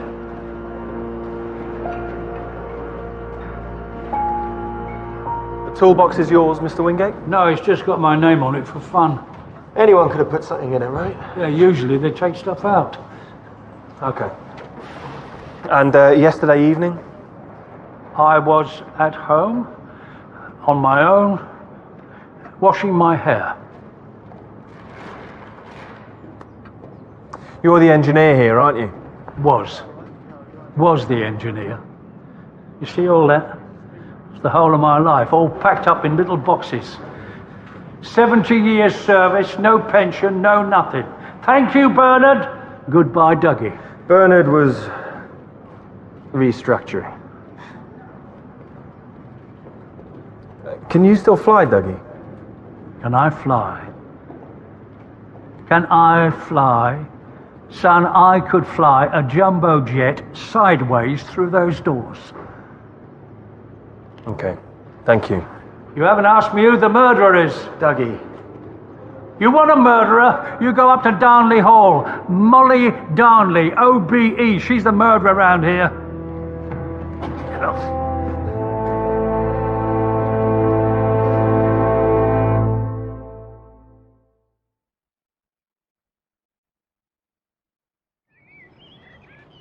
How old's this fellow? 87? I know it's a bit far-fetched, but I thought as you were there... Okay. Everything all right? Fine. For your wife.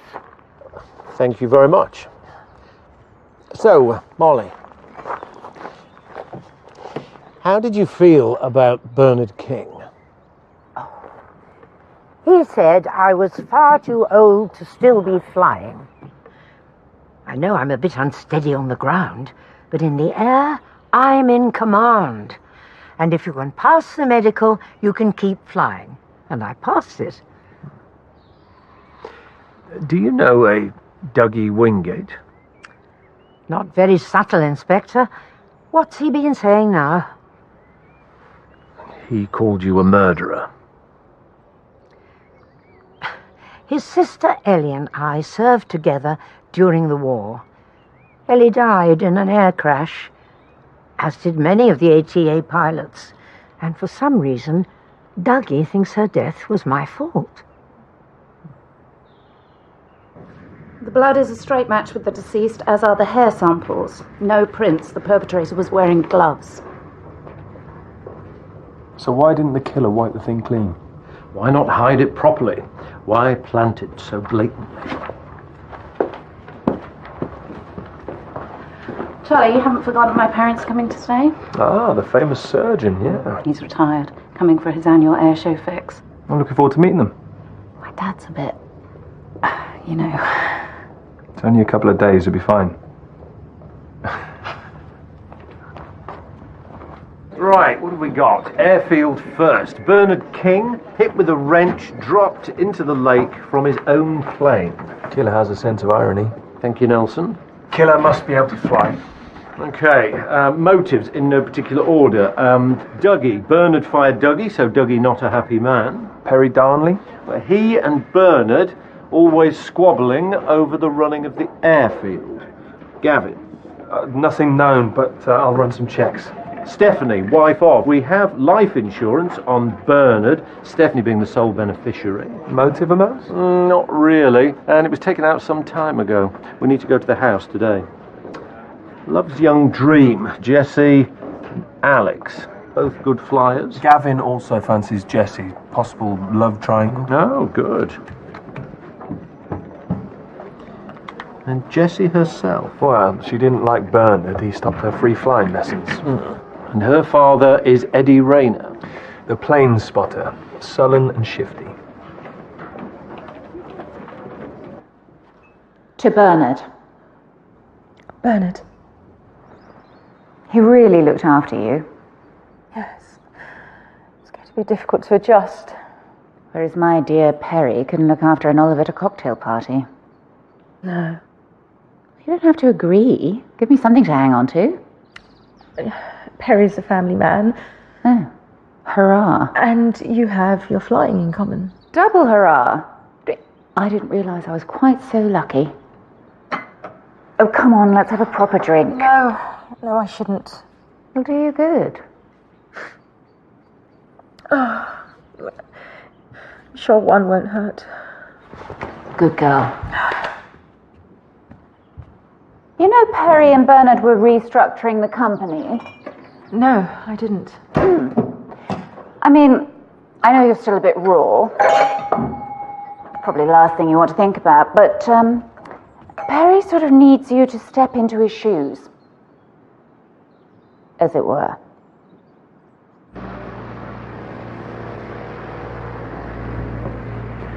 Lockdown's over.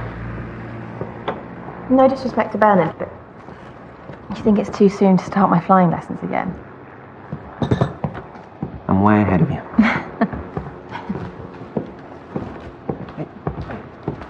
Hi. Hi. We're flying again. Oh, you better get up there. Practice. I have other plans, thanks. A date? Finally. Business, actually. Man with a plan. Alex! Gav, that's great. Yeah, and if they come off, you can have all the free flying lessons you want. Thank you.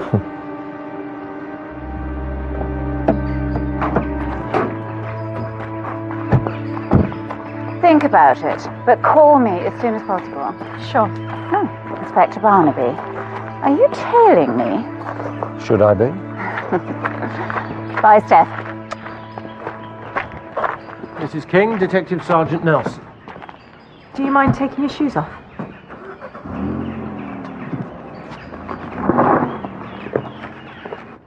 Do you know the password, Mrs. King? No. I hardly ever came in here. We'll have to take this in, I'm afraid. Fine. Finchmere and airfield at war. Bernard's latest obsession. Which would be pretty much a history of the Darnley family. Yes. But Molly wasn't keen. Said Bernard was prying.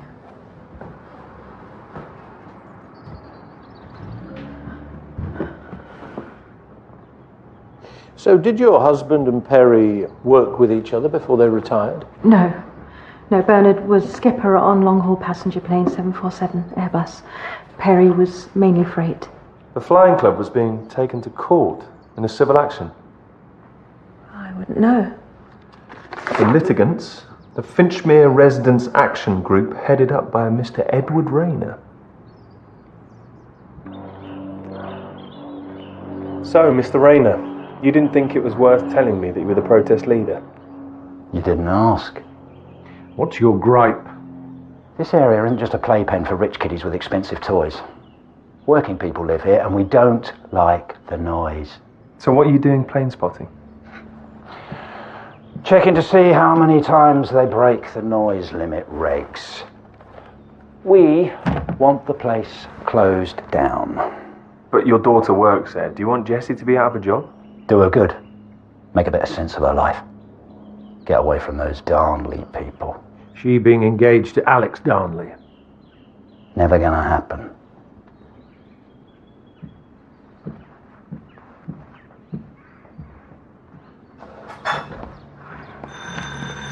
Right, here we go.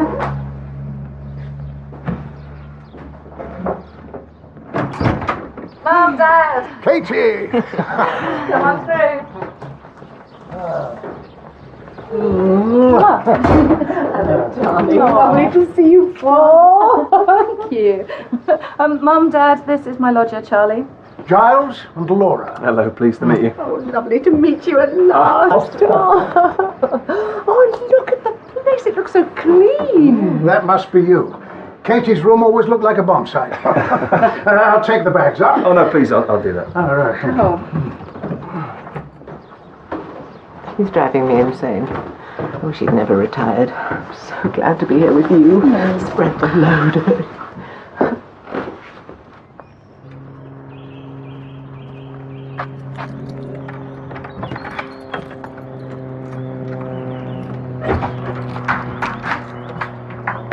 Dad? And so we were thinking about mid-September when Alex has got some leave due, and I'd really like you to do all the, traditional giving me away stuff.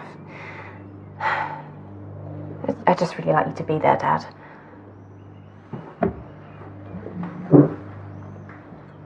Have you totally forgotten your mother? Dad, I have to move on. I have to make a life for myself. I can't live in the past. I want you to call it off, Jess. For your mum. Dad, this wedding is going to happen with or without you.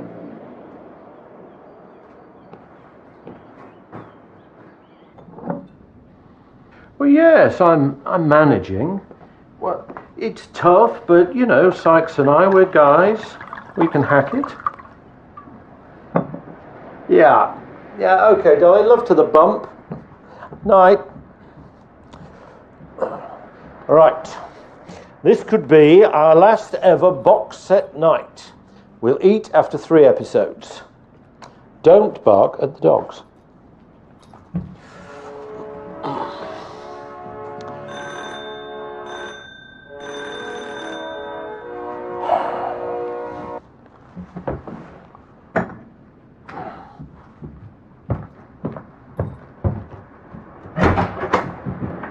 Nelson, what's the matter? Nothing, sir. I just thought as you're on your own, you might want to go over the case. I had a couple of thoughts.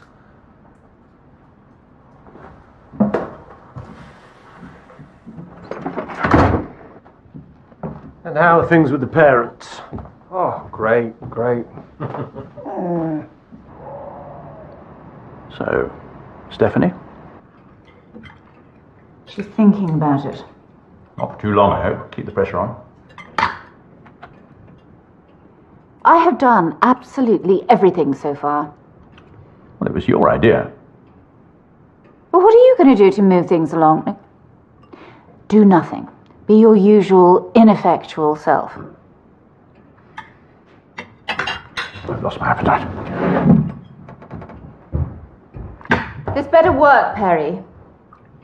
If we fail, we lose this place. Everything. Mummy won't be happy.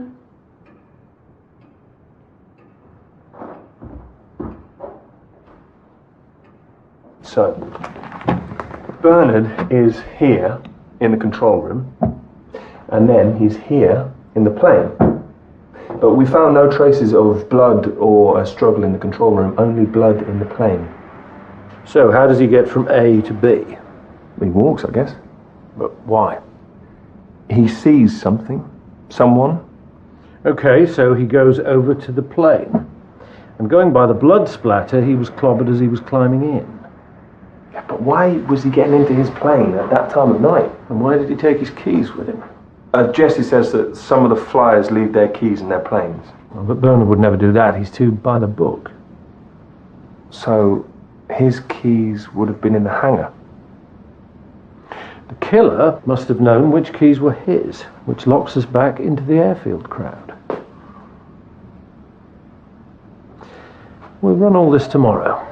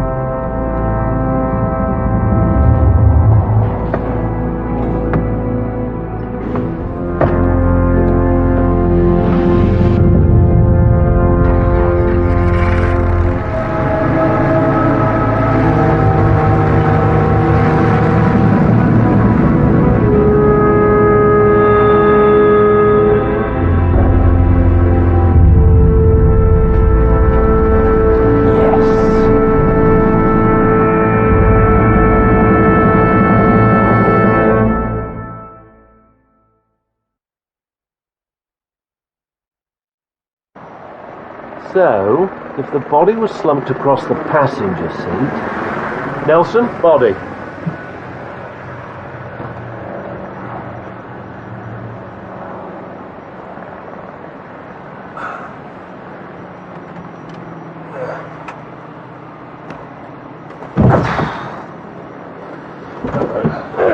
Come on.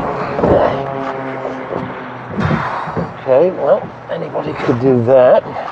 Okay, so Bernard is slumped in the seat. Anything to stop you taking off? No. Easy. Okay, so fly out over the lake. Then how do you offload the unconscious man? I guess knock in a slight circular bank, lean over the body, open the door, and just push the body out. Sorry.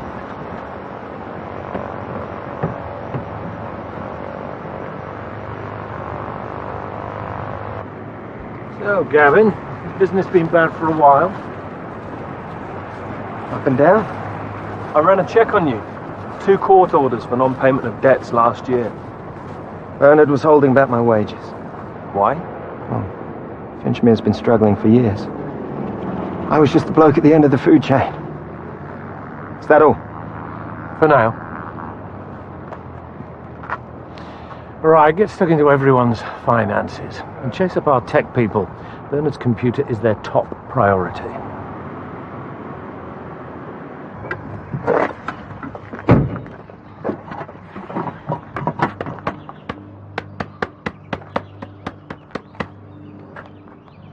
So you came, eh?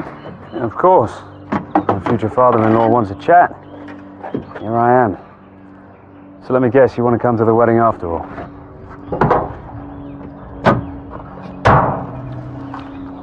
I want you to cancel the wedding.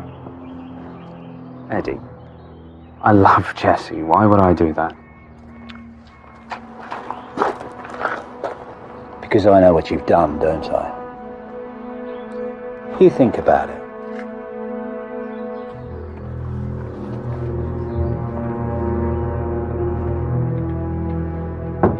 Katie! Dad, what are you doing here?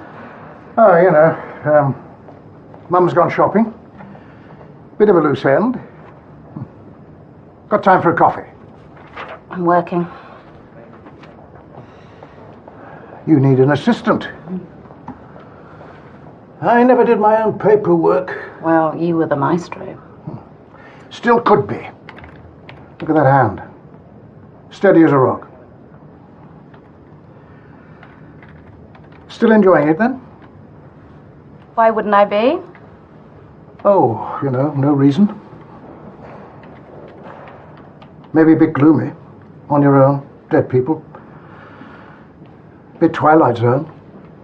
What are you saying? Nothing. Just observing. You still don't think I should be a pathologist, do you? No, no. Very important job. Surgeons really need you guys. Yes, you do.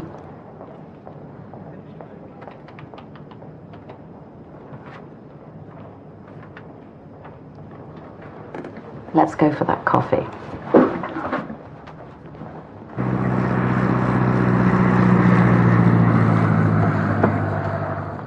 He's just flying a kite. Yeah, maybe we should drop him from a great height. Careful. What are you two gossiping about? Your lovely dad. Yeah, he's still not keen on our marriage plans. You saw him? Yeah, I went round. I wanted to try one last time to win him over. If that man thinks he's going to ruin my life, he's got another thing coming.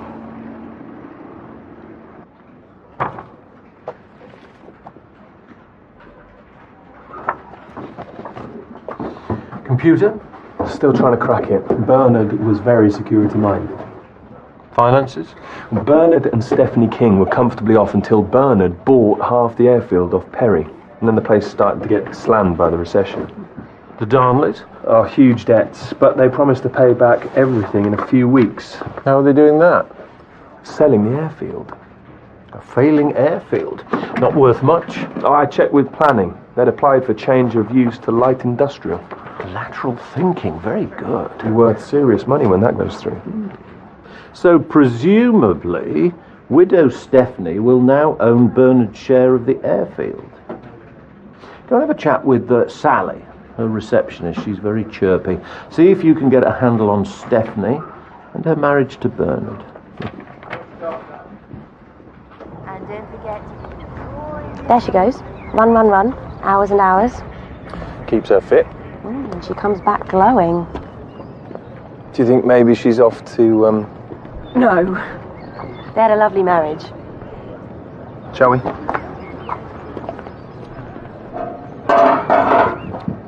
Money problems? Salon's a bit of a hobby, but they seem to do all right.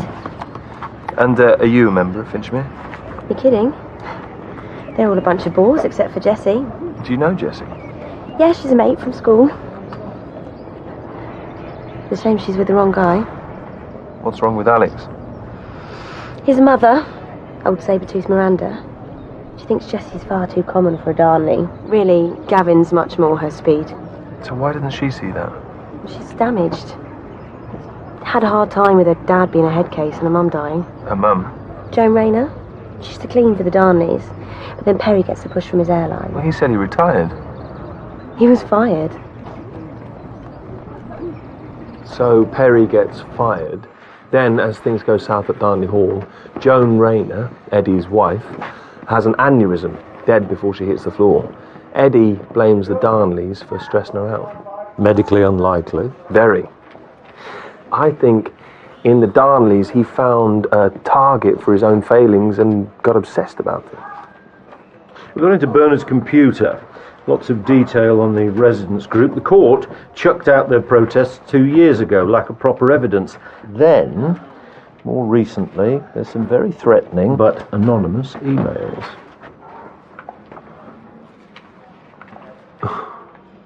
Eddie? He fails the legal route and graduates the threat? Tech is still trying to trace the origin through the IP address, but meanwhile... Bring him in.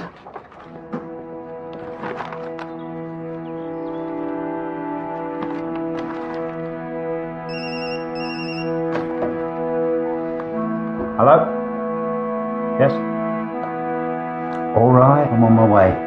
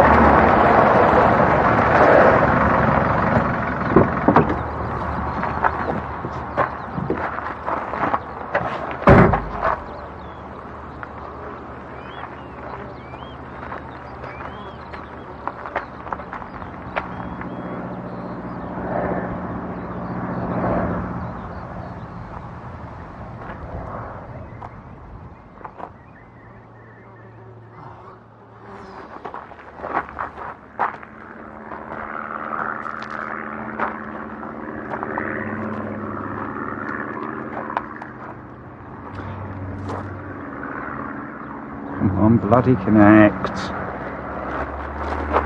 Come on. Come on.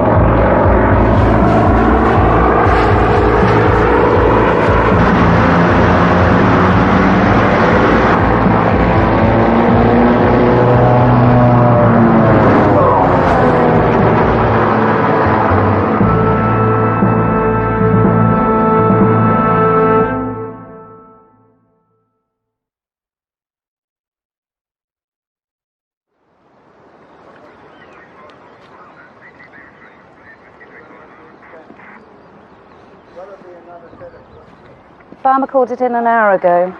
He's got complex compound skull vertex fracture, multiple intracranial hemorrhages, blowout fractures of 3 cervical vertebrae. Instantly fatal. No kidding. Half his head's caved in. What was it? It's hard to tell right now. Some dark substance here. Compound rubber, I expect. Aviation fuel, wind-flattened crops. I think he was chased by a small plane. Good flyer, then. Brilliant. That is precision work. Plane should be easy to find. Impact like this is going to leave hair and blood traces on the wheel, and maybe even damage to the plane itself. Testing. Hello. Hello, this is your captain speaking. The emergency exits are located at the rear of the airfield, at the middle of the airfield, and in Finchmere. Perhaps we should cancel the air show. Bit of luck, it'll bring the perpetrator out of the woodwork. Please remember to collect your passes from reception for tomorrow's air show. Yeah, I was over that way. Practicing stunts with the show. Can anyone vouch for you? No, I was on my own. Did you see anybody else flying in that area? Big sky. Jessie, are you flying this morning? You think I did it? We need to find out where everybody was so that we can eliminate them from our inquiries. Sorry. I was just chasing up a supplier in Causton. Did anybody have a particular grudge against your father? No, not really. It was usually him against the world, rather than...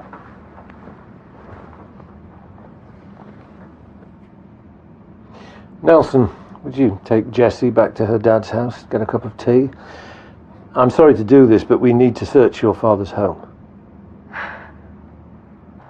Yes, I was in the air about then. Where were you going? Well, nowhere, just flying. Mrs. Darnley? I was searching for bunting. On the high street, not in the air. And your son? I expect he was defending his country on his base. And I gather you're selling the airfield?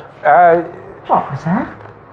I understood. No, I don't know where you got that from. From your bank manager. Perry, is this true? Not now, Molly. Be quiet. Perry? Times are tough, Mum. You're selling our airfield? My airfield? Mine and Bernard's. It's Henry's airfield. It's where he commanded the pilots who saved this country. It's where he met me. It's where we were married. Yes. Where I was laughed at and humiliated by my sainted father. Where I was always being told, oh, you'll never be as good as your father. I heard nothing but your father this, your father that. Yes, Mum, I am selling the bloody airfield. I'm sorry you had to witness this.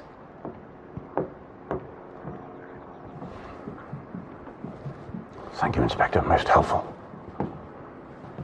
Was it Bernard's idea to settle? No, actually, it was my idea. I realised that with a change of use, the place was worth an absolute packet. All perfectly legal. Then why all the secrecy? Well, they already hate us around here. They're going to hate us even more when the place is covered in factories. So we've decided to keep it quiet until we get the rubber stamp. And didn't Bernard object? No, he was fine. Really? Doesn't sound like him. Well, he objected at first, but I changed his mind. How? I am a woman. He was a man. No moral judgments, please. Not your job, Mr. Policeman. And does your son know that you're selling what he might have expected to inherit? He'll understand in time.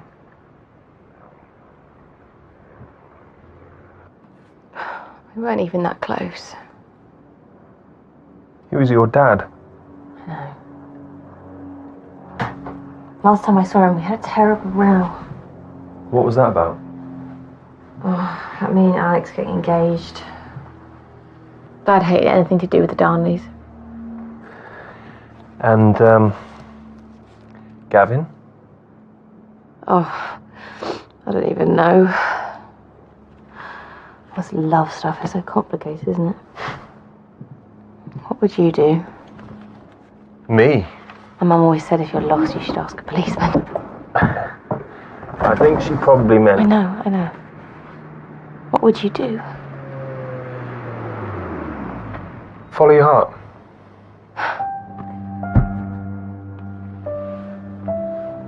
You can let yourself out when you're done snooping.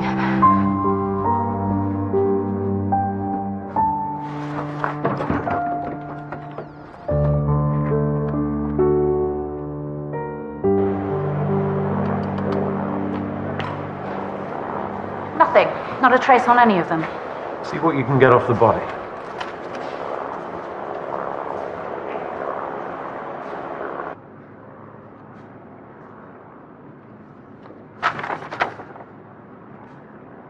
Dougie, you okay? Ellie's letters. You know, Molly was in charge of the ATA pilots here, and it was Molly that sent my sister up.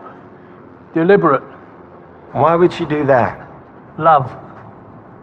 It's all here. They were both in love with Henry Darnley, and Molly made sure she won him.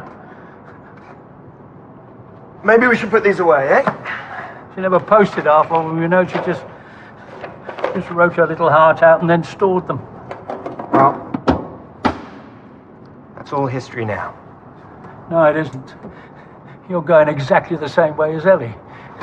You're just sitting there while Darnley steals your girl. Alex is my maid. Yeah, well, he won't be there for you. He's not your wingman.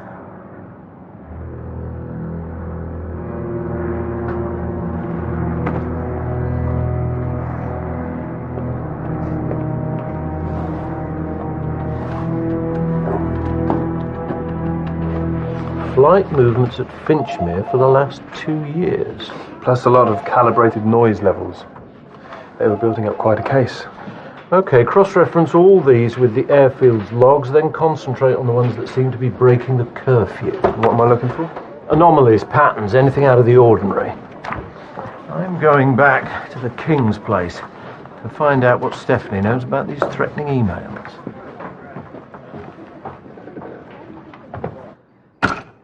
Just delay for a bit. Why? Because I've got plans. I want to get a bit of capital, modernise it. Where are you going to get this bit of capital? I'm working on it. No, it's all too late. Dad, I'm sorry you and Grandad didn't see eye to eye, but we don't have to be the same. Really? We're good. No, you don't think that?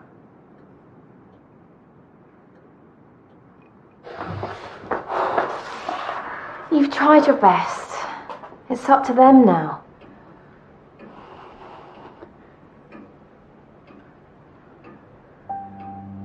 I'm sorry.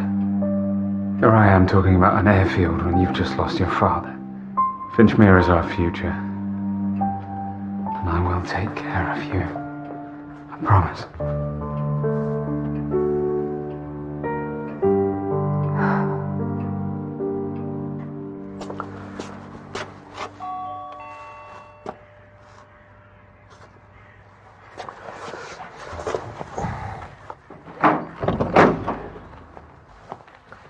Mrs. King.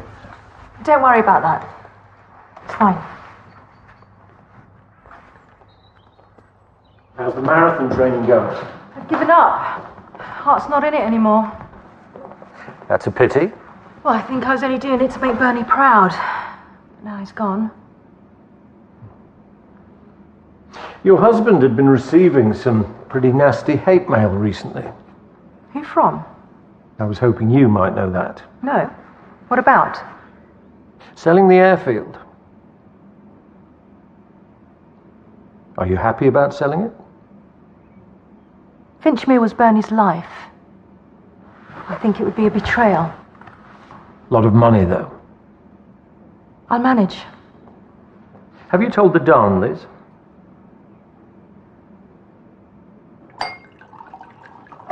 Bringing your work home again, eh, Charlie? In this case, yeah. I always used to say, when you leave the hospital, you leave the job. Have a drink. Actually, I've got to go out. Really? This time of night? I've got to see the boss. Kate, he'll need your input as well. Oh, sorry, work. Sorry. What was all that about?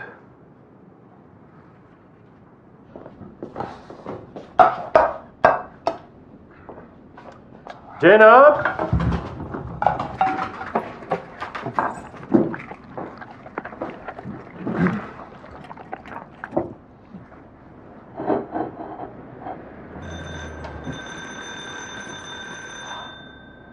Doors open!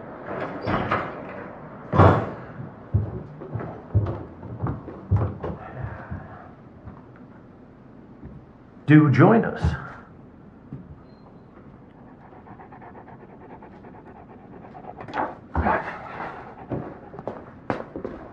Come here.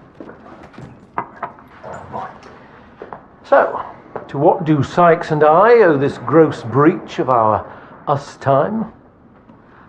I discovered a new thing about flyers. The Icarus complex. It refers to people who suffer from an internalization of father-son rivalry. Perry Darnley to a T. Good one, Kate. Working late, working hard. Parental avoidance syndrome. Oh, is it that obvious? I can spot it a mile off. How was Stephanie and her OCD?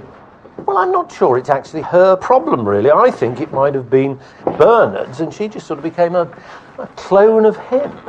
But now she's carefully picking her way back to her former self. She's given up the running. And she's asserting herself with the Darnleys by refusing to sell the airfield. Part of the grieving process. Yes. Something I need to show you.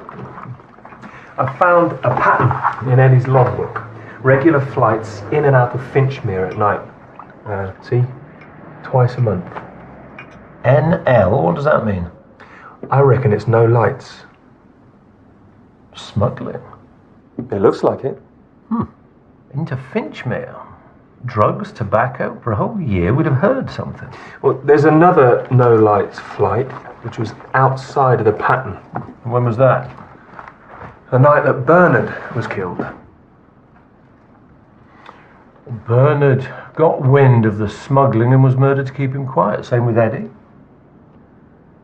These regular NL flights, when's the next one due? Tomorrow night.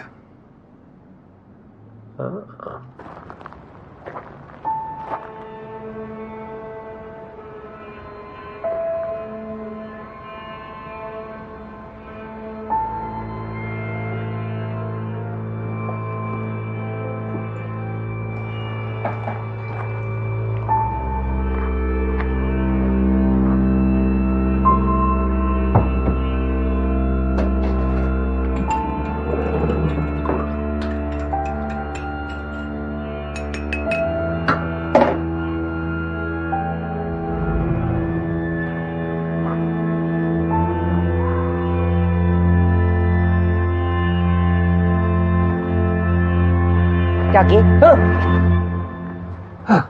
Nearly gave me a heart attack. What do you want? I want you to tell the truth. What truth? Ellie and Henry. There was no Ellie and Henry. I've read her letters. Girls have crushes. Move on, Dougie, please. It's your last chance. When you make your speech at the show, I want you to tell everybody the true story. If you don't, I will. Then we'll see who's the hero, won't we? It'll finish the Darnleys. If you make one move against me or my family, I will retaliate in kind. Are you threatening me? No. I'm promising you.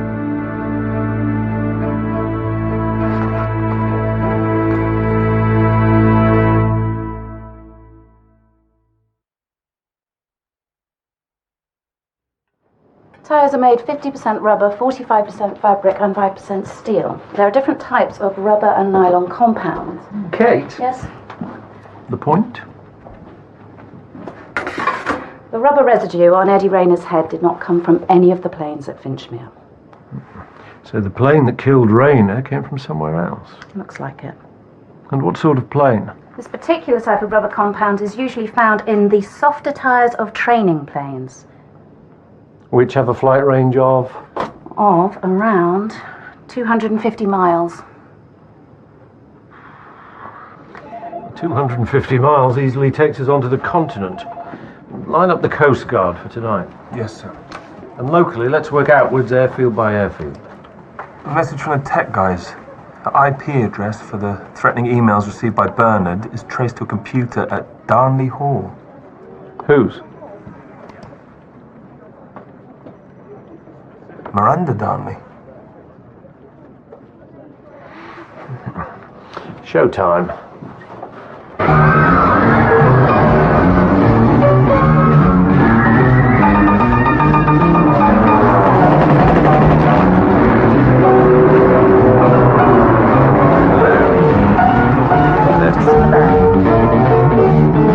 You women have heard of jalopies, you've heard the noise they make, but let me introduce my new Rocket 88.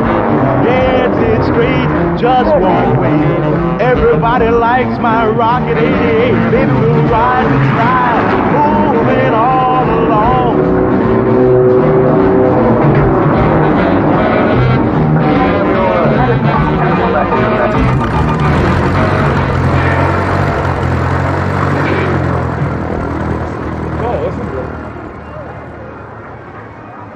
While everyone's distracted, have a good snoop around. See if you can get a line on this smuggling. What about Stephanie? She's trying to block the sale. She could be in danger. I'll watch her. Now there's good breeding stock. That's what you need, my girl. He's got nothing to run anymore. No one to boss around. Except me, of course. Mom. Oh, it's so good to be here with you. It dilutes him a bit. Or maybe we could stay a bit longer. Oh, excuse me.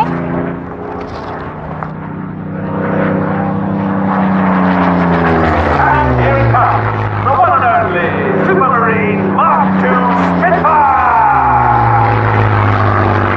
Yes, without the legendary Spitfire and the famous few who flew them, the Battle of Britain might have had a very different outcome.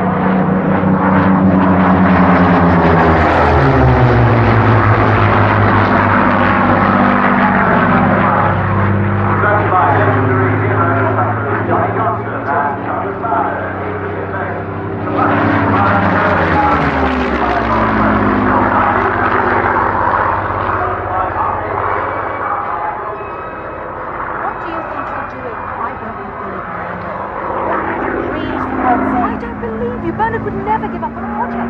We don't. With grounding machine guns and fighting skills and dedicated airmen, the Spitfire saved our mission.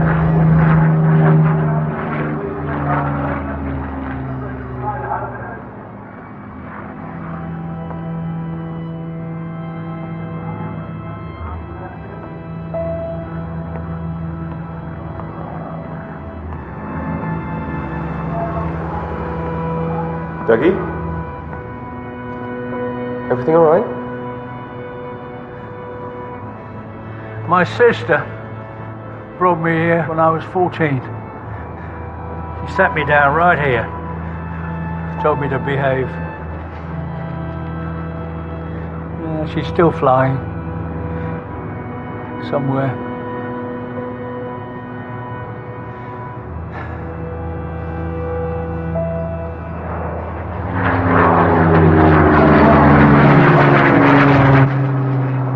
Ladies and gentlemen, a little hush please for our very own local hero, my dear mother, Molly Darling. Thank you so much, everyone. It's been a great year for me. But you know, this honor isn't just for me. Because you're a liar. It's for all the members of the ACA who flew and some who died for this great country of ours. Tell the truth! So it is with great pride and humility that I unveil this memorial dedicated to all those brave pilots of the Air Transport Auxiliary. Tell them! You didn't tell them. What? Tell them!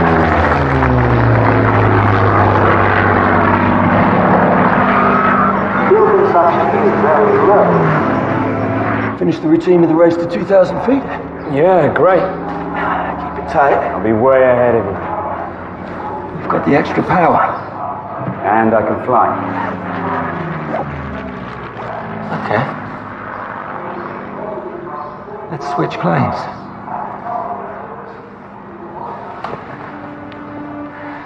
Let's see who's really the best. You're on. And, a little side bet?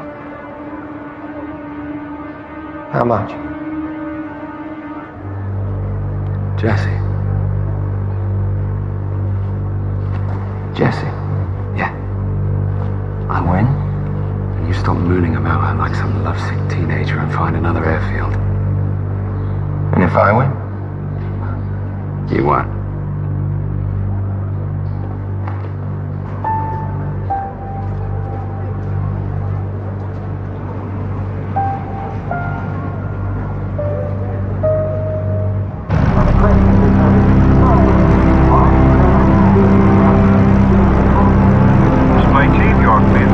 Roger that. Okay, you ready? Affirmative. 3, 2, 1. Rolling. Rolling. Smoke on. Okay, smoke on. And now, ladies and gentlemen, over there to the west, you'll see our headline 17 taking off. And while we wait for our own airfield to get along, You sent Bernard hate mail. You didn't get him on side with sex. You were threatening him. A criminal offence. on the forms provided. And now, I'd like to hand you over to the commander of Midsomer Airfield, Mr. Perry Darnley. Ladies and gentlemen, look to the skies. We present our very own Finchmere Air Aces, Gavin Hopkirk and Alex Darnley.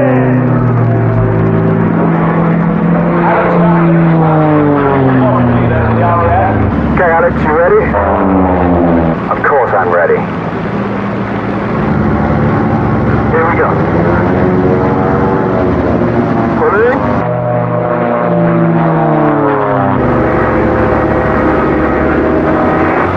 Stop. Come on, Alex, keep it tight. I'm right behind you. The essence of stop flying is and most important of all, in your pocket. Ready for the barrel roll? Affirmative. Pulling. Roll. Rolling. Rolling. And out. What's the matter? Can't keep up? Gavin, I know what I'm doing. You can't pull off stunts like that without almost being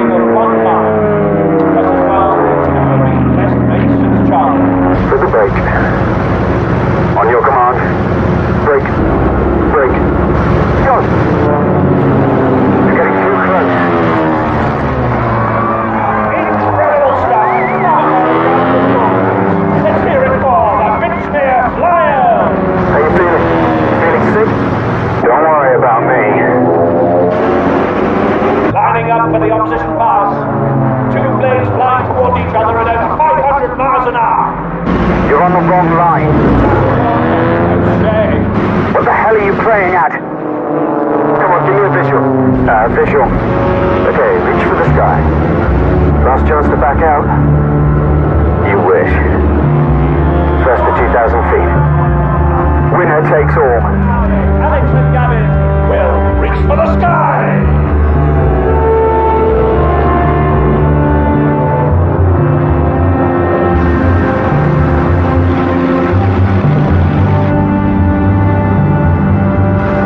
Alex, is that all you've got? I'll still beat you even in this wreck. Whoa. I'm out. Well, that's a bit different today. Goodness. Engine failure! Engine failure! What's going on? Talk to me, Alex. I'm gonna start it! Switch fuel tanks. I'm sure they know what they're doing. Nothing to worry about. Nothing at all. What's that? Bail out, Alex! Bail out! No, we can fix it! It's not a time for pride, Alex. Just jump! I'm too close to the ground! Mayday! Fix me! Mayday! I'm going in! Roger that. We have your visual standing by. Don't worry, folks. God. You're heading for the crowds. Break right. I'm trying.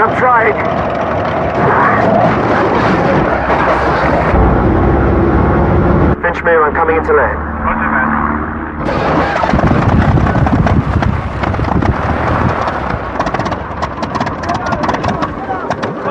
Seems to be down. Yes, great. Yes, all bodies there, of course. Wonderful stuff, boys. Nothing to worry about there. Okay, well done. Are you okay?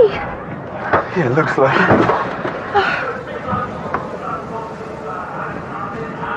What happened? Cut fuel line.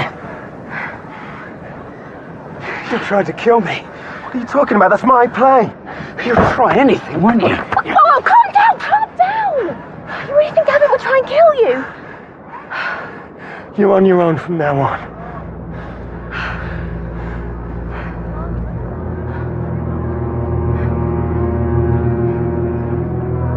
They switched planes. Put yourself about. Let everyone see that we're watching them very closely. Someone just tried to kill Gavin, and I want to know who. Sir.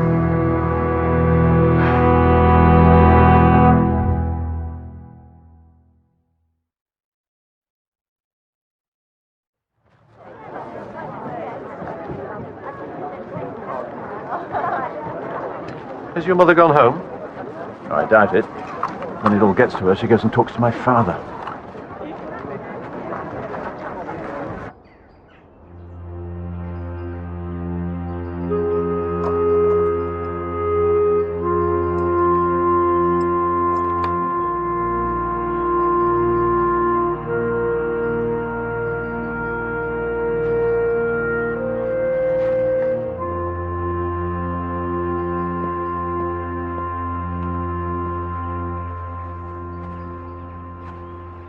Brave man. An Englishman, quiet and honourable. Honour is very important in a family, Mr. Barnaby. Even today. Allow me. Oh, thank you.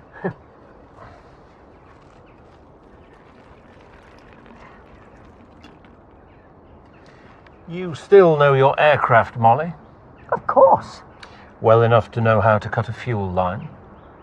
And why would I do that? Dougie said that you threatened him and his family.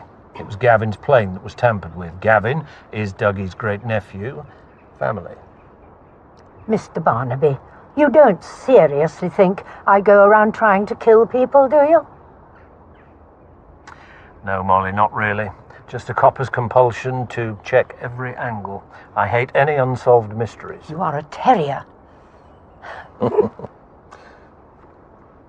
Can I ask why Dougie was so upset at the air show?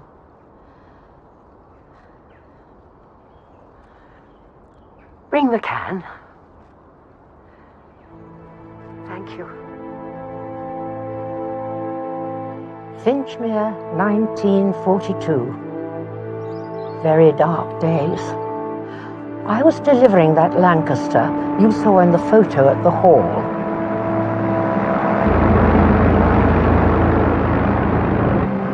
We women of the ATA were under constant pressure to keep the frontline RAF supplied with planes. It was dangerous work, but I had the time of my life. We were a very tight unit. We had to be. They called us the Glamour Girls, and male attention was never in short supply. Henry was the CO at Finchmere. Handsome, dashing, charming.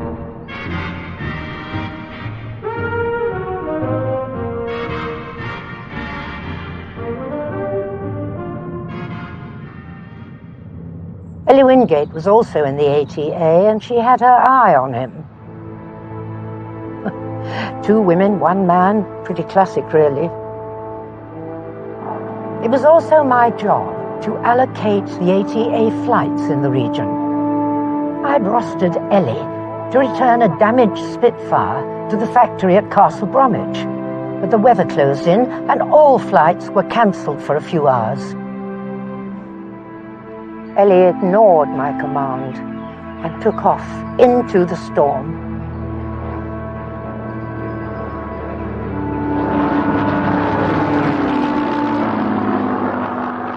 Ellie didn't make it. And from that day, Dougie has believed that I ordered Ellie up so that she would be killed and I would have Henry to myself. Why did she do it? The previous day, Henry had asked me to marry him.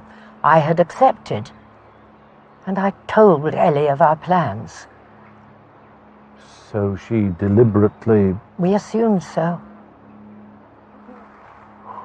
And you could never tell Dougie the truth? Better that he should think ill of me than lose the cherished image of his beloved sister.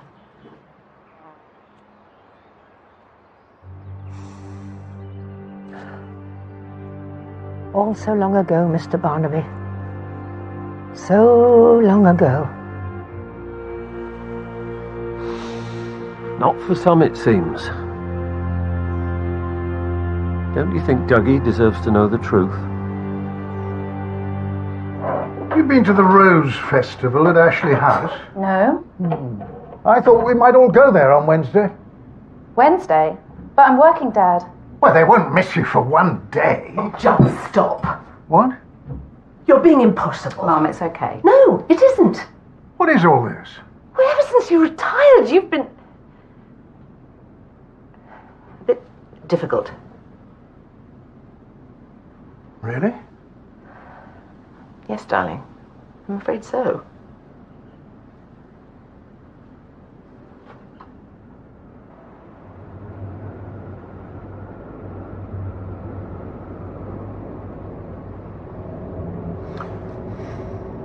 Could someone have cut the fuel line after Gavin and Alex agreed to swap planes? No, there was no time or opportunity. The planes were surrounded by fans, fully visible. So it was definitely an attempt on Gavin's life? Yeah, I think so. Okay, connecting the dots, why would someone want to murder Bernard, Eddie, and now Gavin? They all knew about the smuggling. It's a big leap, smuggling to possible triple murder. Coast Guard, fits. No. And there's something missing. Anything to report? All clear. Nothing then. No, the coast's quiet. Due now. Cancelled?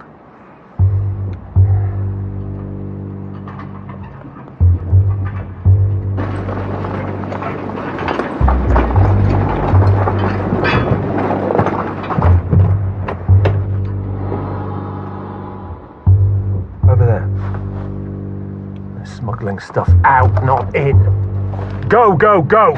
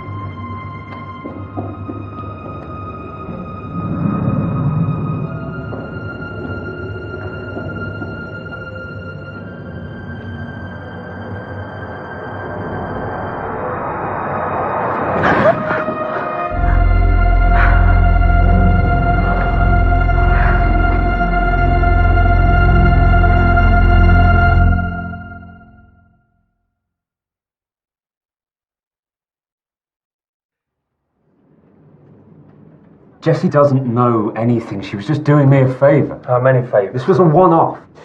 FADEC, Full Authority Digital Engine Control. This is the computer that controls a jet engine's entire performance. This thing must be worth a fortune. Yes. And you were selling this to a French soldier you met in Afghanistan. This is a very serious offence. Why, Alex? To save our airfield. Have a future. Okay, so if Jessie is not your usual smuggling partner, who is? Alex, this is a murder investigation. You need to tell me the truth.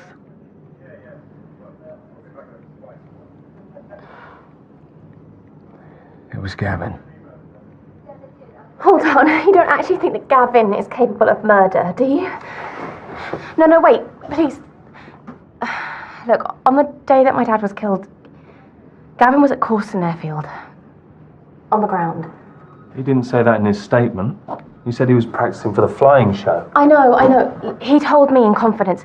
Gavin wanted to take control of his life. He was trying to set up his own flying school at Corston. Gavin is not a murderer. Sir? Nelson, call the RAF. They can deal with Alex.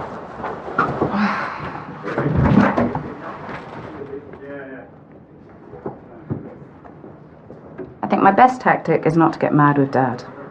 It's not his fault, he's just a bit lost. He's driving Mum up the wall. When a successful man retires, he feels emasculated and pointless. So I just need to try and not make things any worse.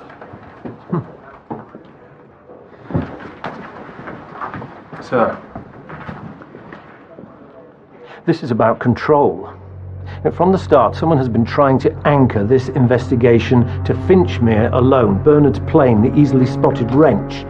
Get onto Corston Airfield straight away. I want to know everyone who flew out of Corston on the day that Eddie Rayner was murdered. This has nothing to do with smuggling. Sir? This is such a mess. It wasn't you, it was me and Alex. Alex's career is over. You're never gonna get another flying gig again. And for what? I did it for you, Jessie. It's always been for you.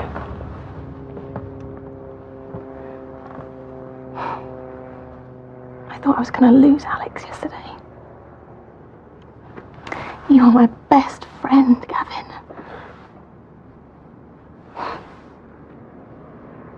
It's just not enough.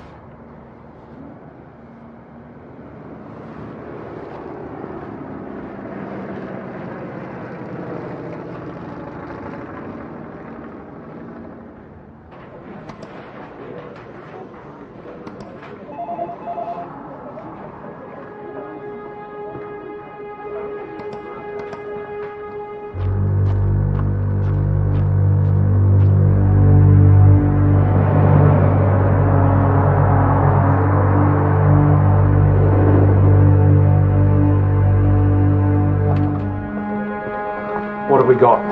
You're right. Last Thursday morning when Eddie was killed, in fact, every Tuesday and Thursday for the last 14 months. There. Gavin's phone number. Now!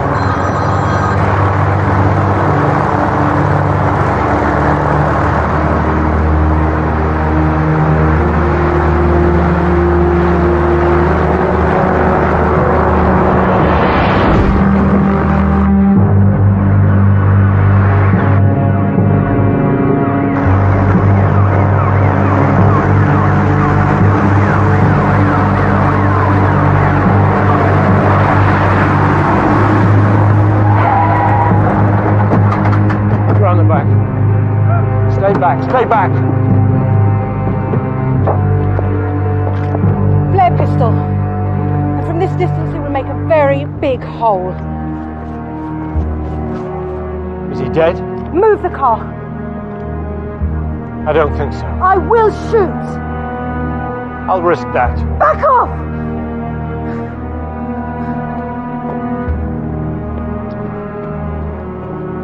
This isn't really you, Stephanie. Oh, you don't know me. Actually, I think I do. Bernard controlled every single aspect of your life, didn't he? I am not a victim. When you went to work, when you had lunch, when you came home. Everything to be done the Bernard way. Because the Stephanie way was not a good way. So she had to be controlled and watched over every minute of the day. Yes. Is that why you took up running? It's a chance to breathe. And to slip off your flying lessons. There's freedom up there. And Eddie Rayner, he saw you flying Bernard's body out that night. He tried to blackmail me. Just another man trying to control me. Picking him off like that was great flying. Brilliant flying, thank you. But then Gavin turns up at Causton Airfield. Better shut him down before he puts it all together. His fault. Oh, come on. Gavin's not a Bernard or an Eddie. He doesn't want to control anyone. He's a young man, his life ahead of him. You don't want to hurt him. Back off! He's alive, but he needs medical attention. It's okay. Just take it easy. He's just checking Gavin. Look at me. Look at me. This is over, Stephanie. I couldn't even go to lunch with friends without Bernard's permission. I just wanted my life back. I know. I know. No!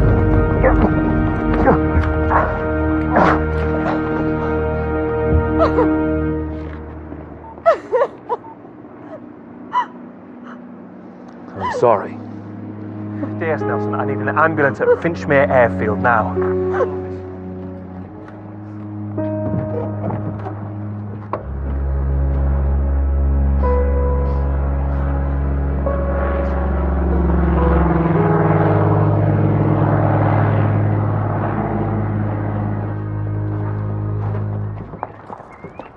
Sorry if I've been a bit much, Katie. Oh, don't worry, Dad. I understand what you're going through.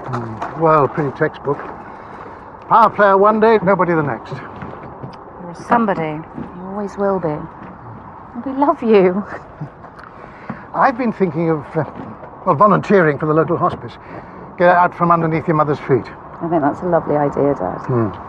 Here, come on. Maybe I'll come up and visit next month. Oh, darling, that would be wonderful. What about the weekend of the 5th? You'll see the red arrows.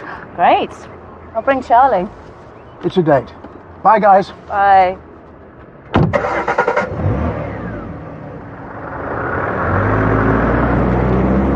Serves you right for being so nice to them. Why can't it be dealt with here? The courts martial take precedence. It's all right, Mum. I'll be fine. Yes. You're a hero. They owe you.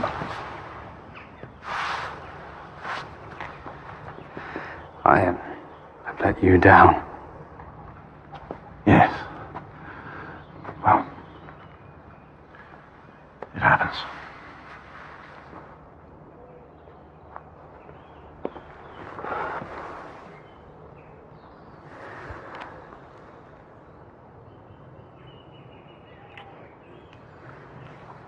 Sorry.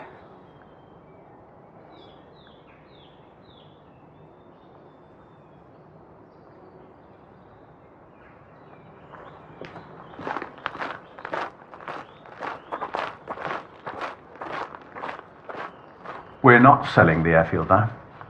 We're going to give it to Alex. One day. And in the meantime, I dare say, it'll be in safe hands.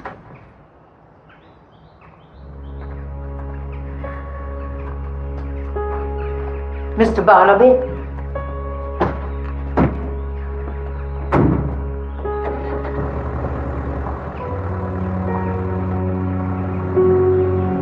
Charlie?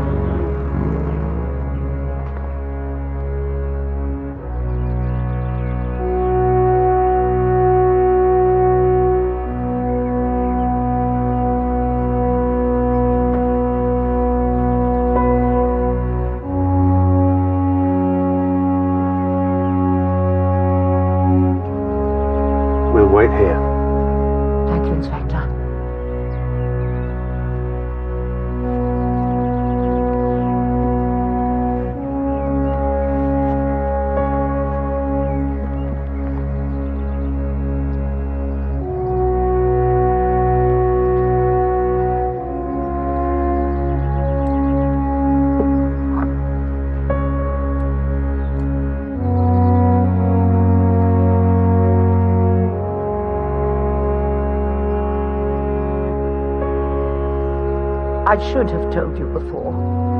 I'm sorry.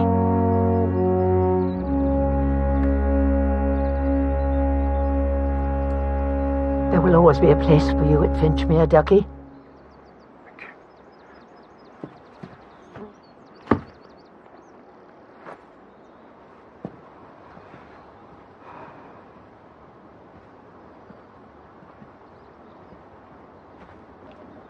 Thank you, Inspector. What for? You know very well.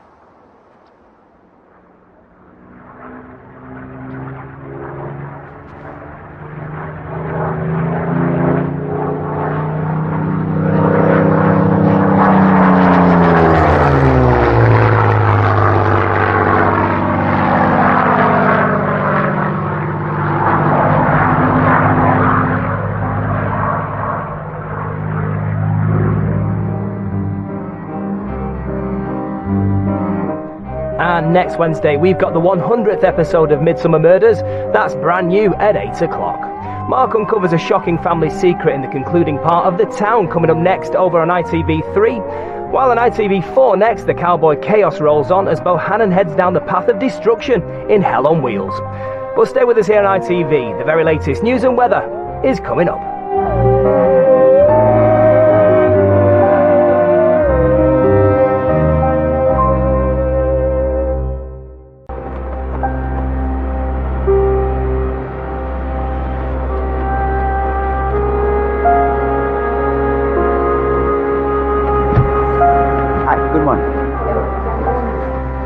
Here's your package, Mr. Calder. Oh, thank you. You're welcome.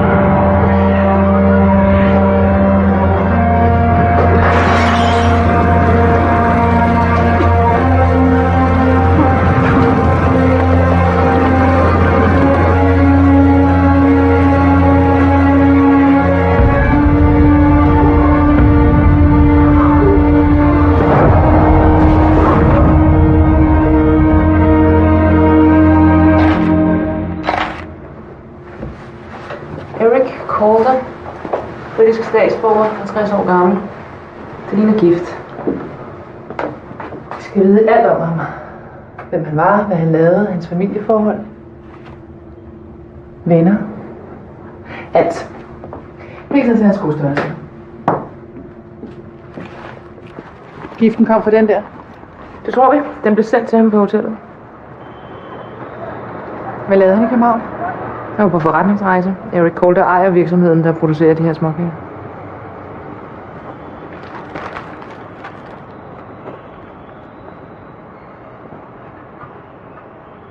Greetings from Badger's Drift.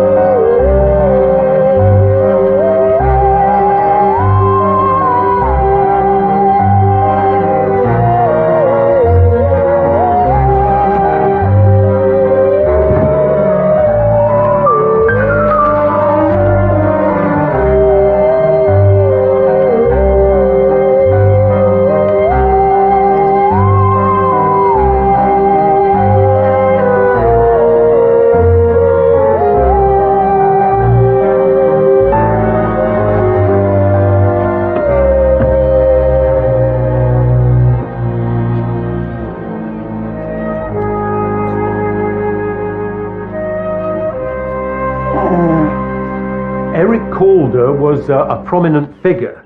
His family had been making biscuits in Badger's Drift for over a century. Any idea who might want him dead? No, we'll be talking to his family this morning, see what they can tell us. It's upside down. Where was the package sent from? We don't know specifically, but it was franked by a UK mail company. Now, we're still waiting for the full pathology report. But we believe Calder absorbed the poison through his skin. It would have had to have been something pretty lethal to kill him that quickly. Morning. Obviously, we need to coordinate our efforts. But as Calder's life was in Midsomer, we'll be relying on you to do most of the physical investigation. Oh, for crying out loud, Nelson. TCI Barnaby. Are you all right? Fine, thanks. We'll be in touch.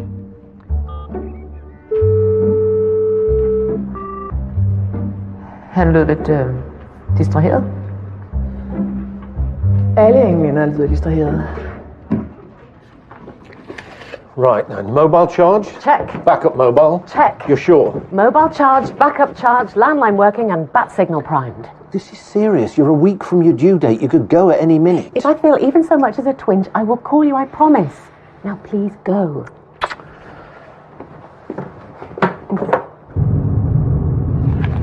Detective Dine is certainly thorough. According to the file, Eric Calder has a wife and son, Penelope and Harry, and a younger brother, Julian. He's been living with Eric for the last year. Right, Nelson, best behaviour. The Calder family is like royalty around here.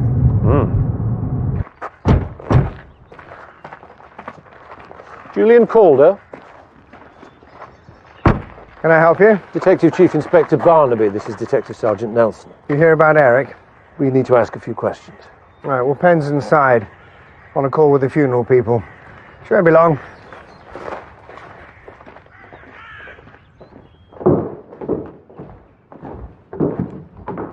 Your brother was well liked? You think? Most of these are from business acquaintances. Eric lived for his work. Very few friends. But at least one enemy. So it would seem. These gentlemen are detectives.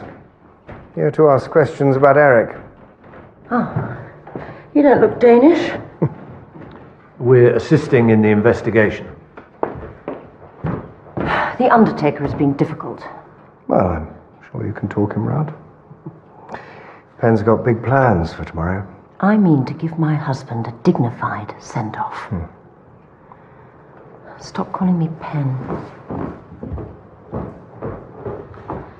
Could you take Mr. Calder's statement, please? I imagine it won't take you too long to find out who killed him. Eric barely knew anyone in Copenhagen. Did he visit there often? A dozen times in the last few months. He was negotiating a contract to supply product to a company out there. Do you have a name for this company? Toft Biscuits. Actually, Mrs. Calder, we think it might be someone a little closer to home. The package that poisoned your husband was sent from the UK. What? That's impossible. I mean, no one here would want Eric dead. Everyone loved him. Everyone? Calder's Biscuits put this village on the map. Eric made it a success. Sometimes success breeds resentment. Not in this case. Can you think of anyone who might have wanted to kill your brother? No. Well, I suppose Eric did have a tendency to lord it over people. What about your nephew, Harry? What about him? Did he get on with his dad? Oh, they weren't terribly close. But then Harry was always Penn's boy. Where can we find him? Probably down at Mrs. Trout's. Tea room in the village. Got a thing for the waitress there. Julian! I need you in here! Seems you woke the dragon, Detective.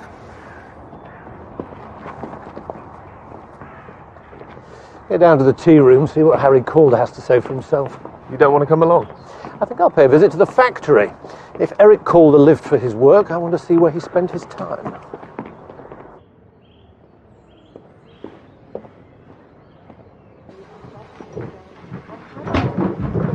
didn't expect to see you today. Oh, either this or hang around the house.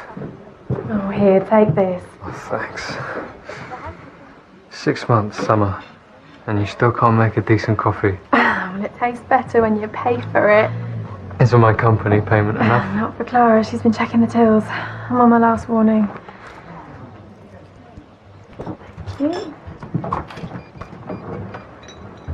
all ready for tomorrow?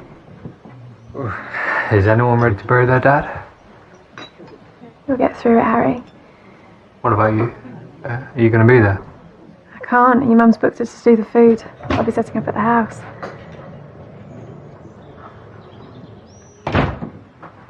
Harry Calder? Yeah? When did you last see your dad? A few days ago. And how did he seem? He seemed disappointed, as usual, banging on about me getting a job. You weren't planning to follow him into the family business? What? Cooped up in that factory all day, no thanks. Prefer to breathe. Did you talk about anything else? Not really. Was he, anxious or preoccupied? Look, even if he was, he wouldn't confide in me. Dad and I weren't that close.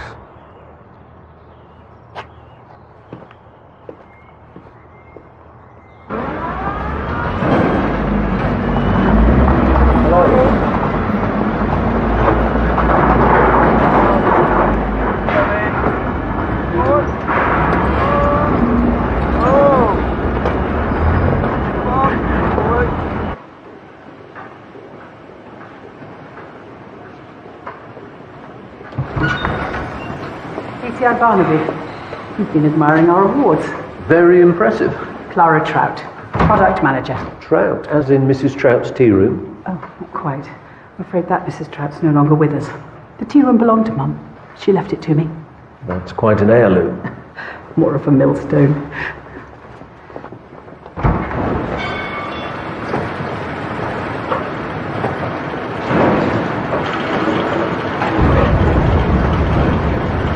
Poor Mr. Calder, such a shock. Did you know him well? Well, Mr. Calder, he didn't really mix with the staff.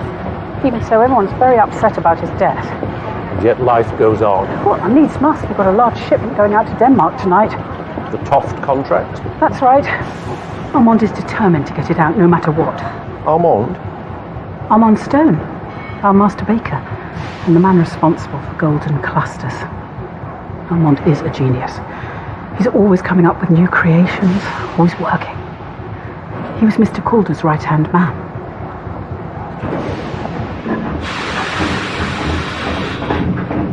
This way. Clara Trout, come here at once. I need your expert opinion.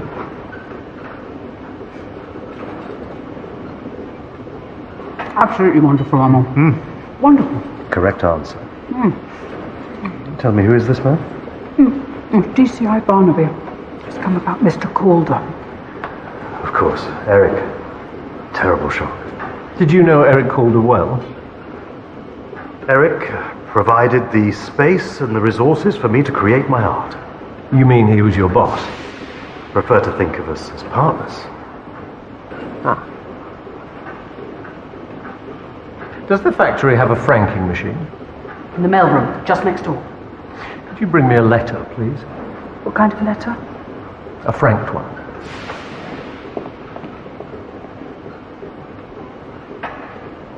Quite a setup you have here. Well, as I said, Eric went out of his way to ensure that I had everything that I needed. Were you and he close? We made an excellent team. DCI Barnaby? A franked letter.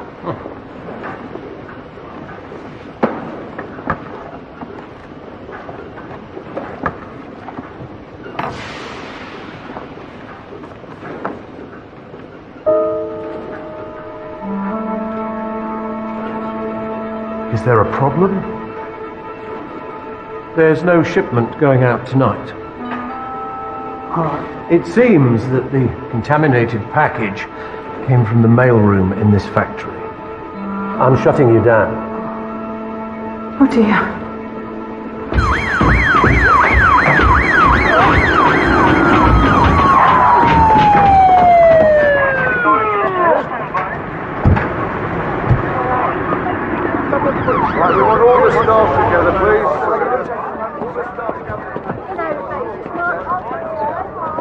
We need a list of everyone who has access to the factory mailroom.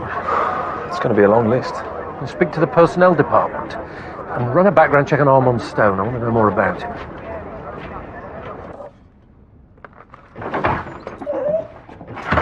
No more Calder's biscuits for a while. Why? What's wrong with them?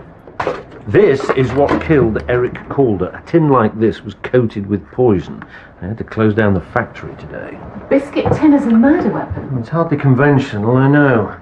The tin was symbolic. It means something. We just need to find out what. Well, you better find out before Friday. Don't fret. I will be there for D-Day. Even if you haven't solved the case? Of course, I will have solved the case. You'd better. Now, I need a foot rub.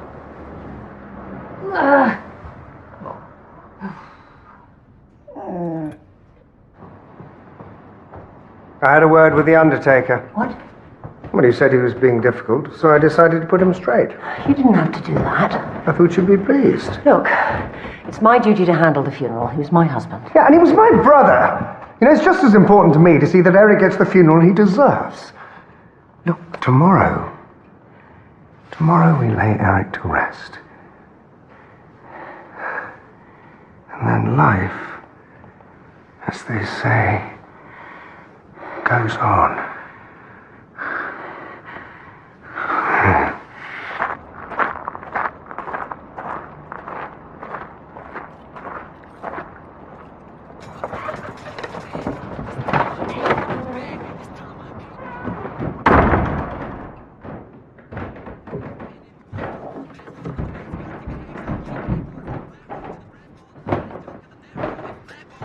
Sorry, I have. No, I'm sorry. It's been hell. You're so strong. I don't know how you've coped. Well, if it hadn't been for Harry and you. You're an amazing woman. We shouldn't do this tonight. You want me to go then?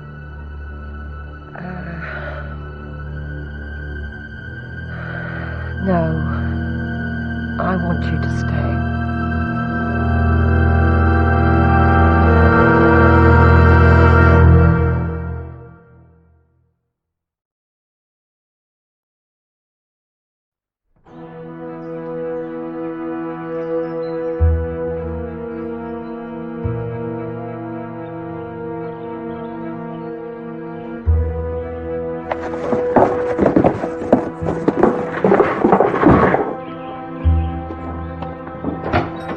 Ernest! Atticus? The whole village is buzzing. Everyone's talking. No one can believe it. Eric Calder, eh? How the mighty fall. Quiet. Quiet. Is that all you can say? Quiet. How many times have these been used? 3. Oh. If we get Penelope in the right mood, she might let us clear Eric's study. I doubt she'd be looking to get rid so soon after her husband's death. Grief's a strange thing. She might see it as a new start. What we need is a charm offensive. And milk. What we really need is milk. What we need is something bigger than the scraps from the Calder's table. Look at us scouring the bits for some lonely widow to pop off. What have we got? We've got granny flat here, garage there. Small potatoes. We get by. The bank would disagree with you. What we need, brother, is a grand plan.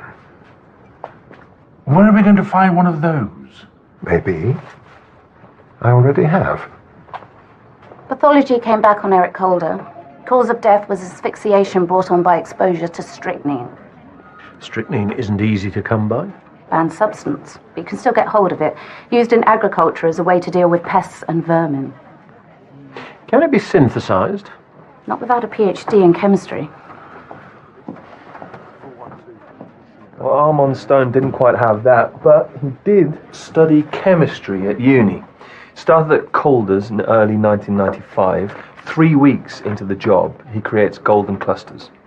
They become an overnight success, and he becomes unbearable.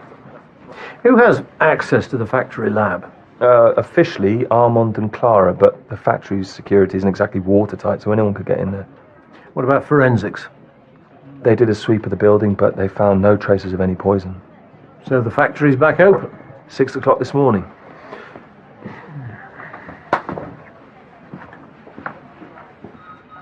What about Armand's relationship with Calder? Testy, apparently. The feeling is that Armand was getting frustrated. He felt that he should be running the factory. They argued? Like an old married couple. And yet Armand claims that he and Calder had the perfect business partnership. Come on, let's go and see him. If you and Eric Calder made such an excellent team, why did you spend so much of your time arguing with each other? Tongues have been wagging, haven't they? Well, the truth of it is that Eric and I often disagreed. And don't get me wrong, he was a solid businessman, but he lacked vision. Unlike you. I am a creative. I thrive on new ideas. Eric liked to live in the past. So safe to say you were frustrated with his leadership of the company? I felt that we needed someone bolder. Eric Calder was killed by coming into contact with a lethal poison. So I've been told. You've got a chemistry background. You know, if you're looking for someone with a reason to kill Eric, you might want to have words with his son. Why would Harry Calder kill his dad? All I know is that they had quite the row in the tea rooms the day before he died. Staff were gossiping about it. By all accounts, Harry was furious. Now, if there's nothing else, I have quite an important funeral to attend.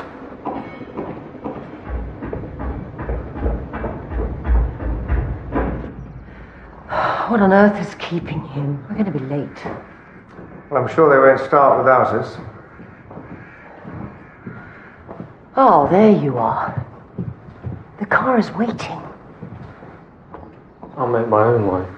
What? No. No, we go together. Why? Oh, because we're a family. That's why. Some family. Harry. The boy's lost his father. He's upset.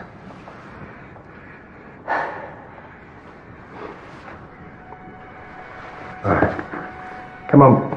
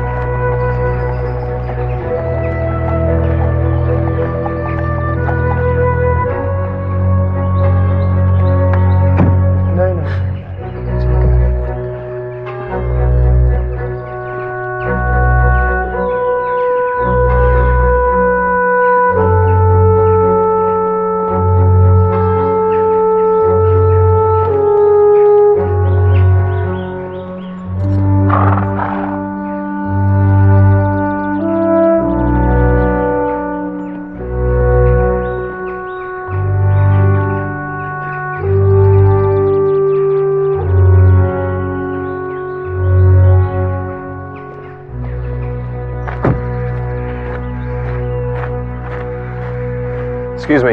I'm looking for Summer Halliston. She's inside. Thank you.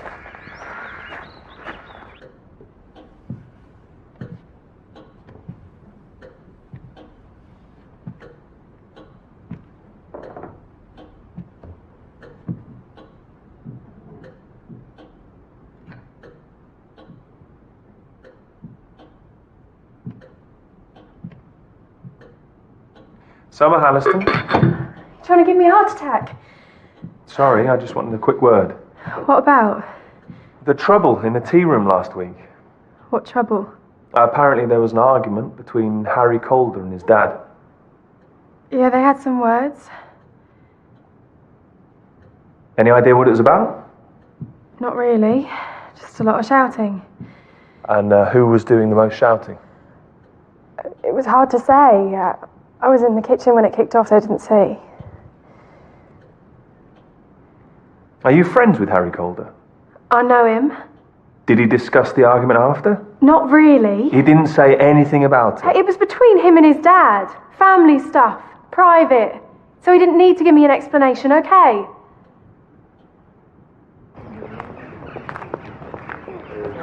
Harry, wait a moment. Leave me alone. Harry!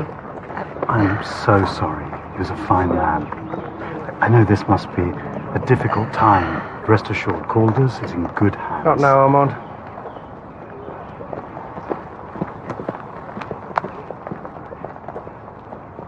Gathering clues, DCI Barnaby.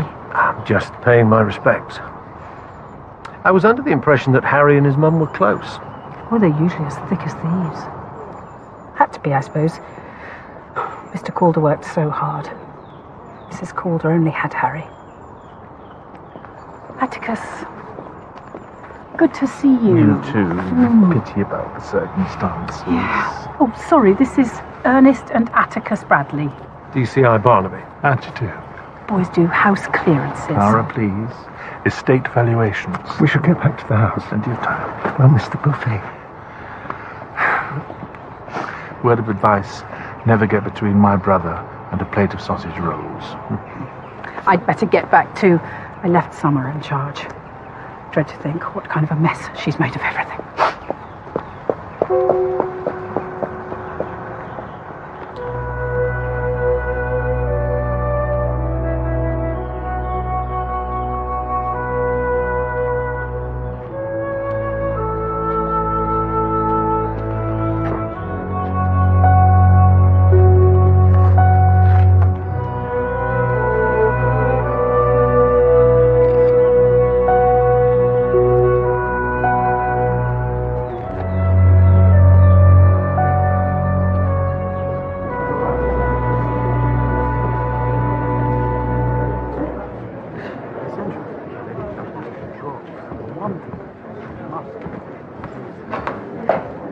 Police were asking questions.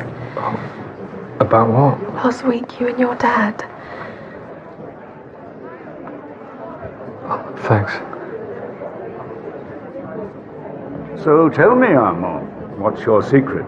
The secret of golden clusters. In a word, me. I insist upon perfection.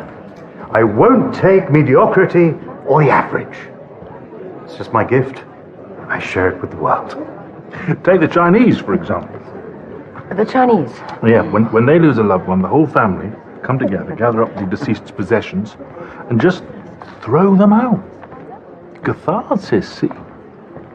I don't think the Chinese do that. No? Well, someone does. It's a damn healthy way to react, I think. Anne, darling, it's time. All the subtlety of a hammer. At least I'm trying.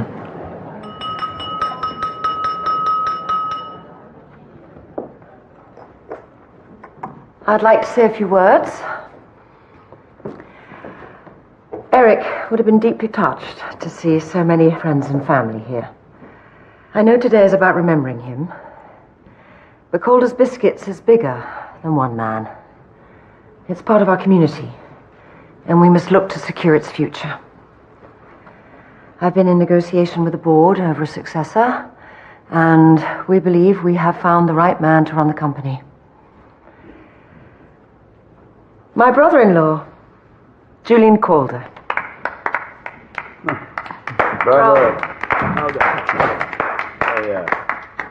Julian will be the 6th member of the Calder family to run the factory. Oh, thank you, Pam.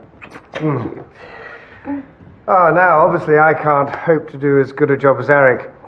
but I will give it my very best shot. I'm honoured to have this vote of confidence from the board. Armand, is everything all right? Julian. Ed Mayo isn't exactly popular. This is salad cream. What's the difference? Hello. Not bad, eh? Thank you very much. Julian, congratulations. Oh, thank you. Yes, I can't wait to get started. Perhaps when you two, I have something that might be of interest to you. Gentlemen. Now then. Congratulations. Summer Halliston claims she doesn't know what Harry and Eric were arguing over. You think she's lying? I don't know. She got pretty angry when I tried to press her on it. Something else came in from the Danish crime scene. A thumbprint found on the door to Calder's hotel room. Did they find a match? There wasn't anything on their system. But they have a witness who claims they saw a man hanging around outside the room. It could just be a guest who was lost. I'm not so sure. I found this on a bouquet that was sent to the cemetery. For Evict. It's Danish. It means forever.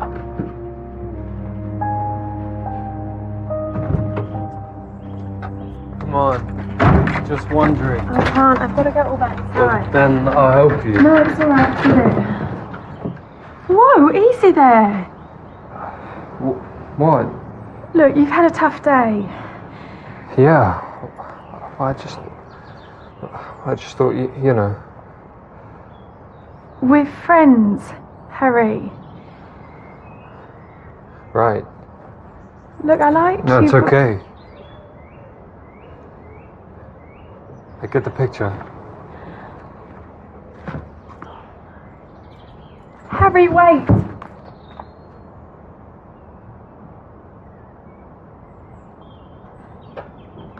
If you say so,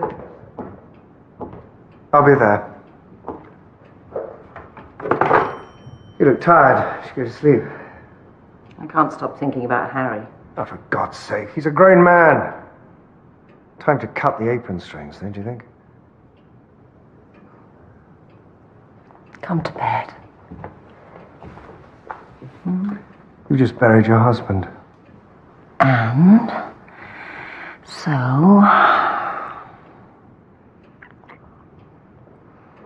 I don't want to be alone. Sorry. I have to go out. Go out? Where? Business. What sort of business? Ben, we're not married. I don't have to answer your questions. I think we should take a break, don't you? It's all getting a bit unseemly.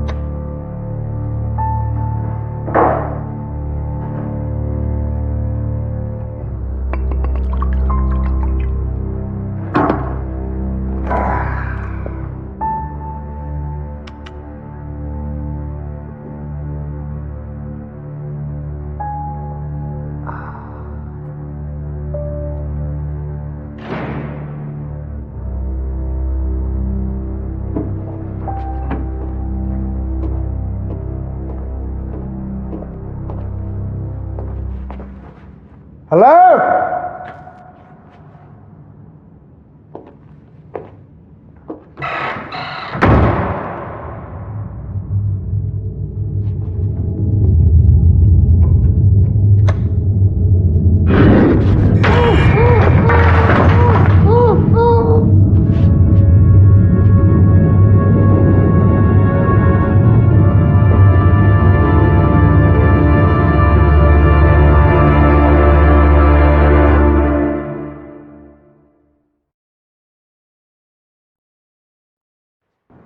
The flowers were delivered to the churchyard by a local florist, but the original booking came from a company in Copenhagen.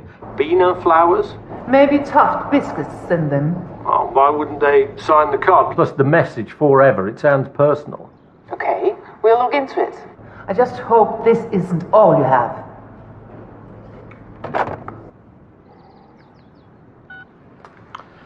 Now, come on, you can't spend all morning in bed. It's a beautiful day out there. You're young, you should be out enjoying yourself. John! John! It's okay. Keep breathing.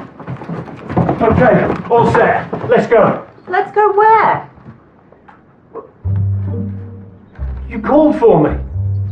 There's a spider in the bath.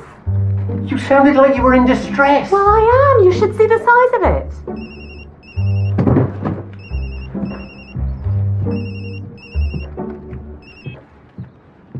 What? Thank you for coming. To be honest, we really don't know what to make of it. What exactly is it? I made sure nobody touched anything. See what I mean?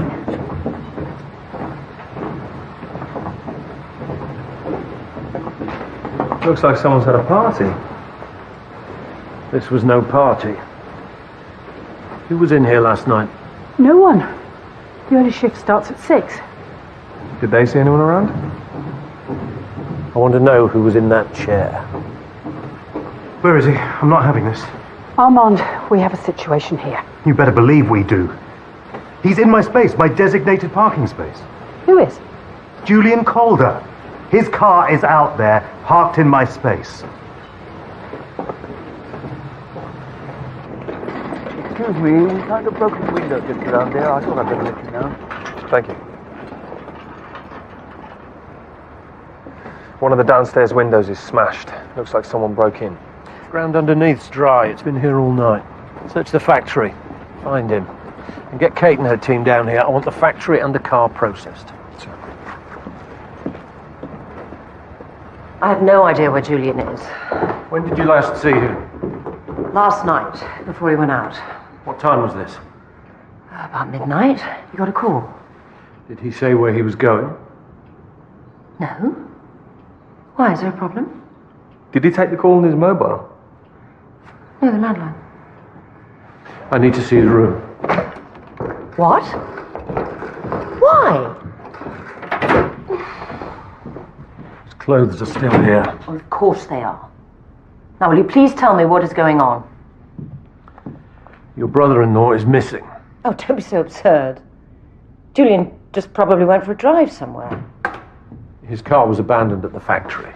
A call came in at 12:13. A mobile registered to Harry Calder. Where is your son, Mrs. Calder? Mrs. Calder? I don't know. I haven't seen him.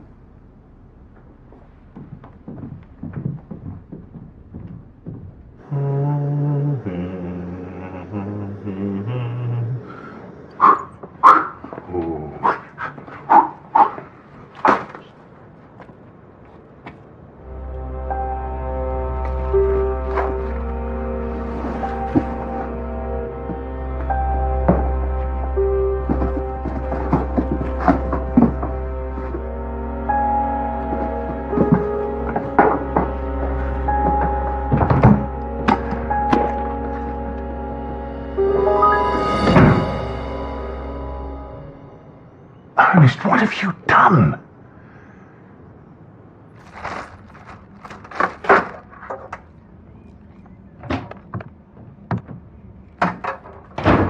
Well, it's nice to be trusted.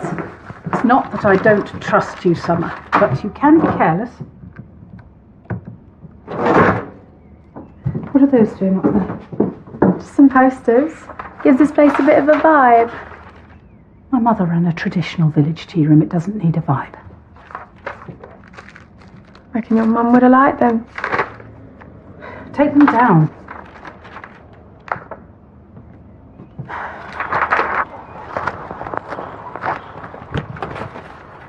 Harry?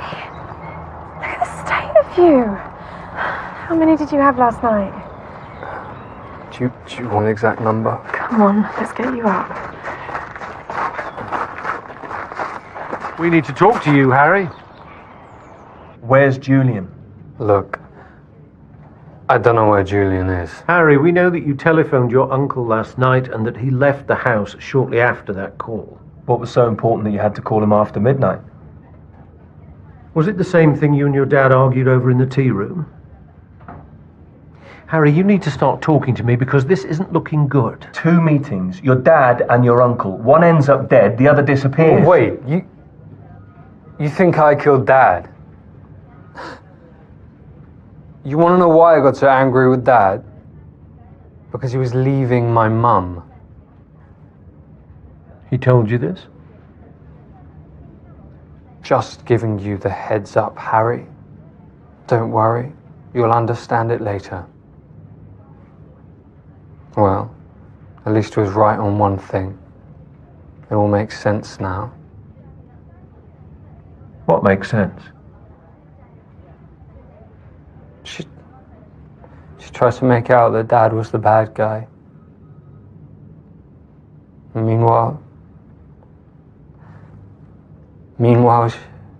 your mother and Julian.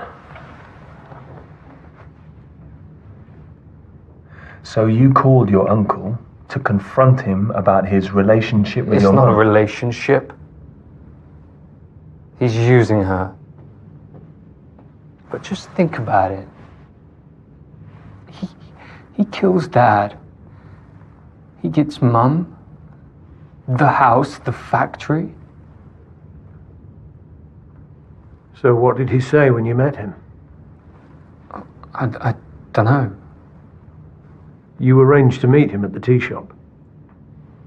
Yeah. But he never showed.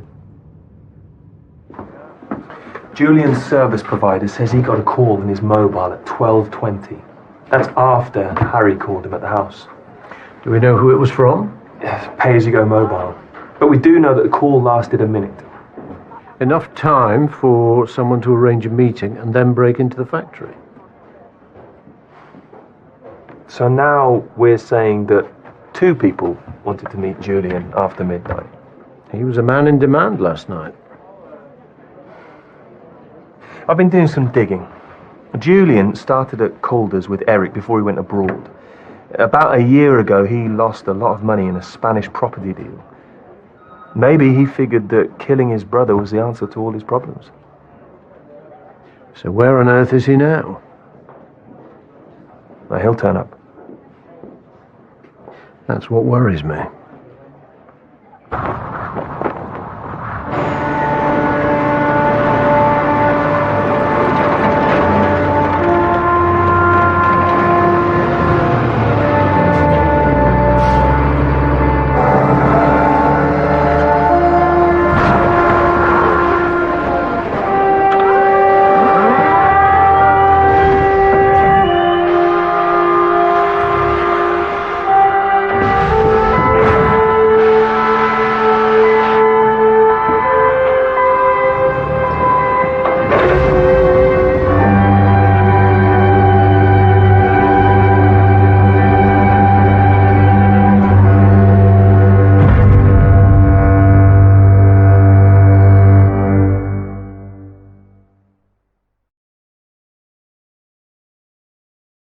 Sarah?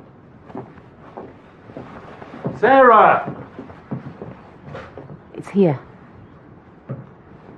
Thank you. Are you sure you're going to be okay? It's only for one night. I know, but it's Denmark. It's not like I can just pop back if you need me. Look, I'm sure I'll muddle through. Anyway, Kate's going to call round. I'll be fine.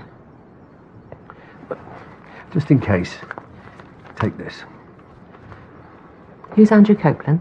He's the best high-speed pursuit driver in the Midsomer Constabulary. If you go into labour, call him. He will get you to the hospital faster than any ambulance. Look, don't be so ridiculous. I do not want a pursuit driver taking me to the hospital. You are going to take me. You made a promise and I am holding you to it. You better get going.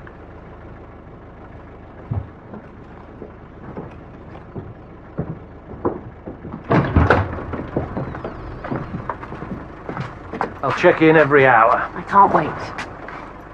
Hi, Sarah. I've been brushing up on my Danish. When you say brushing up?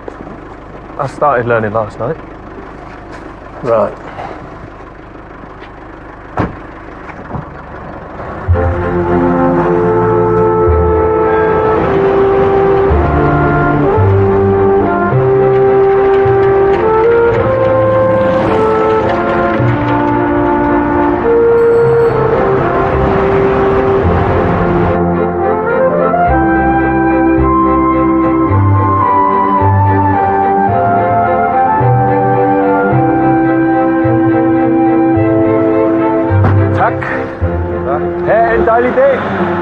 Spoken like a native. You forgot one thing, though.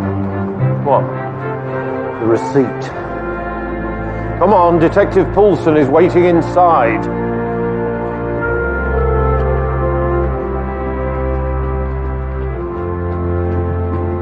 Nå, skal vi gå ned og få hils på vores engelske bobbies? Jeg vil ikke kalde dem bobbies. Jeg læste deres filer i går aftes. Kriminalkommissær Barnaby har stor erfaring. Aha.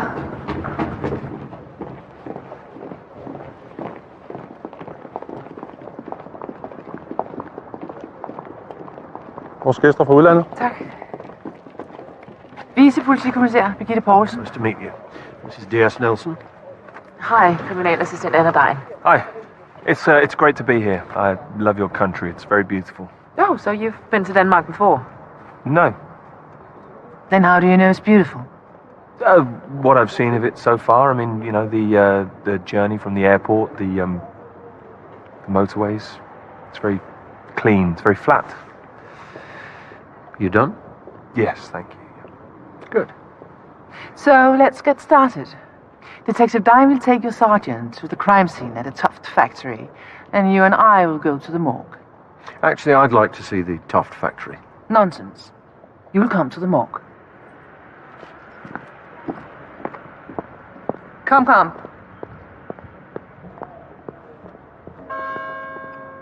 Shall we?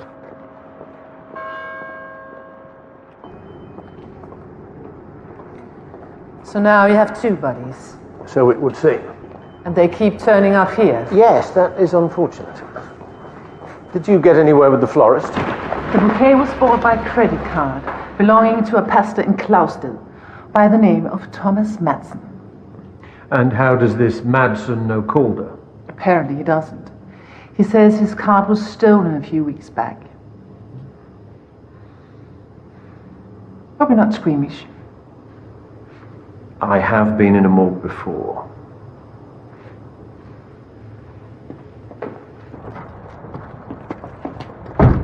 How long have you worked with Poulsen? We teamed up about 4 years ago. She's quite a personality. You noticed? Birgitte's a little eccentric. I mean, she can be blunt, but she's a good detective. Oh, she's certainly blunt. Maud. What about Barnaby? What's he like? Again, good detective, gets results. He can be a little prickly at times. Prickly meets blunt, huh? Yeah. I'm not sure how that'll work out. Cause of death, asphyxiation. He drowned in alcohol. The pathologist found his stomach and lungs were full of malt whiskey. Unlikely to have been self-inflicted. Deep markings on both his wrists. He was restrained. His head was held back and the bottle was forced down his throat. Everything here tallies with the crime scene at the Calder's factory, which means he was killed in Midsomer. And that makes him your problem. So, this is, as you can see. Forensics get anything on it? Too much. Numerous fingerprints, hair samples, lots of cross-contamination. Yeah, half the staff at Calder's came into contact with this at some point. D.S. Nelson, this is Albert Toft. He's the director of Toft Biscuits. D.S. Nelson is over from England. Terrible tragedy. First Mr. Calder, now his brother. Very sad. We understand Calder's had a deal with you to supply their goods. That was the plan at first. But then Eric Calder made us a better offer. A better offer? To sell Calder's to Toft. According to Toft, Calder was in negotiations to sell the business. We checked with Eric's solicitors. They were vague, but confirmed he was exploring his options in regards to the company. Legal speak for it was happening. So not only was Eric Calder leaving his wife, but he was also selling up. Sounds like he was running away. Question is, where was he running to?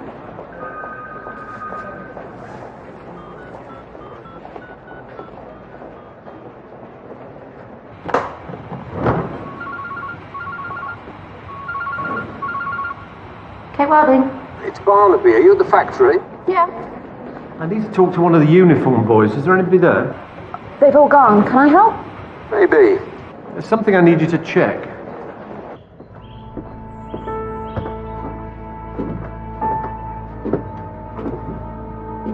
It's only a box. It's trouble, and you know it. Try not to fret. Try not to fret. First Eric, and now Julian. We've got to get rid of it. Get rid? Pretend we never saw it. Well, we could do that, of course, or we could use what's inside to our advantage. What are you talking about? Just leave everything to me, brother.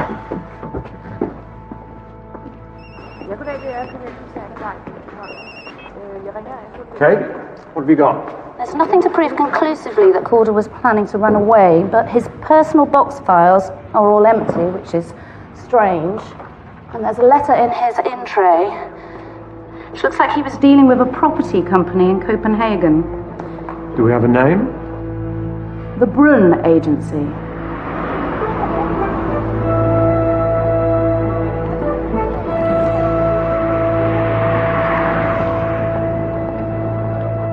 Mr. Calder bought the property a few weeks ago. He was very keen. We went through Calder's financial records. There was no mention of this. It was all a little mysterious, but above board. And I guess he did it that way because he didn't want to spoil the surprise. What surprise? Well, I assume the cabin was a gift. Why else would he put it in her name? Whose name? Ingrid Madsen. She owns the place. Where can you find her? If she's not at the cabin, I assume she'll be at her former address.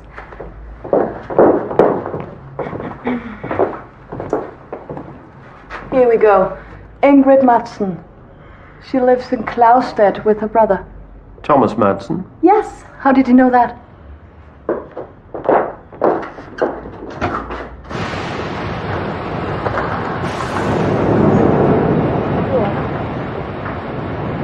Get out of my factory! I was only trying to help. Out, or I'll call security! You're making a mistake.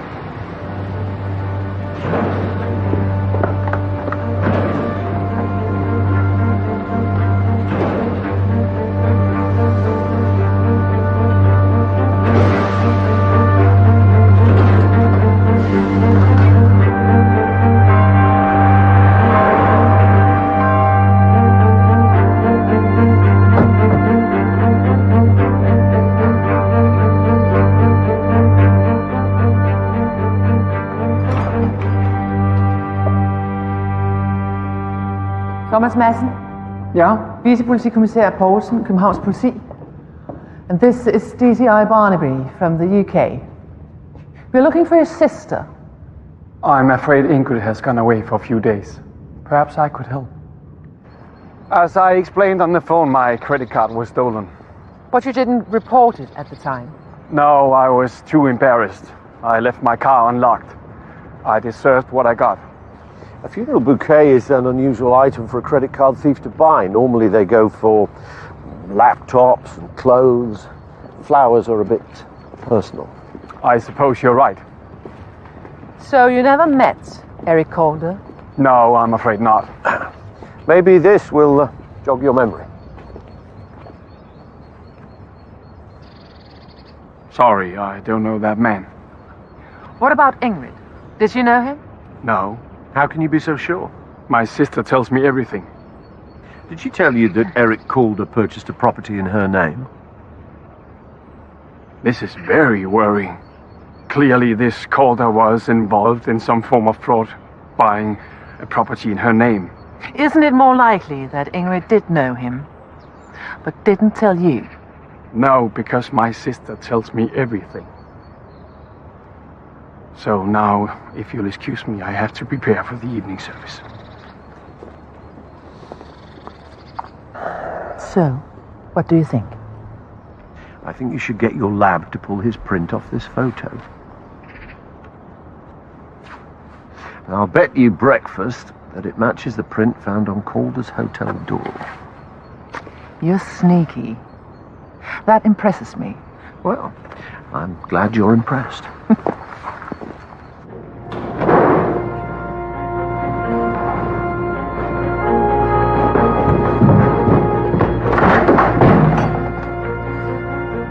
Hvordan kan du være så dum, Ingrid?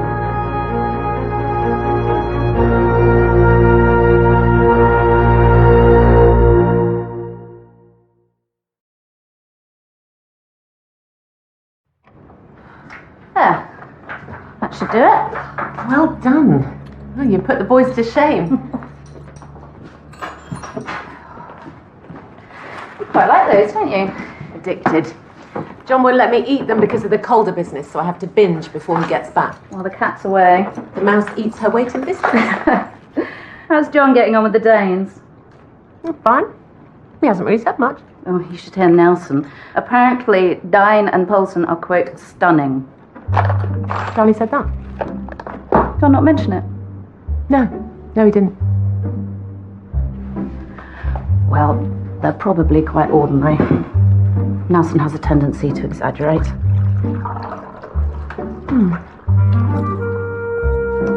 I thought you were addicted to those. Well, I've lost my taste for them.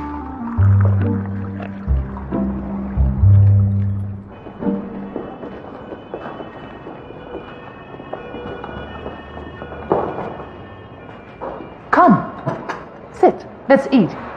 Eat?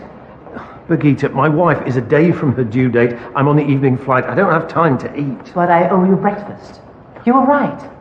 The print on Calder's hotel door belonged to Thomas Madsen. Good. Let's go and see him. Wait, I have other news. Tell me on the way. I looked into Ingrid last night, and I came across a child born in Copenhagen in 1989. Okay, so Ingrid has a child. Not anymore.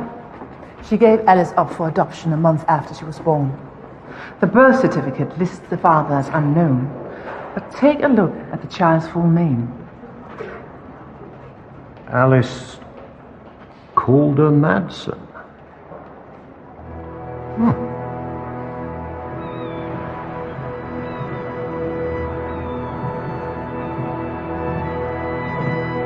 Wow, that is quite a view.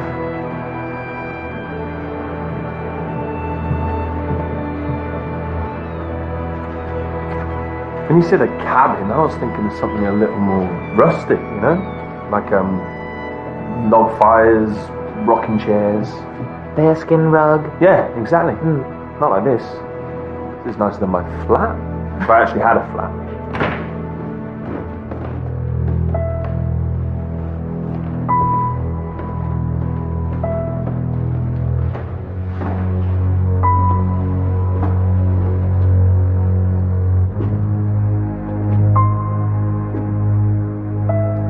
Hallo, det er politiet.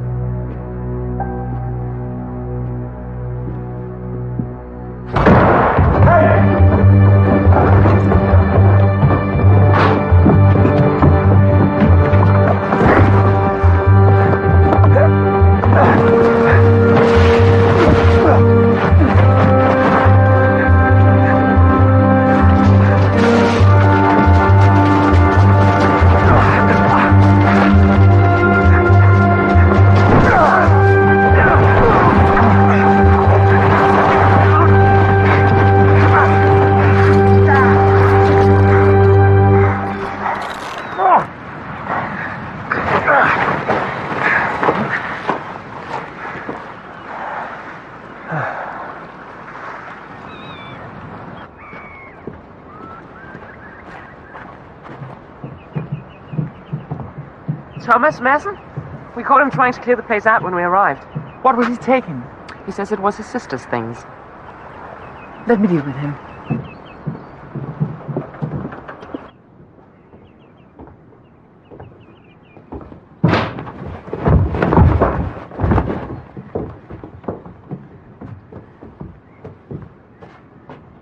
Ingrid's belongings, correct? This is just a misunderstanding. Nonsense.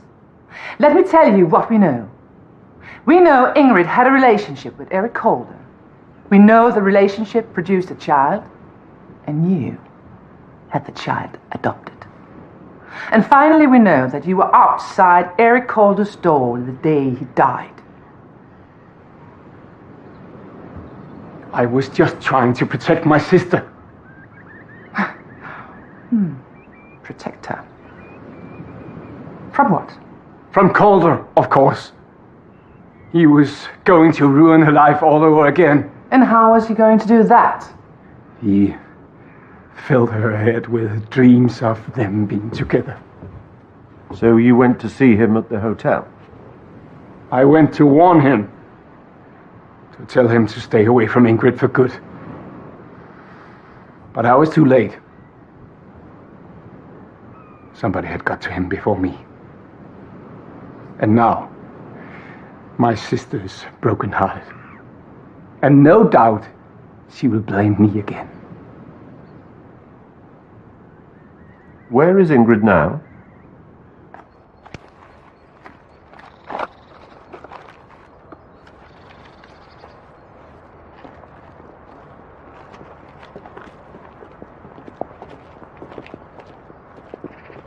Ingrid?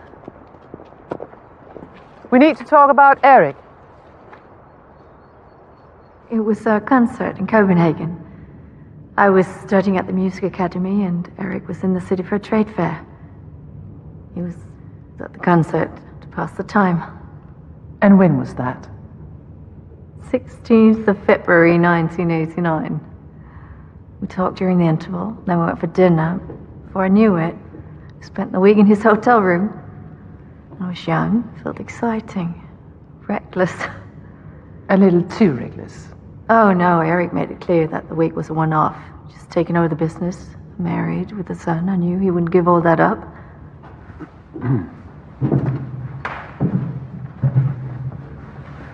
You, didn't tell him you were pregnant? No. Instead, I came back to Gloucester. How did Thomas feel about the baby? He wasn't happy. Thought I'd been careless. And he was right. And he arranged the adoption? Through his contacts, he found her a good home.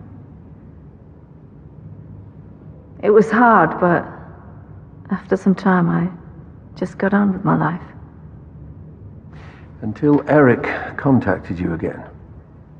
Yeah, he was just standing there, up front. He looked older, but still the same. He said he was here on business and that he'd been thinking about me a lot.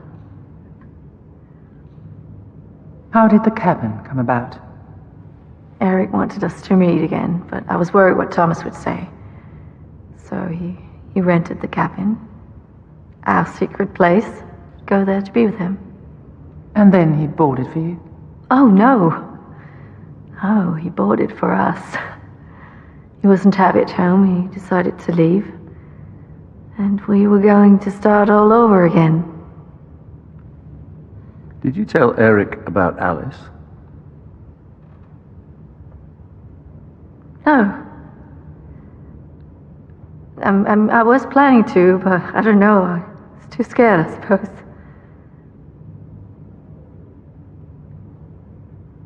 You never wanted to contact her? She sent a letter a few years ago. She wanted to meet and I wanted to, but, Thomas thought it was a bad idea. He's not a bad person. He's supposed to look after me like all brothers do. It was a beautiful letter. So bright and passionate. She told me all about her life in London. It sounded so exciting.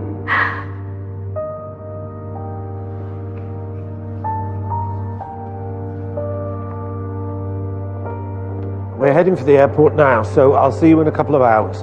Okay, bye. Let's hope she holds out. We don't have much time, Nelson. We've got it. Alice Madsen, born on the 4th of December 1989 in Clousted. And she was adopted a few months later by Ella and James Haleston? Halliston. She changed her name. We need to talk to Summer when we get back. Flight leaves in an hour. Don't worry, you'll make it. Especially with our flat motorways. Birgitta, thank you for everything. No need. And good luck with the baby. Yes, good luck. So, I just wanted to say... Nelson!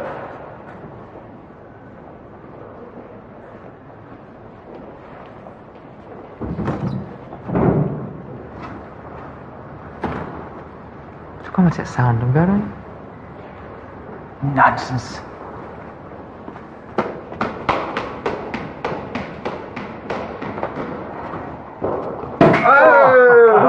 It's only a cheap supermarket fizz, but it'll do for now. What are we drinking to? Eric called her. Eric.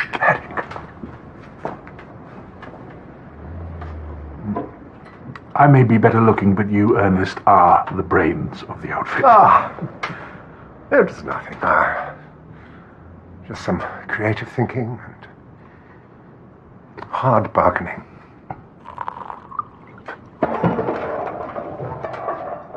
What was that? That's nothing. It's just the wind. There's no wind tonight. I'll go and investigate. Oh, go on then. Look for clues.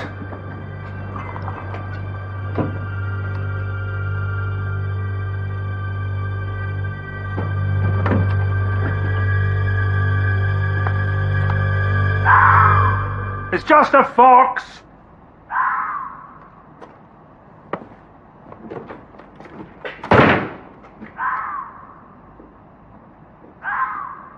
Infernal nuisance. Always at the bins. What we need is a shotgun. Do you want a sandwich? I've got cheese. What's the matter? Are you not talking?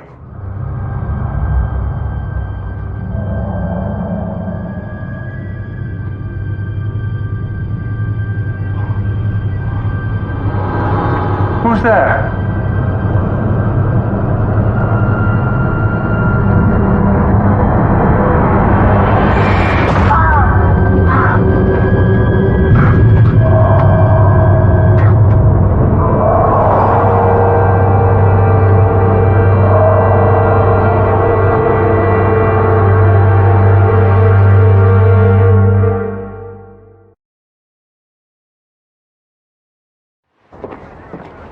Where's Summer Halliston? We sent a PC to pick her up last night, but there was no answer at her flat. How's Sarah?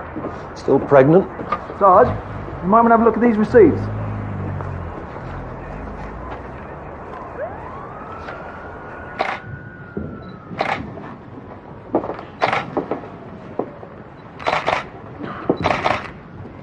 You know these two? Ernest and Atticus Bradley. Well, as you can see, they've both sustained a deep, penetrating injury to the heart. Are they carving forks? Your killer had a good aim. How long have they been dead? About 12 hours, give or take. I'm guessing the apples are symbolic. Greedy little pigs. Sir, I've got a receipt dated 3 days before Eric Calder died. It looks like he hired the Bradleys to ship some personal items. To Calder's cabin in Denmark. But there's no record that it was sent. So where is it?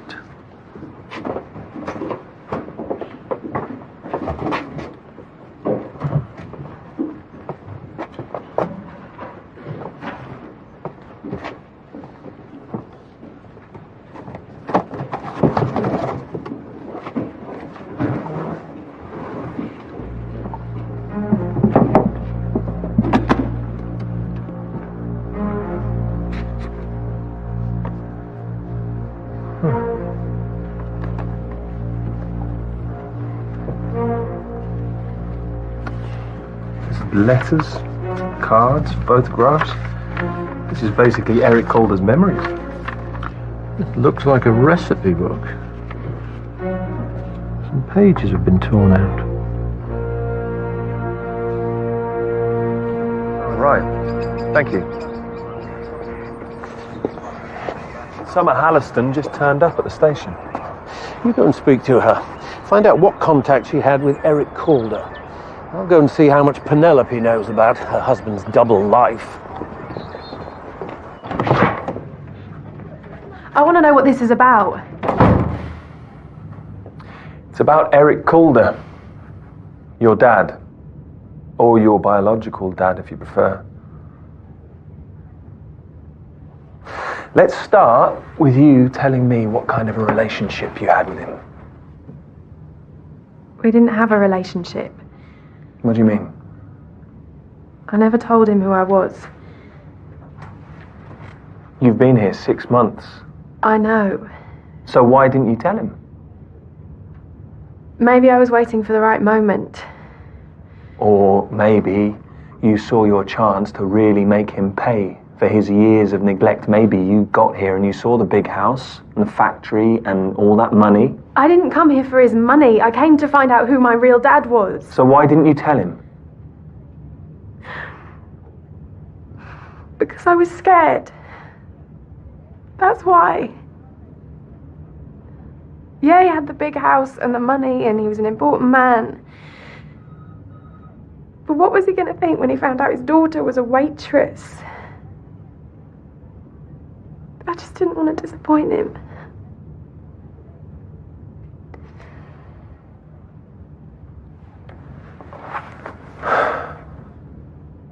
So where were you last night? I watched a film and I went to bed. I was shattered from working in the cafe. Look, as soon as I heard you wanted to speak to me, I came to the station of my own accord. I haven't done anything.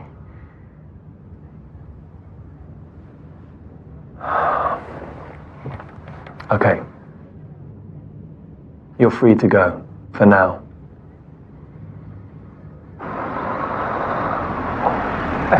Heard you were here. Yeah. So what do they want? Harry, there's something I need to tell you. Well, go on then. Not here, let's go to the tea room. What's going on? Why were you with the police? They wanted to talk about Dad. What's your dad got to do with this? Our Dad.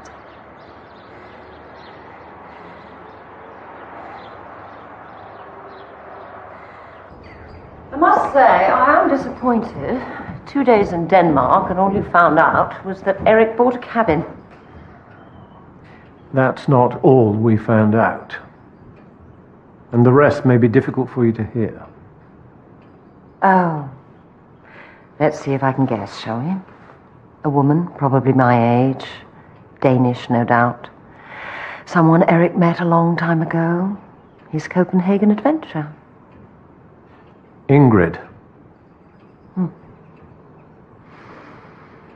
Oh, I knew he'd met someone. He was different when he came back. Didn't you confront him? Oh, there's no point. He wasn't going to leave me for her. So I just let it be. Did you know they had a child? Well, it seems you had a productive 2 days after all, DCI Barnaby. Tell me, did this child have a name? Summer. Waitress. Why didn't you tell me? Because I didn't know either. She never said a word.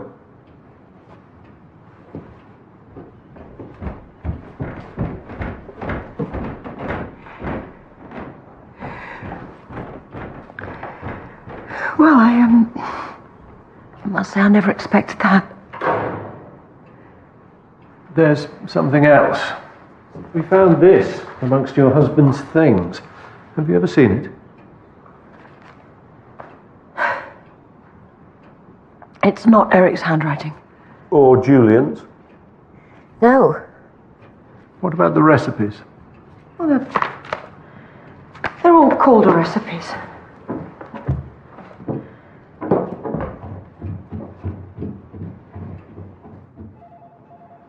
According to Penelope, this book has all the Calder's biscuit recipes, but there's one recipe missing.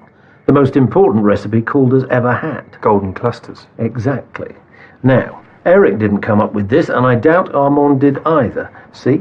This notebook is dated 1994. That's a year before Armand started. So, who else was at Calder's then? Oh, hold on a minute. I found some newspaper cuttings in here. These are mostly local press reports on the factory. New product launches, charity events, open days. But look. Here. This is a photograph of the Calders on the factory floor from June 1994. A young Eric, a young Julian. Yes. But look here. I think that's the recipe book. We need to find this woman.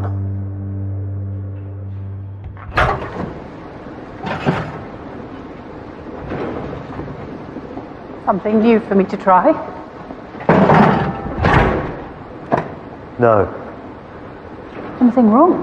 Why would anything be wrong? I don't know.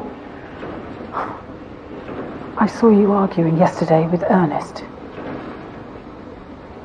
Are you spying on me? No, I was just passing. And gathering gossip. Armand, I would never gossip about... Have you any idea, even an inkling, of the kind of pressure I'm under? Just trying to help. Well, I don't need your help.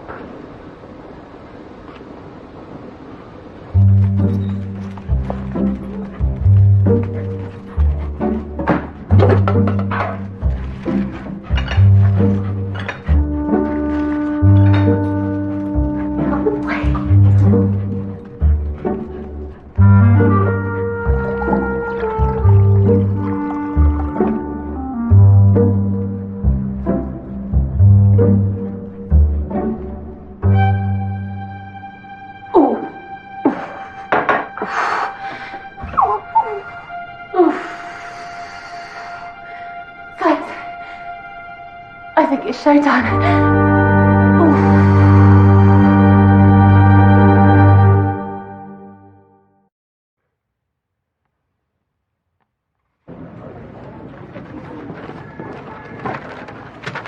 Her name is Agnes Trout. She worked at Calder's as a baker from 75 to 94. If this is her book, she came up with the most successful recipe Calder's ever had.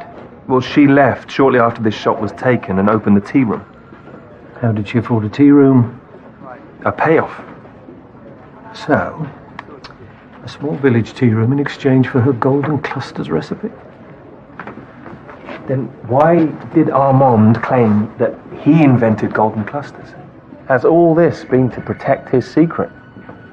We need to get to the factory.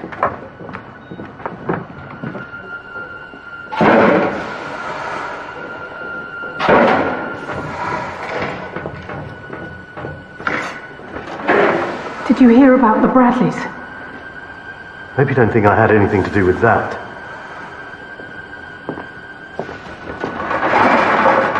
You didn't say what your argument was about with Ernest. It was nothing.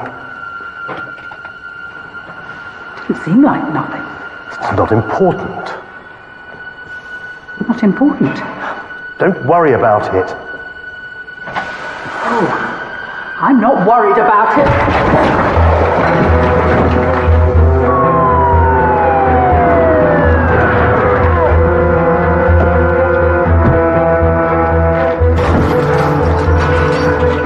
We need another way in.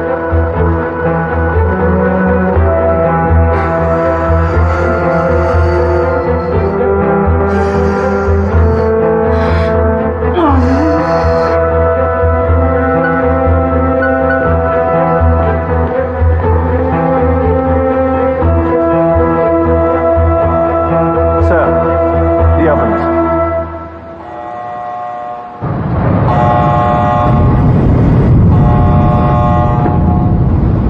I'm saving you till last, Armand. Clara, what on earth are you doing? The question is how to kill you. Eric was poisoned. Clean but remote. Julian was long, hard. I was worn out by it. Frankly, the Bradleys were just easy. Clara, please, I don't understand. I think you do, Armand. I got these pages back from the Bradleys. Agnes's golden clusters. It's my mum's recipe, the one that you stole from her. I've never seen that before in my life. Yes, you are a fraud. Small man. No integrity. I've seen you swan around this factory, the way you treat people. Well, no more, Armand. No more.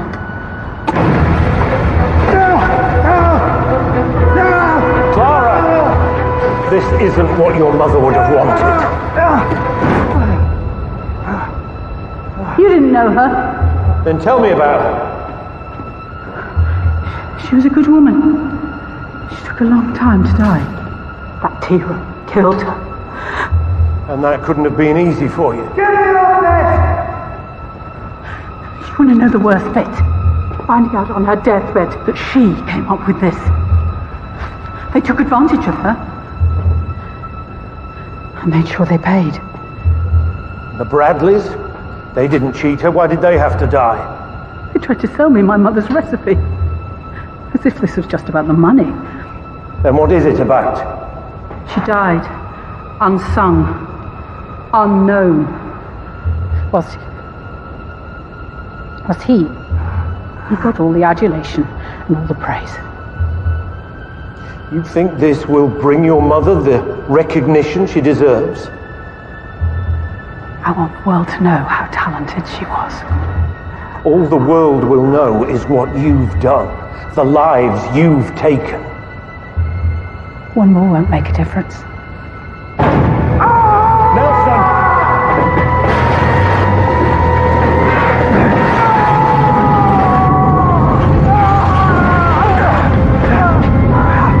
It wasn't my idea. Eric and Julia, they forced me to do it. Did they force you to accept all those awards, all that praise, the money? Nelson! I've got him!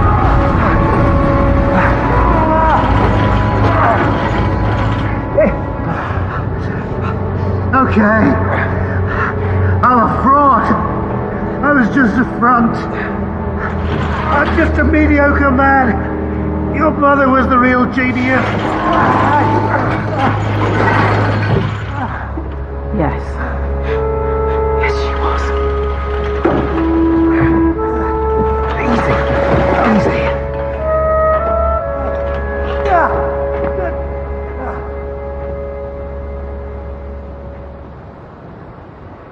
Your mother, she made a deal. Yeah. They bought her off with a poxy tea room. The tea room was just a sweetener. You were the main part of that deal. What are you talking about? She made Eric promise to employ you for life. That's not true. She insisted that you had talent. That's why you got the job.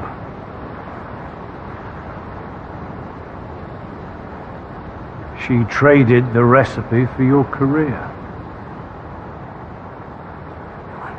Why would she do that?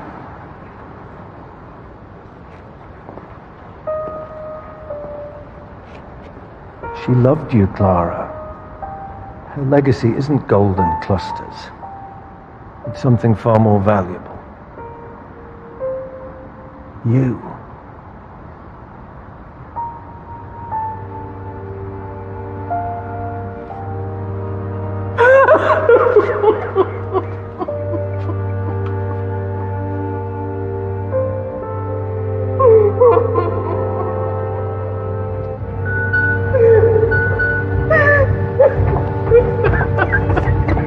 Nelson, can you take this from here?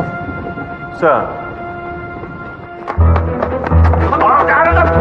Don't blame the hospital!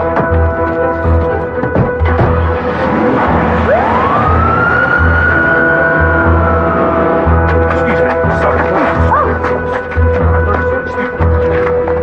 Police, emergency!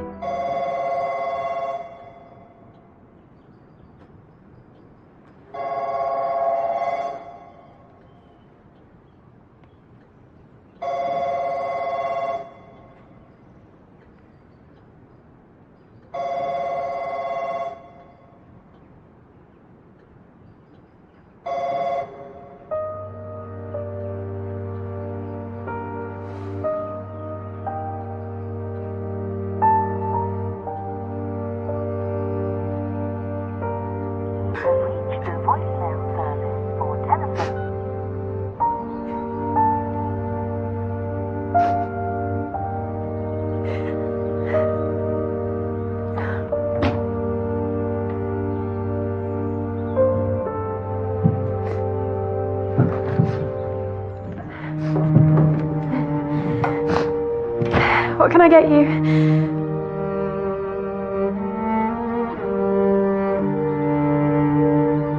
Hello, Alice.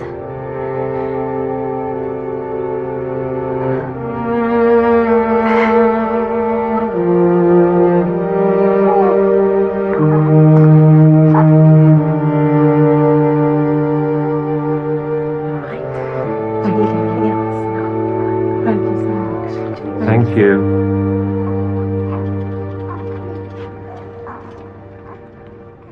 She's beautiful. She is, isn't she? She's got your eyes. Your nose and mouth. All she needs is my irrepressible wit, and she'll be perfect in every way. She is already. I thought of her name. Betty.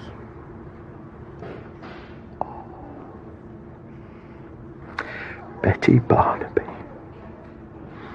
I like that.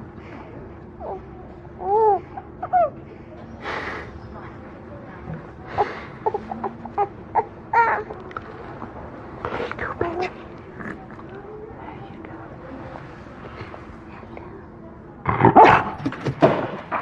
A toast to the prettiest girl in the world and her beautiful mother. Thank you.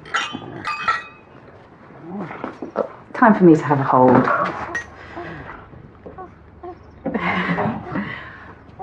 Oh, wow.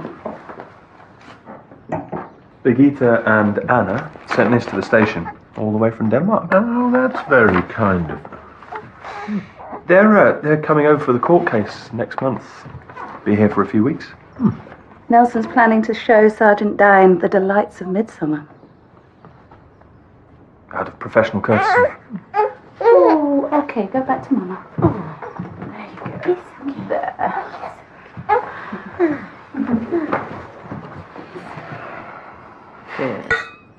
So, I promised I'd be there, and I was. That is very true.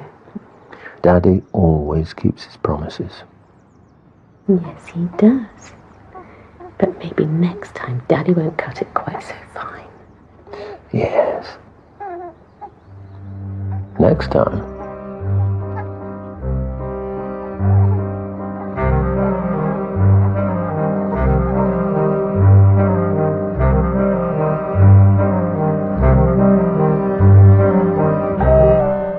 Well, if you fancy yourself as a bit of a detective, have a look at our website and find out more about the Midsomer Murders iPad game at itv.com/mobile. And you can catch up with more crime drama on ITV Player, where DCI Bank's latest case is available right now. Bohannon continues his quest to tame the Wild West in Hell on Wheels. That's next over on ITV4. But stay with us here on ITV for the very latest news and weather. On the way next. 但是我们4点才开始嘞。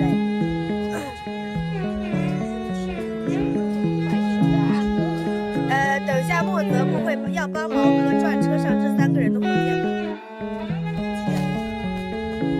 说不到高火箭啊。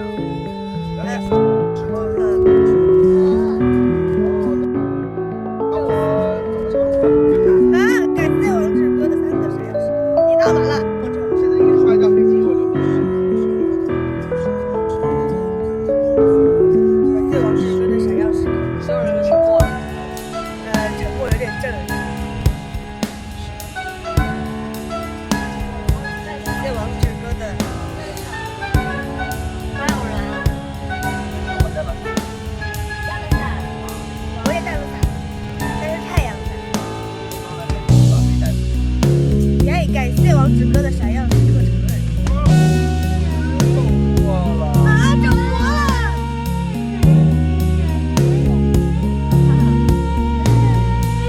幽默了，牵连吗？